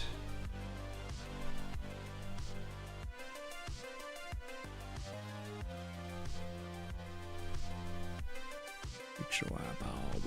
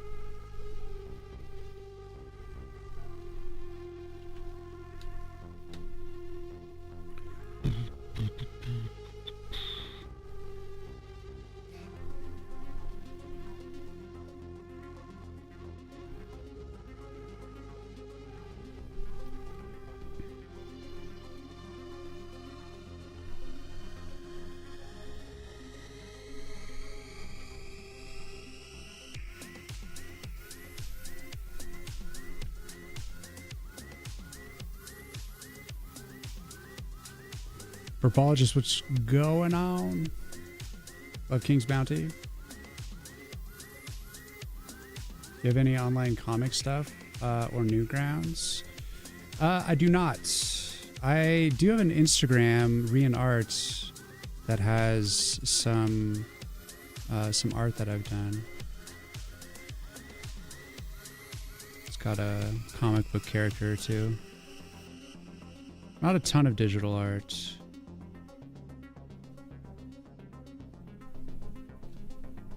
Wow, wow, wow.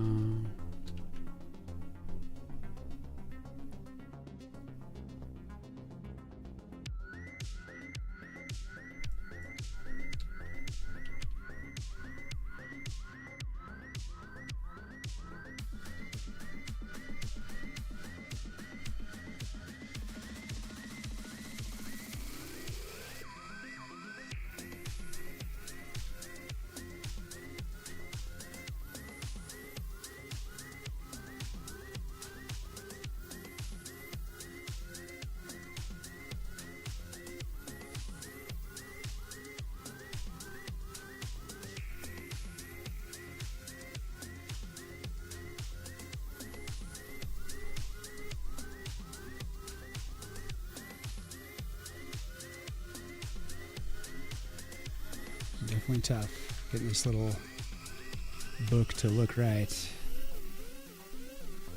Hydrate. Don't mind if I do.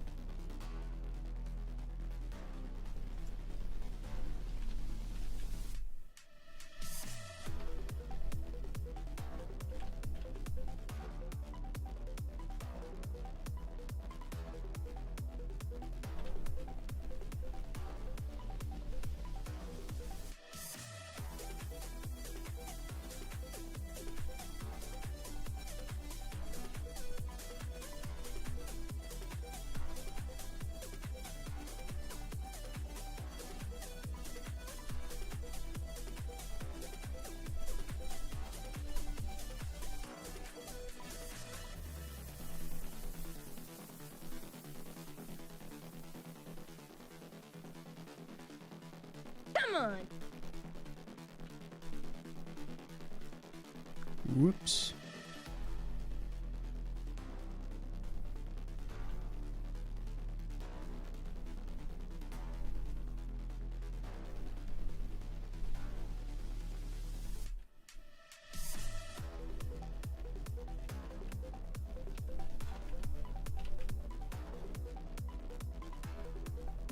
Kegix, thank you for the follow. Welcome.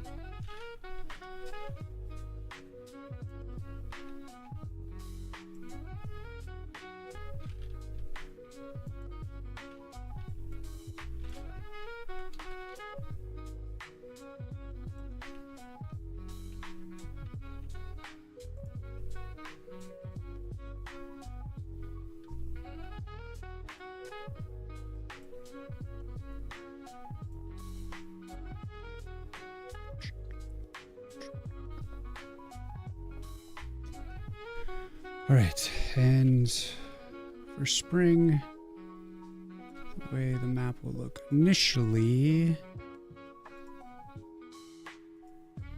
What was it? Probably the grimoire.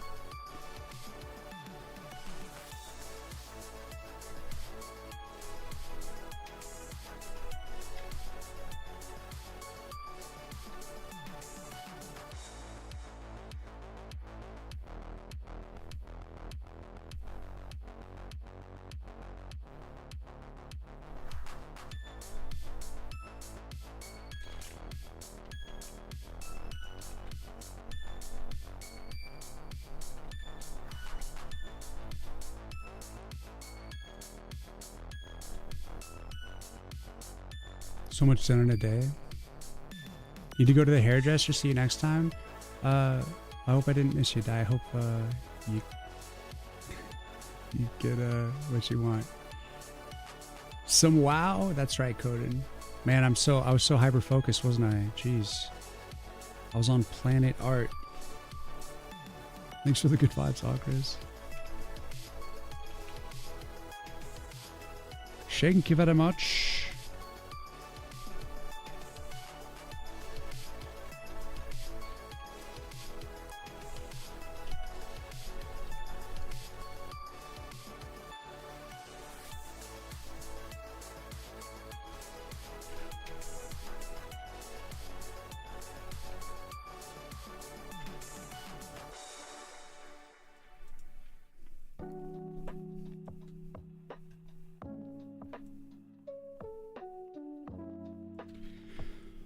So this would be my like basic solution for the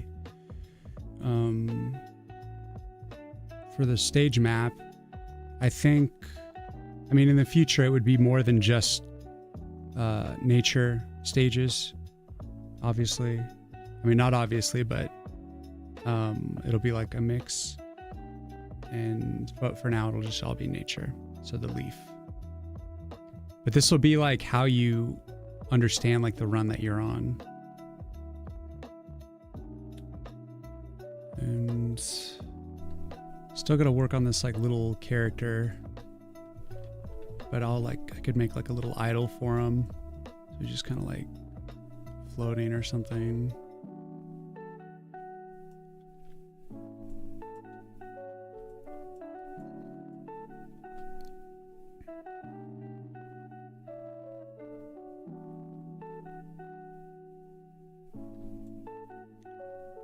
I don't know. Today's been a lot of creation stuff. I don't normally like just flat out create stuff on stream because my process tends to be messy and gross and bad. And it takes me a while to like fix things up so they're totally right. Case in point, working on this picture of Gant.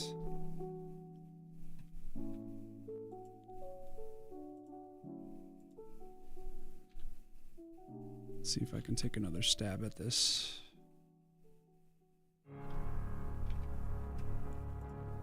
Let's see if I can pull up a reference real quick that can help me kind of tie this together.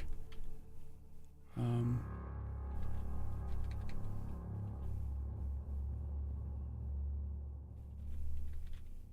me try Pinterest. See if I can get like a...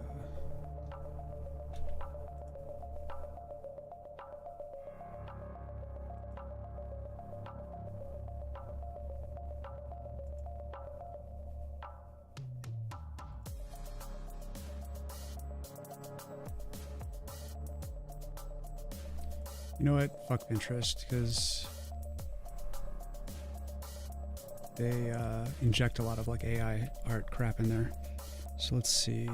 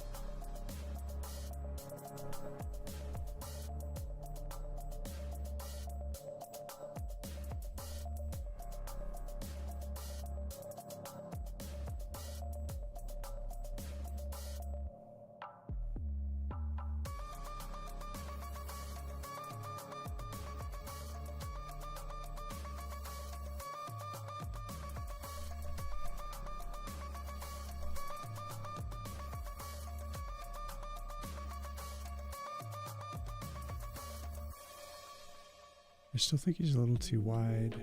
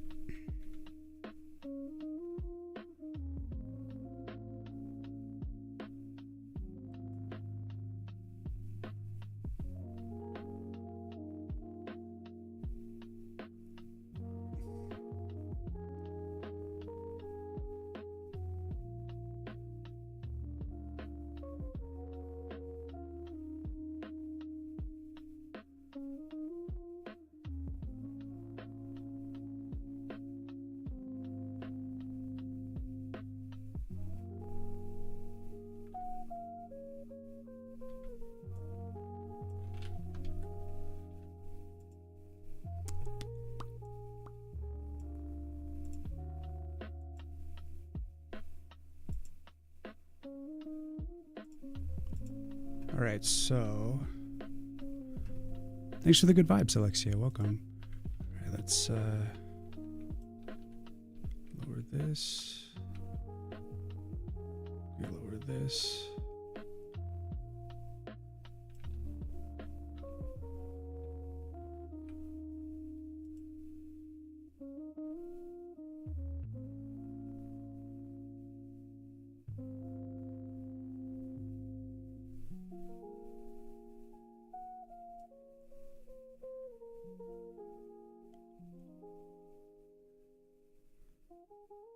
I think the head is probably too short. I'm using here.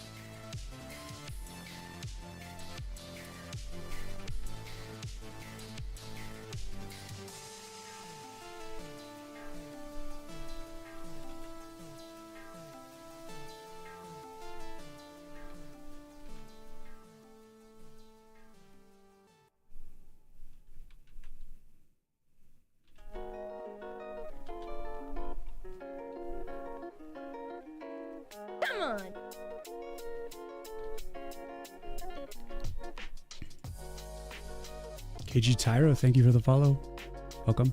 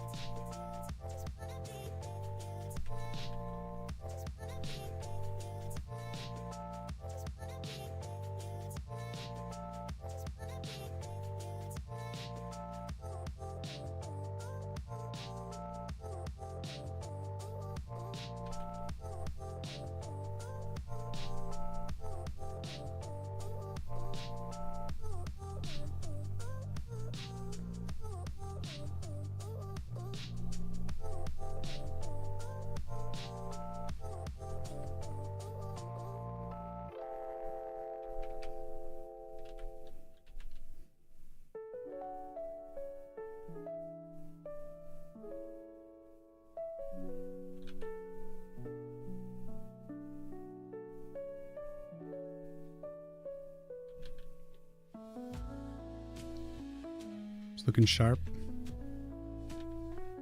Thanks, man. I'm just kind of messing with outfit right now. Seeing if I want to give him a different look.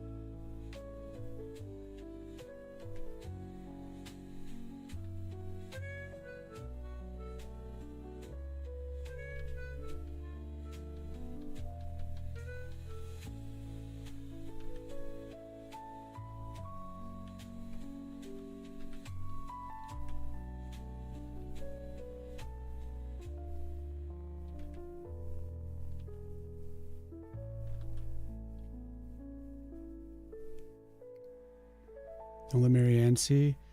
She can't do anything about it.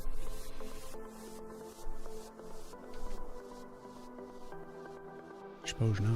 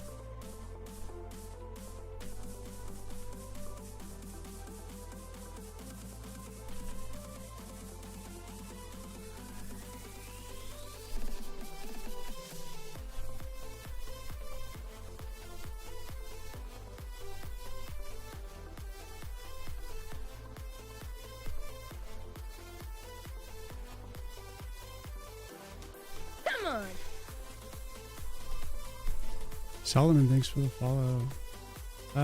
Ice Coding Cats. This is Blood Mist by Derek Duke.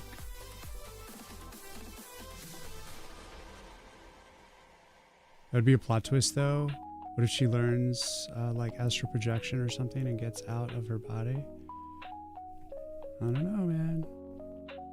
Anything's possible in the world of magic. Have you ever considered using the Flex library in your game code? No? Flex. I don't think I know that. No ECS here. Is that a Java? Is that like the core of JavaScript or something? I forgot. ECS. It's a game programming pattern. Oh, I see.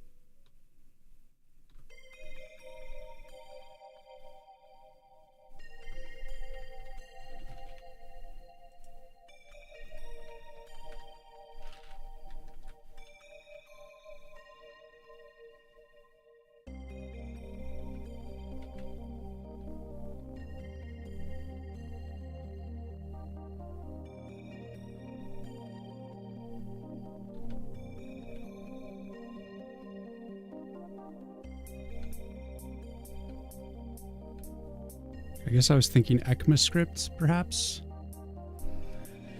Oh, I don't know. I don't remember.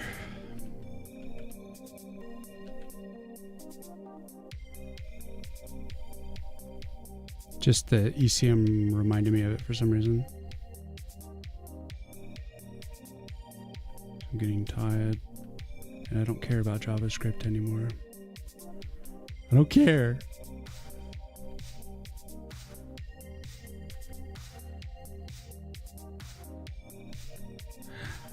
Leave me alone, JavaScript. Leave me alone.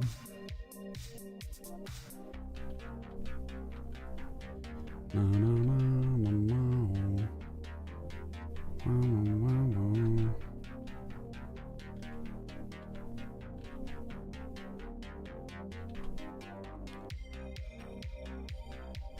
Whoa.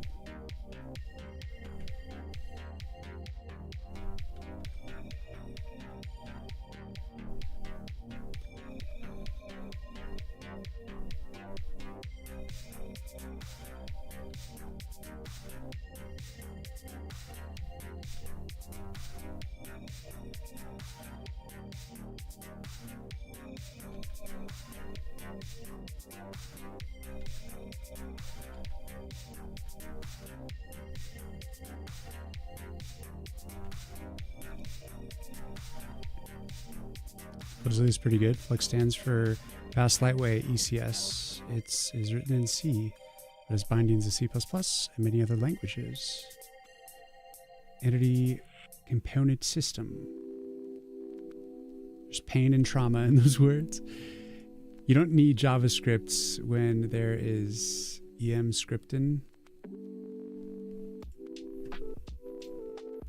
How about you just don't need JavaScript?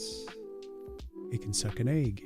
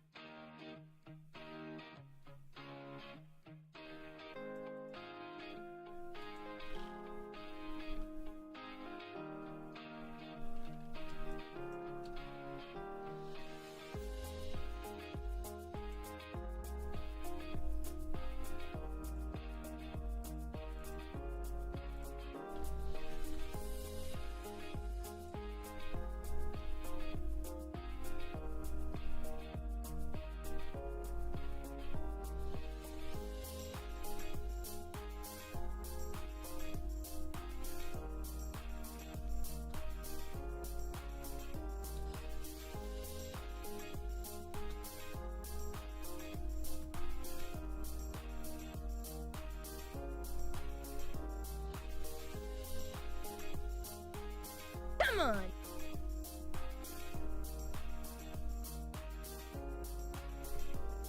Bubba, thank you for the follow.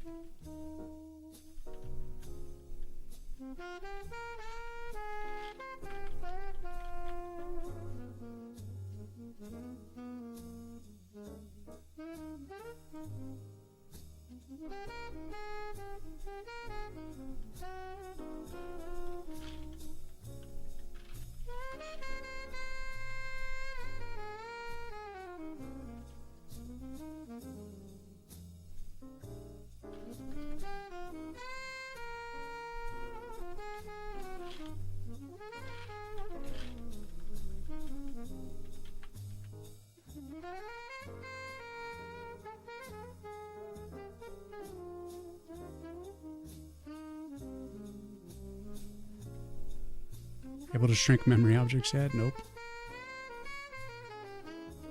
It's just not good enough.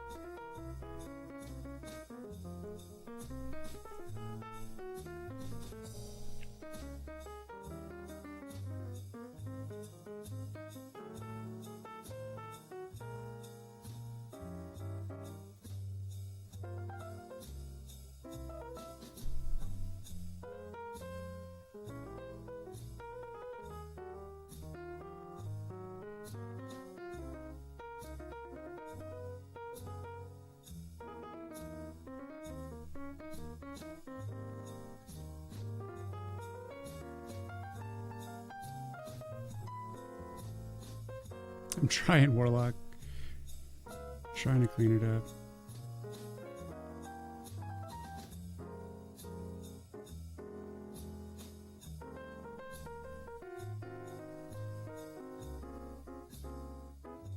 It's getting closer. It still needs a lot of work though.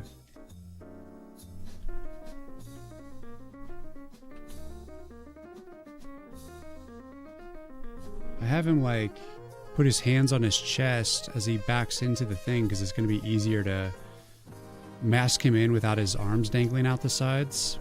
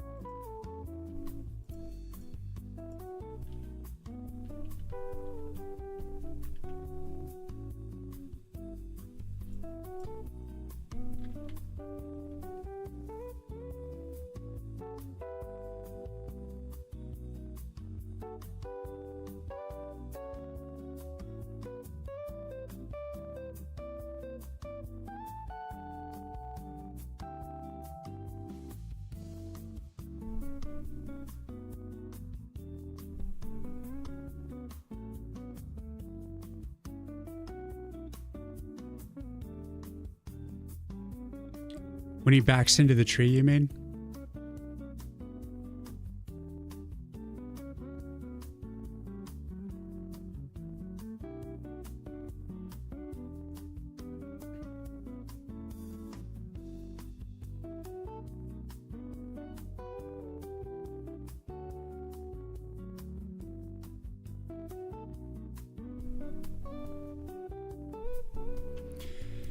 Well, I want to definitely give the sensation of him like moving backwards.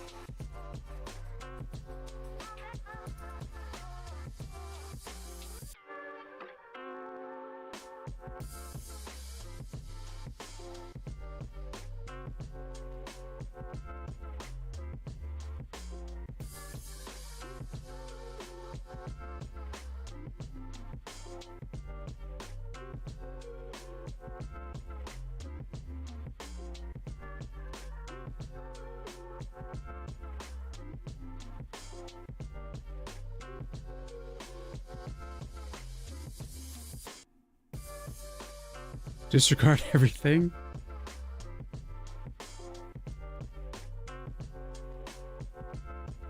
Disregarded.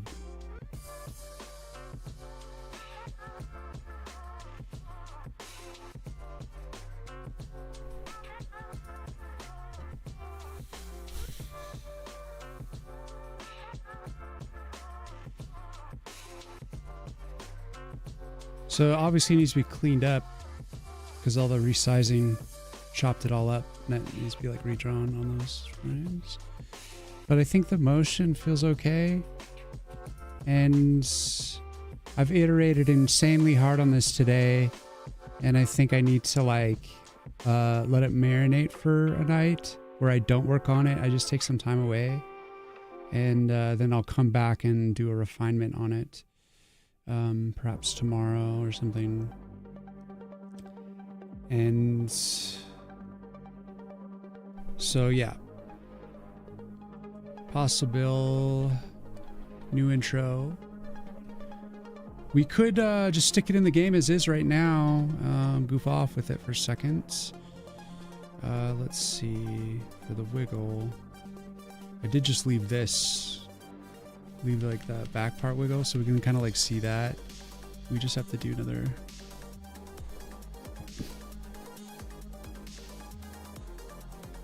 Let's just goof off and take a look at what it looks like, and then we gotta add in the new frame counts, because that has changed.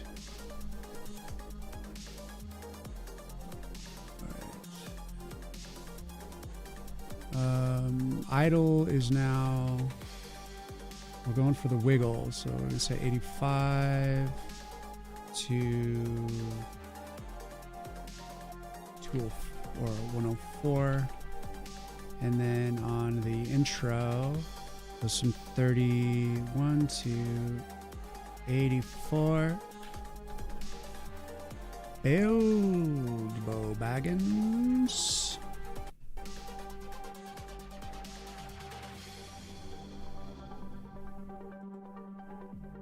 And now we will get a taste of the new intro. You are the tree.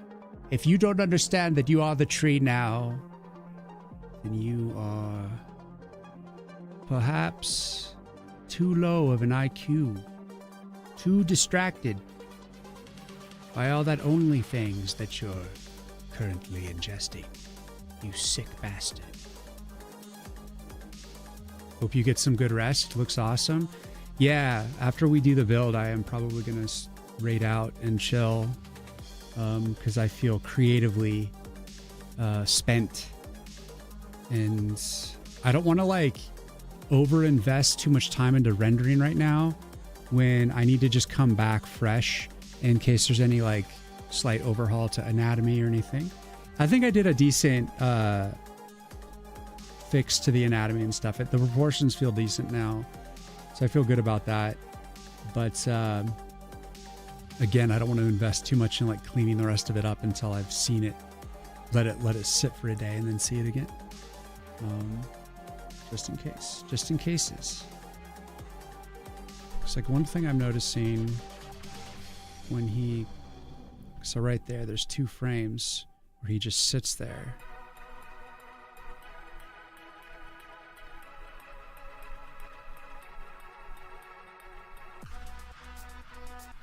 All right, we can just shrink him a little bit here. So it gets a little bit of a slow down. A little smoother. All right, let's save that out. Hopefully before the build finishes. Export. It already finished! Hurry!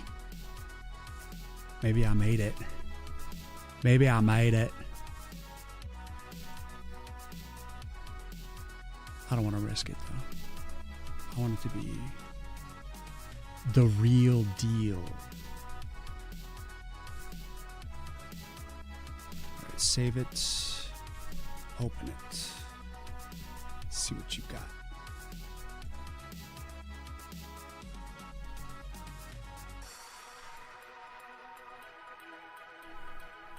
What an improvement over the twerking tree. The twerking tree was just a wild experiment. You never know. Sometimes your like weird guesses or weird experiments can like pan into something. But one thing I will say about the twerking tree is it led to this. It led to me not wanting to do an idle animation on the tree. And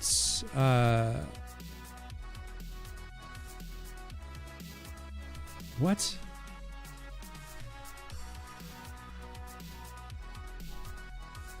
Did I not save this in the right place? What's the output?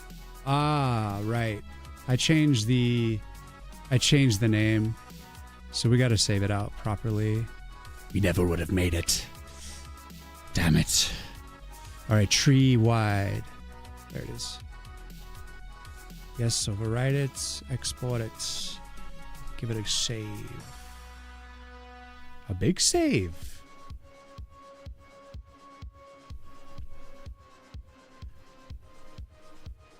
But I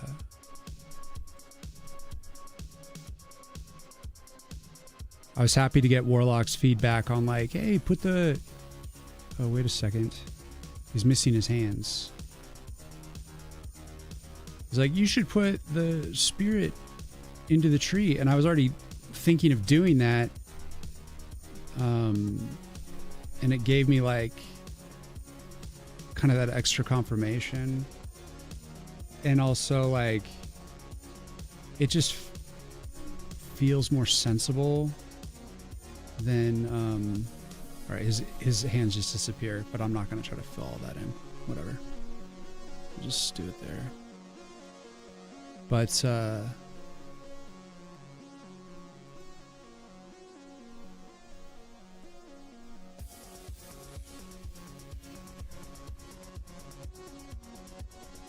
because like what I was thinking when I was working on it came from the trailer.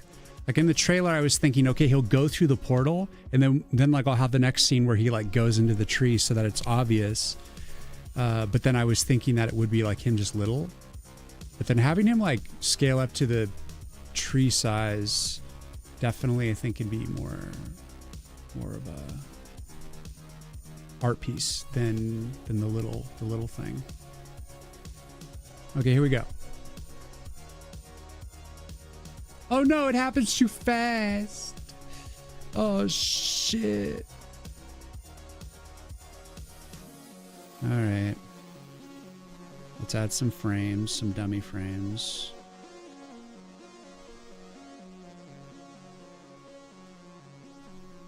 One, two, three, 4, 5, 6.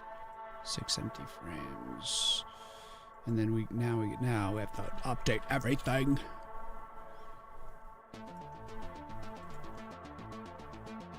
This is like all in it's just in response to getting the trailer to make sense. Make the game make sense to people.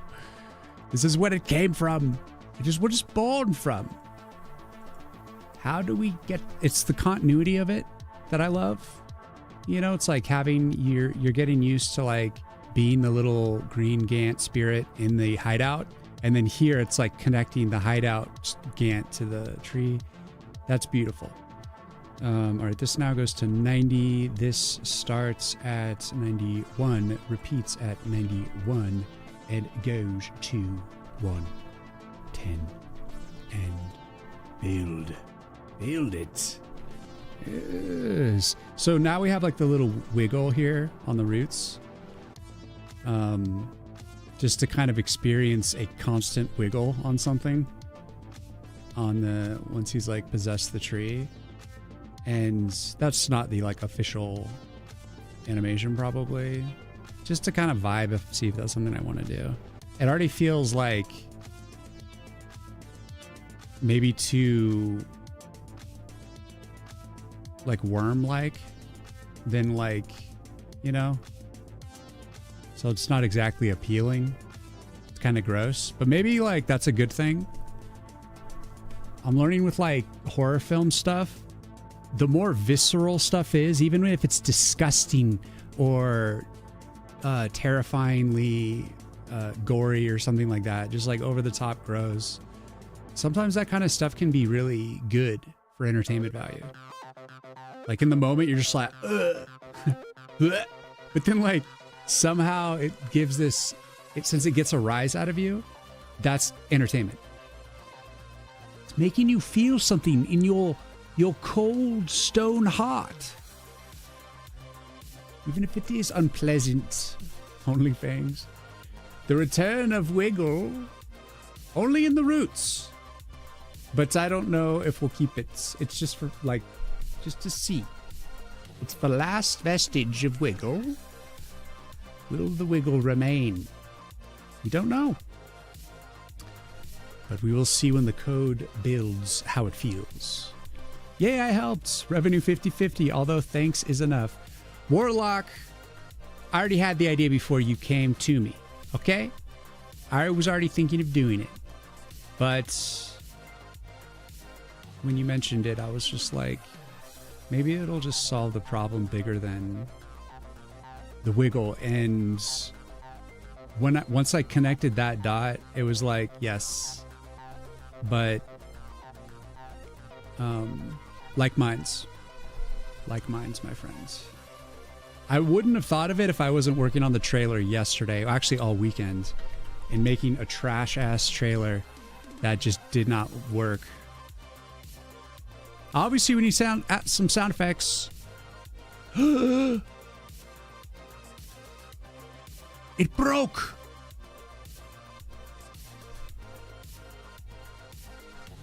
So I will have you know, I thought of it first. But I still want to give you credit for vibing on it. The fuck, bro?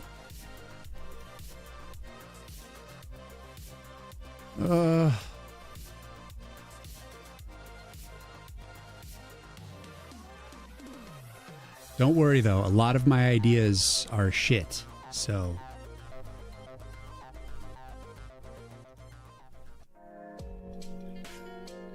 What did I get wrong here? 91 to 91 repeat, 110. This is on the intro. That should be right.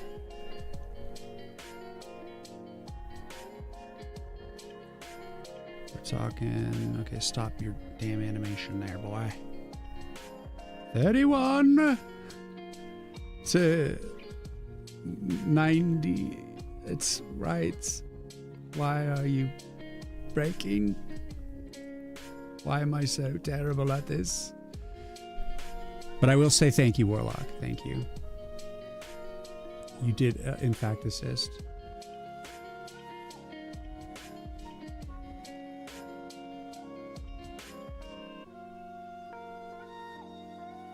This is way better to let the player understand he is the tree. I'm glad you think so, Dai. That's what she said. Nice. Looking googe. Why does it disappear? What did I do wrong? I fucked it up again. All I did was correct the things. So, is it dependent on the actual frames? Ray Coco, thank you for the follow. You replaced looked with anim. I did do that, but that's good because this is letting it rely on the idle.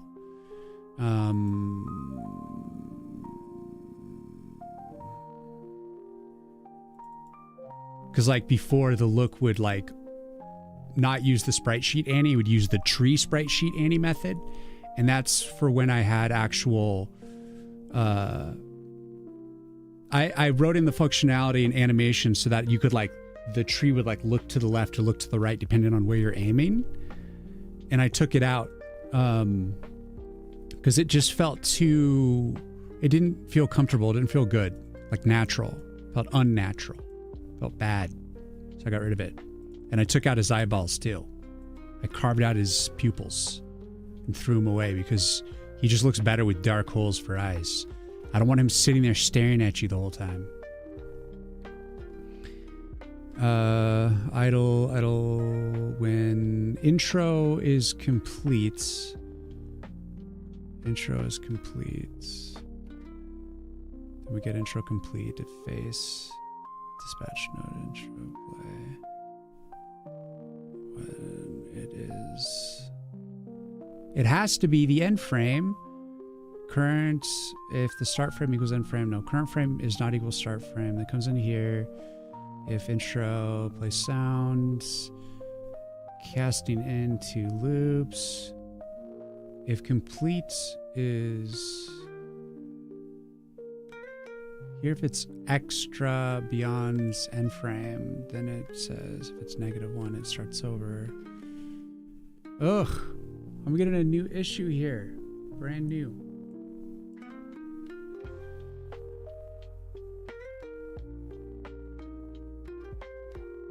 Wait a second. I did add a shit ton of new frames, and you know what? I added probably an extra row.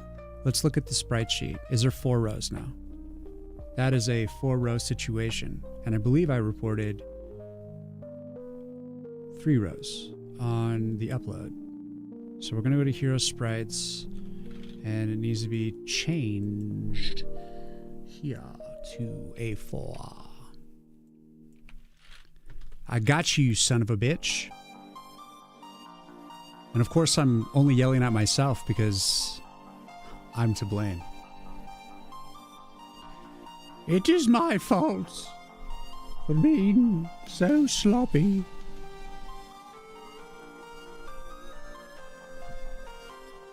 This will be Marion's voice. Hello. I am Marion. Please, good sir, will you save the forest? For me, I'm but a hot lady. I know you want to simp for me in the forest. Get out there. You better do it, or I'll be real pissed off. We should change the title now from TD Deck Builder to Roguelite. It's now a Roguelite.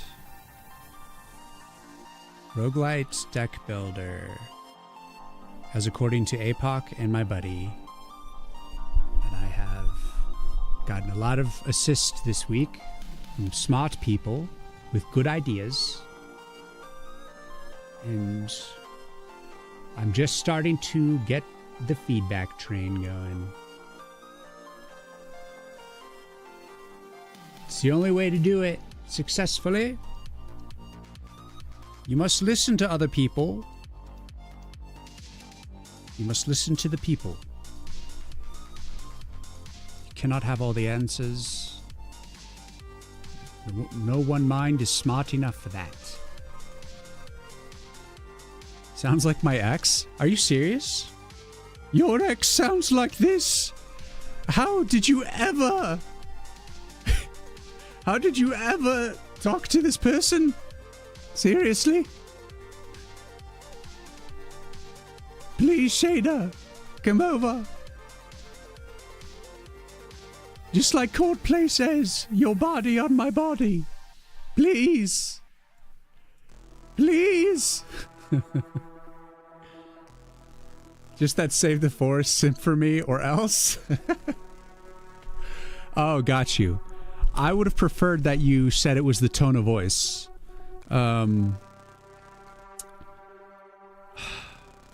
Well, shit. Can't have everything. Oh, well. There you go. Wiggle roots. Everybody loves a wiggle roots. Oh, yes. Who wants to die? Why did I not load up any extra cards? I'm supposed to have up to 6 cards. I've only loaded 3. As default. I'm going to fail. Except I forget I have infinite money. It means I can overpower these things with infinite cash. Alright, back to the title. Why don't we, we'll roleplay for a second that it's all working. So we're like, continue. There we have him in all his glory. I would need to add the other outfit to him. This is a basic outfit that I have on him right now. But I like the other one I whipped up today. So I might try to put that on here. Get extra cloak action, like whipping around. So let's go over to the Grimoire. Add a few more cards. Just a few more cards. You also won't be starting with 5,000 gold. You'll be getting like maybe 25 gold or 2 gold. Some infinitesimal amounts. So I will upgrade these all to full blast. Why? Because I'm rich.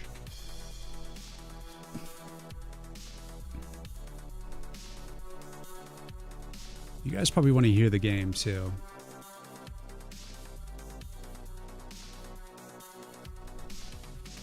Let's see, is it capturing the sound for the game? Let's pop back into... Okay, yeah. You guys can hear the eyeball.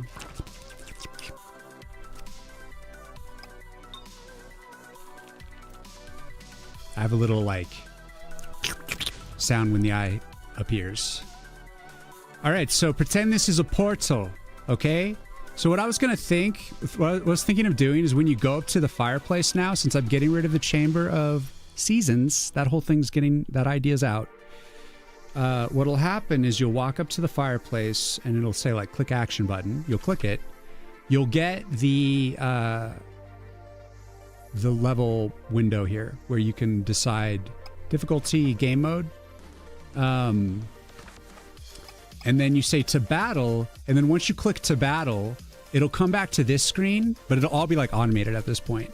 And that's when the fireplace will turn into the portal and you'll auto walk into the portal. Okay. So imagine we're walking into the portal after we've clicked to battle. And then we go. Boom. Now we are in the tree.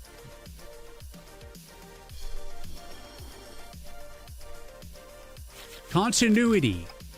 Everybody. Continuity. Yeah.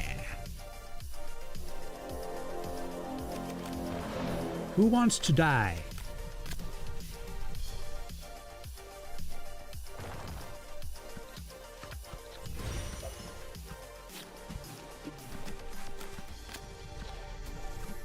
Oh, you hit me?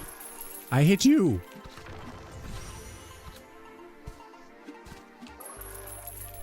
Yes, you will die. You will all die. I kind of like the idling roots. It's like keeps you company.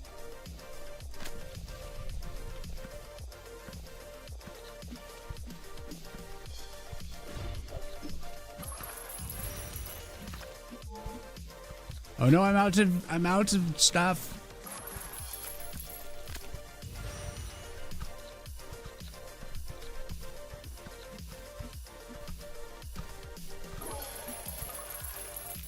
Ah. Oh God! Kill him! Suck on that.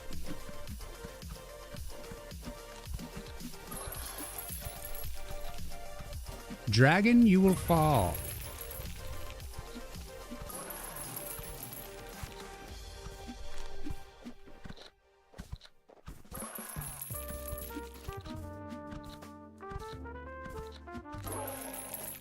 Aha!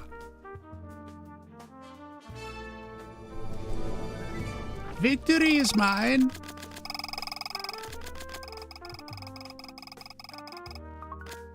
Ooh.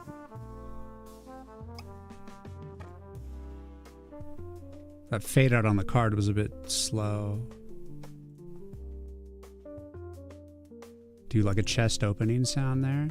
And then I'll click continue here. And then we'll go into the, we'll pick between deck build or rest. And then that'll bring us back to,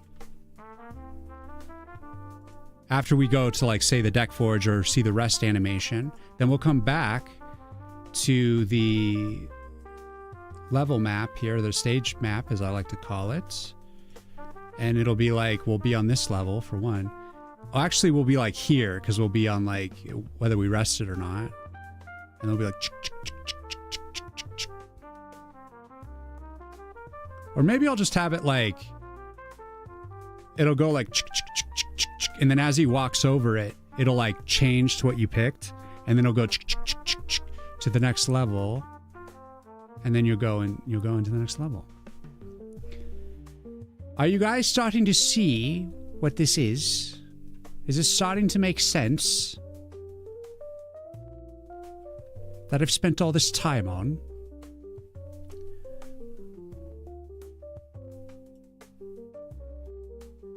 Maybe add some hints when you're next to the fireplace that you can press. Yeah, yeah, totally. There's going to be like a button prompt that shows up, and it's something that you can even remap. So it'll be like whatever you've mapped it to or whatever the default map is, and it'll show like the button. So it'll either be like, for now I have it mapped to E. So if you push E, that's like your action button for everything. I think alternatively you can do like space maybe. I don't know if I have like another set for it, but so then I have it so that I can now like look into the controller map and see what the buttons have been mapped to for like the particular action. And then I can say like, okay, show what the action button is. So if it's E, then I'll be able to just like I'll print E text. But I just haven't done that yet. I have the system built up for when you go to the game over screen, it shows like click the space bar, and that's coming from that like map system where it's detecting from the remap system what to do. So a lot of behind the scenes stuff that has been completed, but it seems like nothing's happened because it's hard to show until it's time. Orcs don't stand a chance against a tree with a government military contract. Gant's too loaded. Yes. Yes, he is. So, great. Great triumphs today. Lots of progress. The game is starting to come into focus. After all this time, doesn't feel real. And even though this is like a partial build, you know, it's not the full realized idea, because I want to not just do like spring levels all the way across the stage map. I want to do a mix of the different seasons. For now, it's a good start. And I'd like to consider putting in a boss fight on the final level somehow. And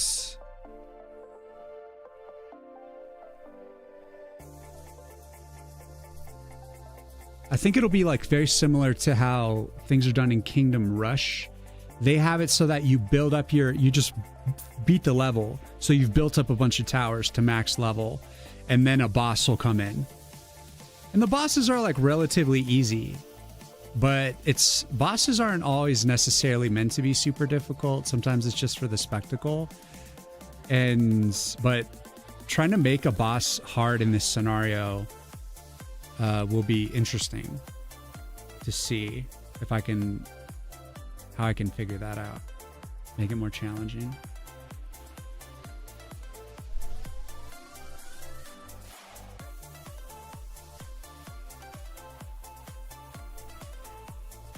But, my friends, I think I'm going to start looking for possibly someone to raid. We've accomplished a lot today. Let's see. We did a tree wiggle, which we threw out, but we didn't spend a great deal of time on it. And then we worked on the new intro. I think maybe the only thing I'd want to change timing-wise here,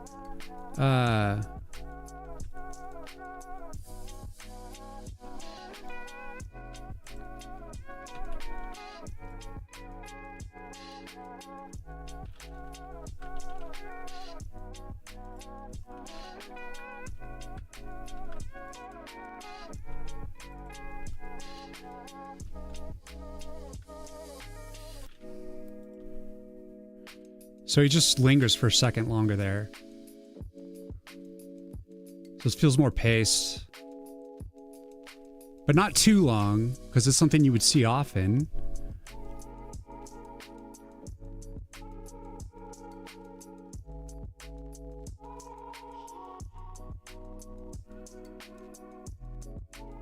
critique what's going on. So you're saying roguelike bosses have a unique mechanic that challenge different builds. Well, I'm kind of like taking a lot of inspiration from Wizard of Legends, and the way that they would run their bosses is they would have,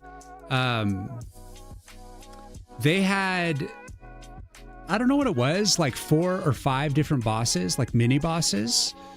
And then they had like the main boss. So like if you're in Earth Magic, you're going to fight the Earth Magic boss, Fire, the Fire boss, and so forth. But then to beat level 1 and 2 before you get to the boss level, you would have to, at the end of 1 or 2, fight one of these random selected bosses. So it was like they did a roll and they picked a boss and said, this is the boss you're fighting for this particular level. And it didn't matter if it was like Fire or Earth. It was all like the mini bosses just didn't matter. They were across the board in all the dungeons. And that way it was like you would always get something a little bit different. And I did like that. But like the idea that you get like a unique mechanic that challenges different builds. So yeah, like I agree with that. Like the boss shouldn't be the same boss every time. It should be like a mix from a pool of bosses that you kind of pick from. But like, I guess the best way to do that would be like making 2 to 3 bosses per season, which is kind of asking a lot to create that variety. I think initially it would just be 1 boss per season. And then if you fought in that season and you got a boss, like that would be the boss you fight. But I think perhaps like I might just do the boss on only the end of the run. So basically when you get to, let's save that.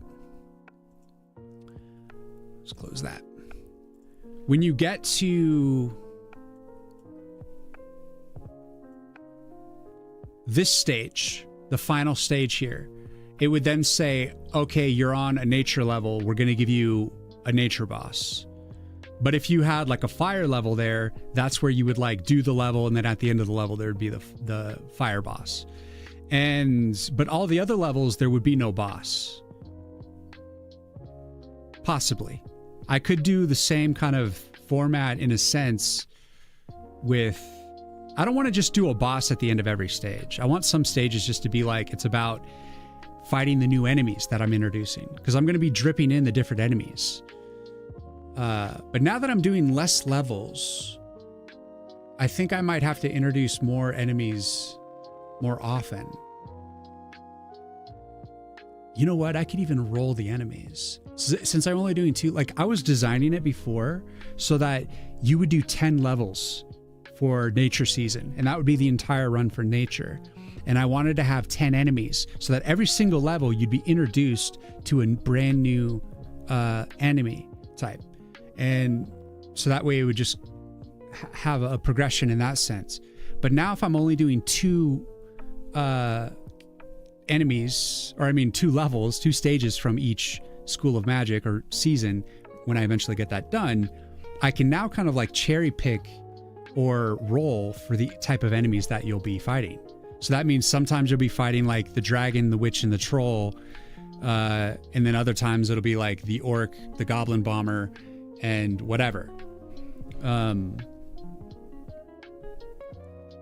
But I'm hoping that I have like a lot more than, I think right now I have 6 enemies, and, or is it less than that? How many enemies do I have? I have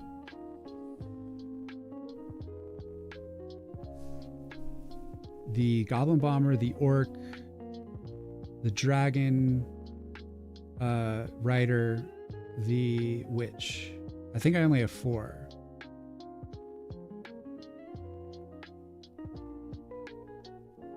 What am I missing? Am I missing one?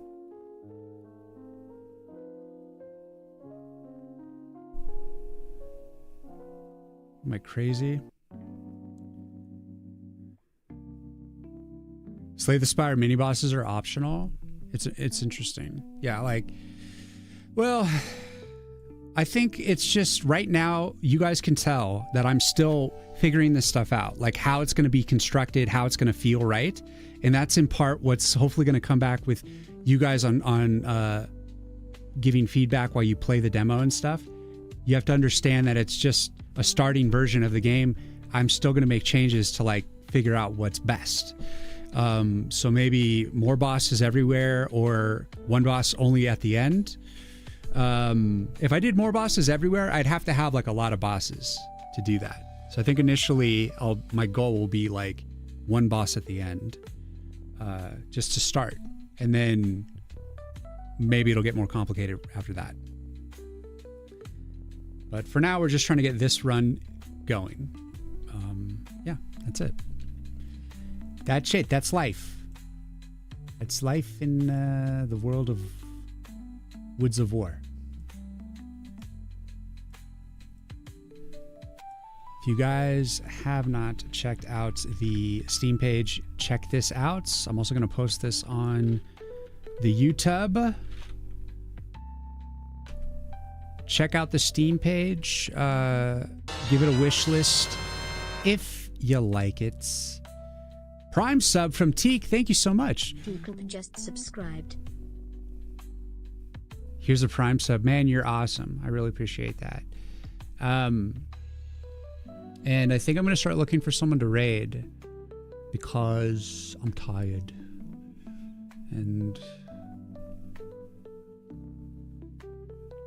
man, there's just so much to get done, but I'm excited because this is all good. This is good. This thanks entirely to Ocris's cheer and Warlock's good wisdom. Thank you for the 9 bitties. We are making progress, but this right here, this is it. This is the money move that now people will get, that you are the tree. How could they not? Because I added the glow. How could they not? You're the freaking tree, bro. So I can't wait to like clean this up, put it in the trailer. The trailer's a long ways off. I think I'm going to give it like another week of just kind of mulling around with the trailer before I even like, I'm going to start showing some people.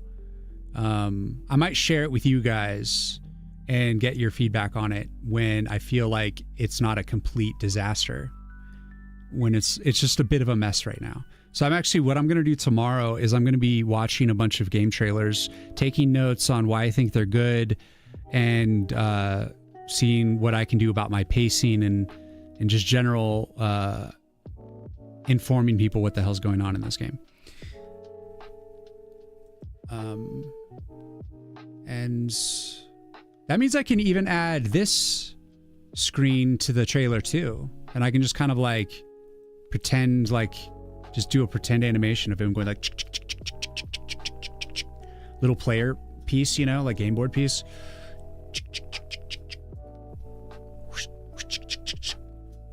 The end. And so good at the game, didn't even have to play a level. Excellent. Fuck yeah. Do you do game dev full time? Kaleidoscope. Yes, I'm no scoping this game dev, meaning I'm giving it all my time, all of my power, in hopes that one day I will be a Super Saiyan game dev. And this is my debut. So it's going to be a train wreck. And it's exciting. It's fun. It's fun to just blow it up, as they say. That's a saying that I've used in programming and also with coworkers in the past. Whenever you're nervous about something, you just say blow it up. So next time Code and Gree or any of you hear me getting nervous about getting feedback or putting the demo out, I just want you to reply with blow it up. Just blow it up. That means I just got to set it ablaze and throw it to the wolves and just let it happen. Let what will come to pass. We cannot stop what is coming. We must let it... We must invite the chaos, not run from it. Goals! I'm looking for someone to raid right now. We're 2 minutes out from ads, so I'm hoping I can find someone before then.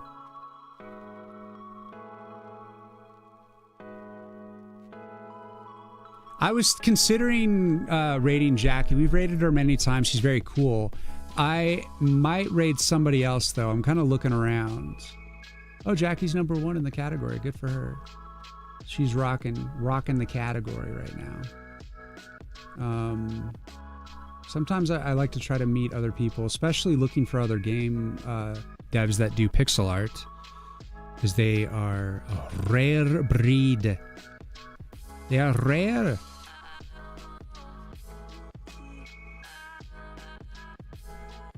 Because believe it or not, like, when you raid big streamers like that, you don't often get a crazy amount of response from viewers and stuff. Oh my god, this guy just has like this giant console covering the entire window. Who is this man? He's making a game. He looks really serious, except I can't see his face. I just see his code and stuff.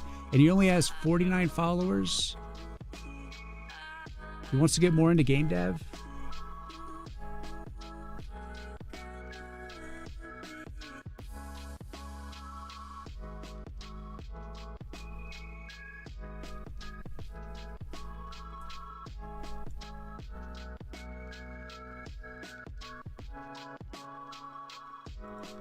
Let's raid this person. This guy's a small beans beginner dude. As in, he's just seems like he's getting started with streaming. And the ads are about to hit, so I'm gonna let the ads run, and then when they come back, we'll play the final song and we will go. So we'll just be chilling here for a second because I poorly timed this. Sorry about that. You need to escape corporate slavery and do creative pursuits. You're going to, well, Teak, thank you for hanging out, by the way. Amices, not pixel art though. I like Amices a lot. But we're going to go for somebody new today. We're going to try to spread out and network a little further into the nether. So we're not going to raid someone we know. We're going to raid someone we've never met. I've never followed this person, never seen them before. And we're going to try to spread the network deeper. Usually smaller people that are getting their start, they tend to be more interested in seeing what you're doing and stuff, right? Like I raid Jackie Codes, and oftentimes it's fun to raid her because she's totally chill. But it's more likely that this person I'll raid, I'll see again in chat, or he'll come by and like check things out. And doesn't mean there isn't some benefit to like raiding Jackie Codes. It's just I try to do different strategies when I raid. But you always should raid. You always need to keep spreading the word out there because it's a slow drip of success. And I wish on YouTube that I knew how to like raid. Whenever I end stream on YouTube, it just like randomly raids someone that I have no idea. So I don't know what that's about. But I will try to start streaming more on YouTube in the future. Again, I kind of took some time off because I was trying to put focus on the shorts. But whenever I put shorts out, I will most likely be letting the shorts do their thing and not do a live stream while the shorts are in their infancy. You know, like the first few days that they're live. So like Fridays and stuff probably won't be. That's usually when I put them out, and then I'll like promote them on my Twitch. But no, I don't have a new one today. Perhaps I'll try to finish the Gantt, like, you know, going into the tree animation, and then make that a short so you guys can see like the final version with sound effects in a short this Friday. That's a possibility. So then I'll keep it secret from here on out. You guys only got to see the rough and filthy version, the disgusting half-built version. Raid yourself, do another 8 hours, Warlock. Okay. Let's see. I want to catch you sometime. You stream Seymour. So I stream Mondays, Wednesdays, and Fridays, usually at night. I think I'm on the verge of a day cycle. So that means I'm going to start raiding like later and later and my time will be a little bit adjusted. But I think for this week, I'll probably still be at night. Pretty good, pretty decently. But I do feel that my sleep schedule is starting to push forward again. And I'm not going to fight it. I just let myself work until I drop. Yep, let's go. Okay, we're ready. We're back from ads. We're ready to raid this person. They have been streaming for 5.5 hours. So, and there looks like they're neck deep in their code. I think they're using, it looks like it's, wait a second. It's .zig. What's .zig? He has Raylib as a category or a tag, but like, what are .zig files? He's making a Metroidvania using Zig and Raylib. Is that interesting? Zig is a language. He's using Zig. I've never seen Zig before. It does have structs. So let's go see some Zig. That's what I was saying. Like, I'm like looking at his .zigs and I'm like, what the hell? I've never seen a .zig before.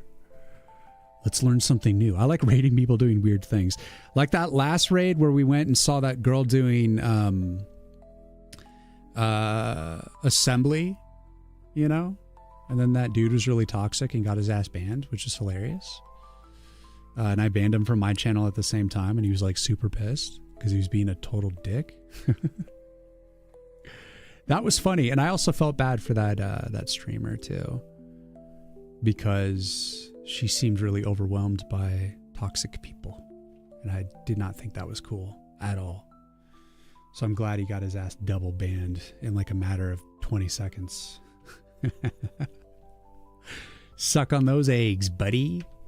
Suck on the megs. But I really hate banning people. I so hate it. It's only when they're like terrible people that I'm just like, nobody, I don't want you around any of my good people. Get the fuck out of here. You're mean. Don't be so mean.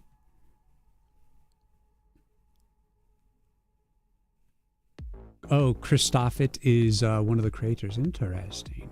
Toxic people don't realize how draining they are. Yeah, they are energy vampires. Yes, no doubt. No doubt. Have a good night, Shader. You have a good night, too. Thank you for all of your support today and kind words. Thank you for the stream. Adrian, thank you for chilling, man. They think online people can just take it with a grain of salt. Sometimes you can, but it's hard when you don't know the person. But I'm trying to be nicer because I've been mean lately, and I'm trying to be less of an asshole. So it's on me too. I'm flawed. Thank you guys for watching. Thank you for putting up with me and all of my nonsense and my fickle mind. Sometimes I'm all like, please give me feedback. And other times I'm like, don't you say a word to me. Don't you even look at me. Don't you even breathe in my direction. All right, here we go. See you on the other side. Bye.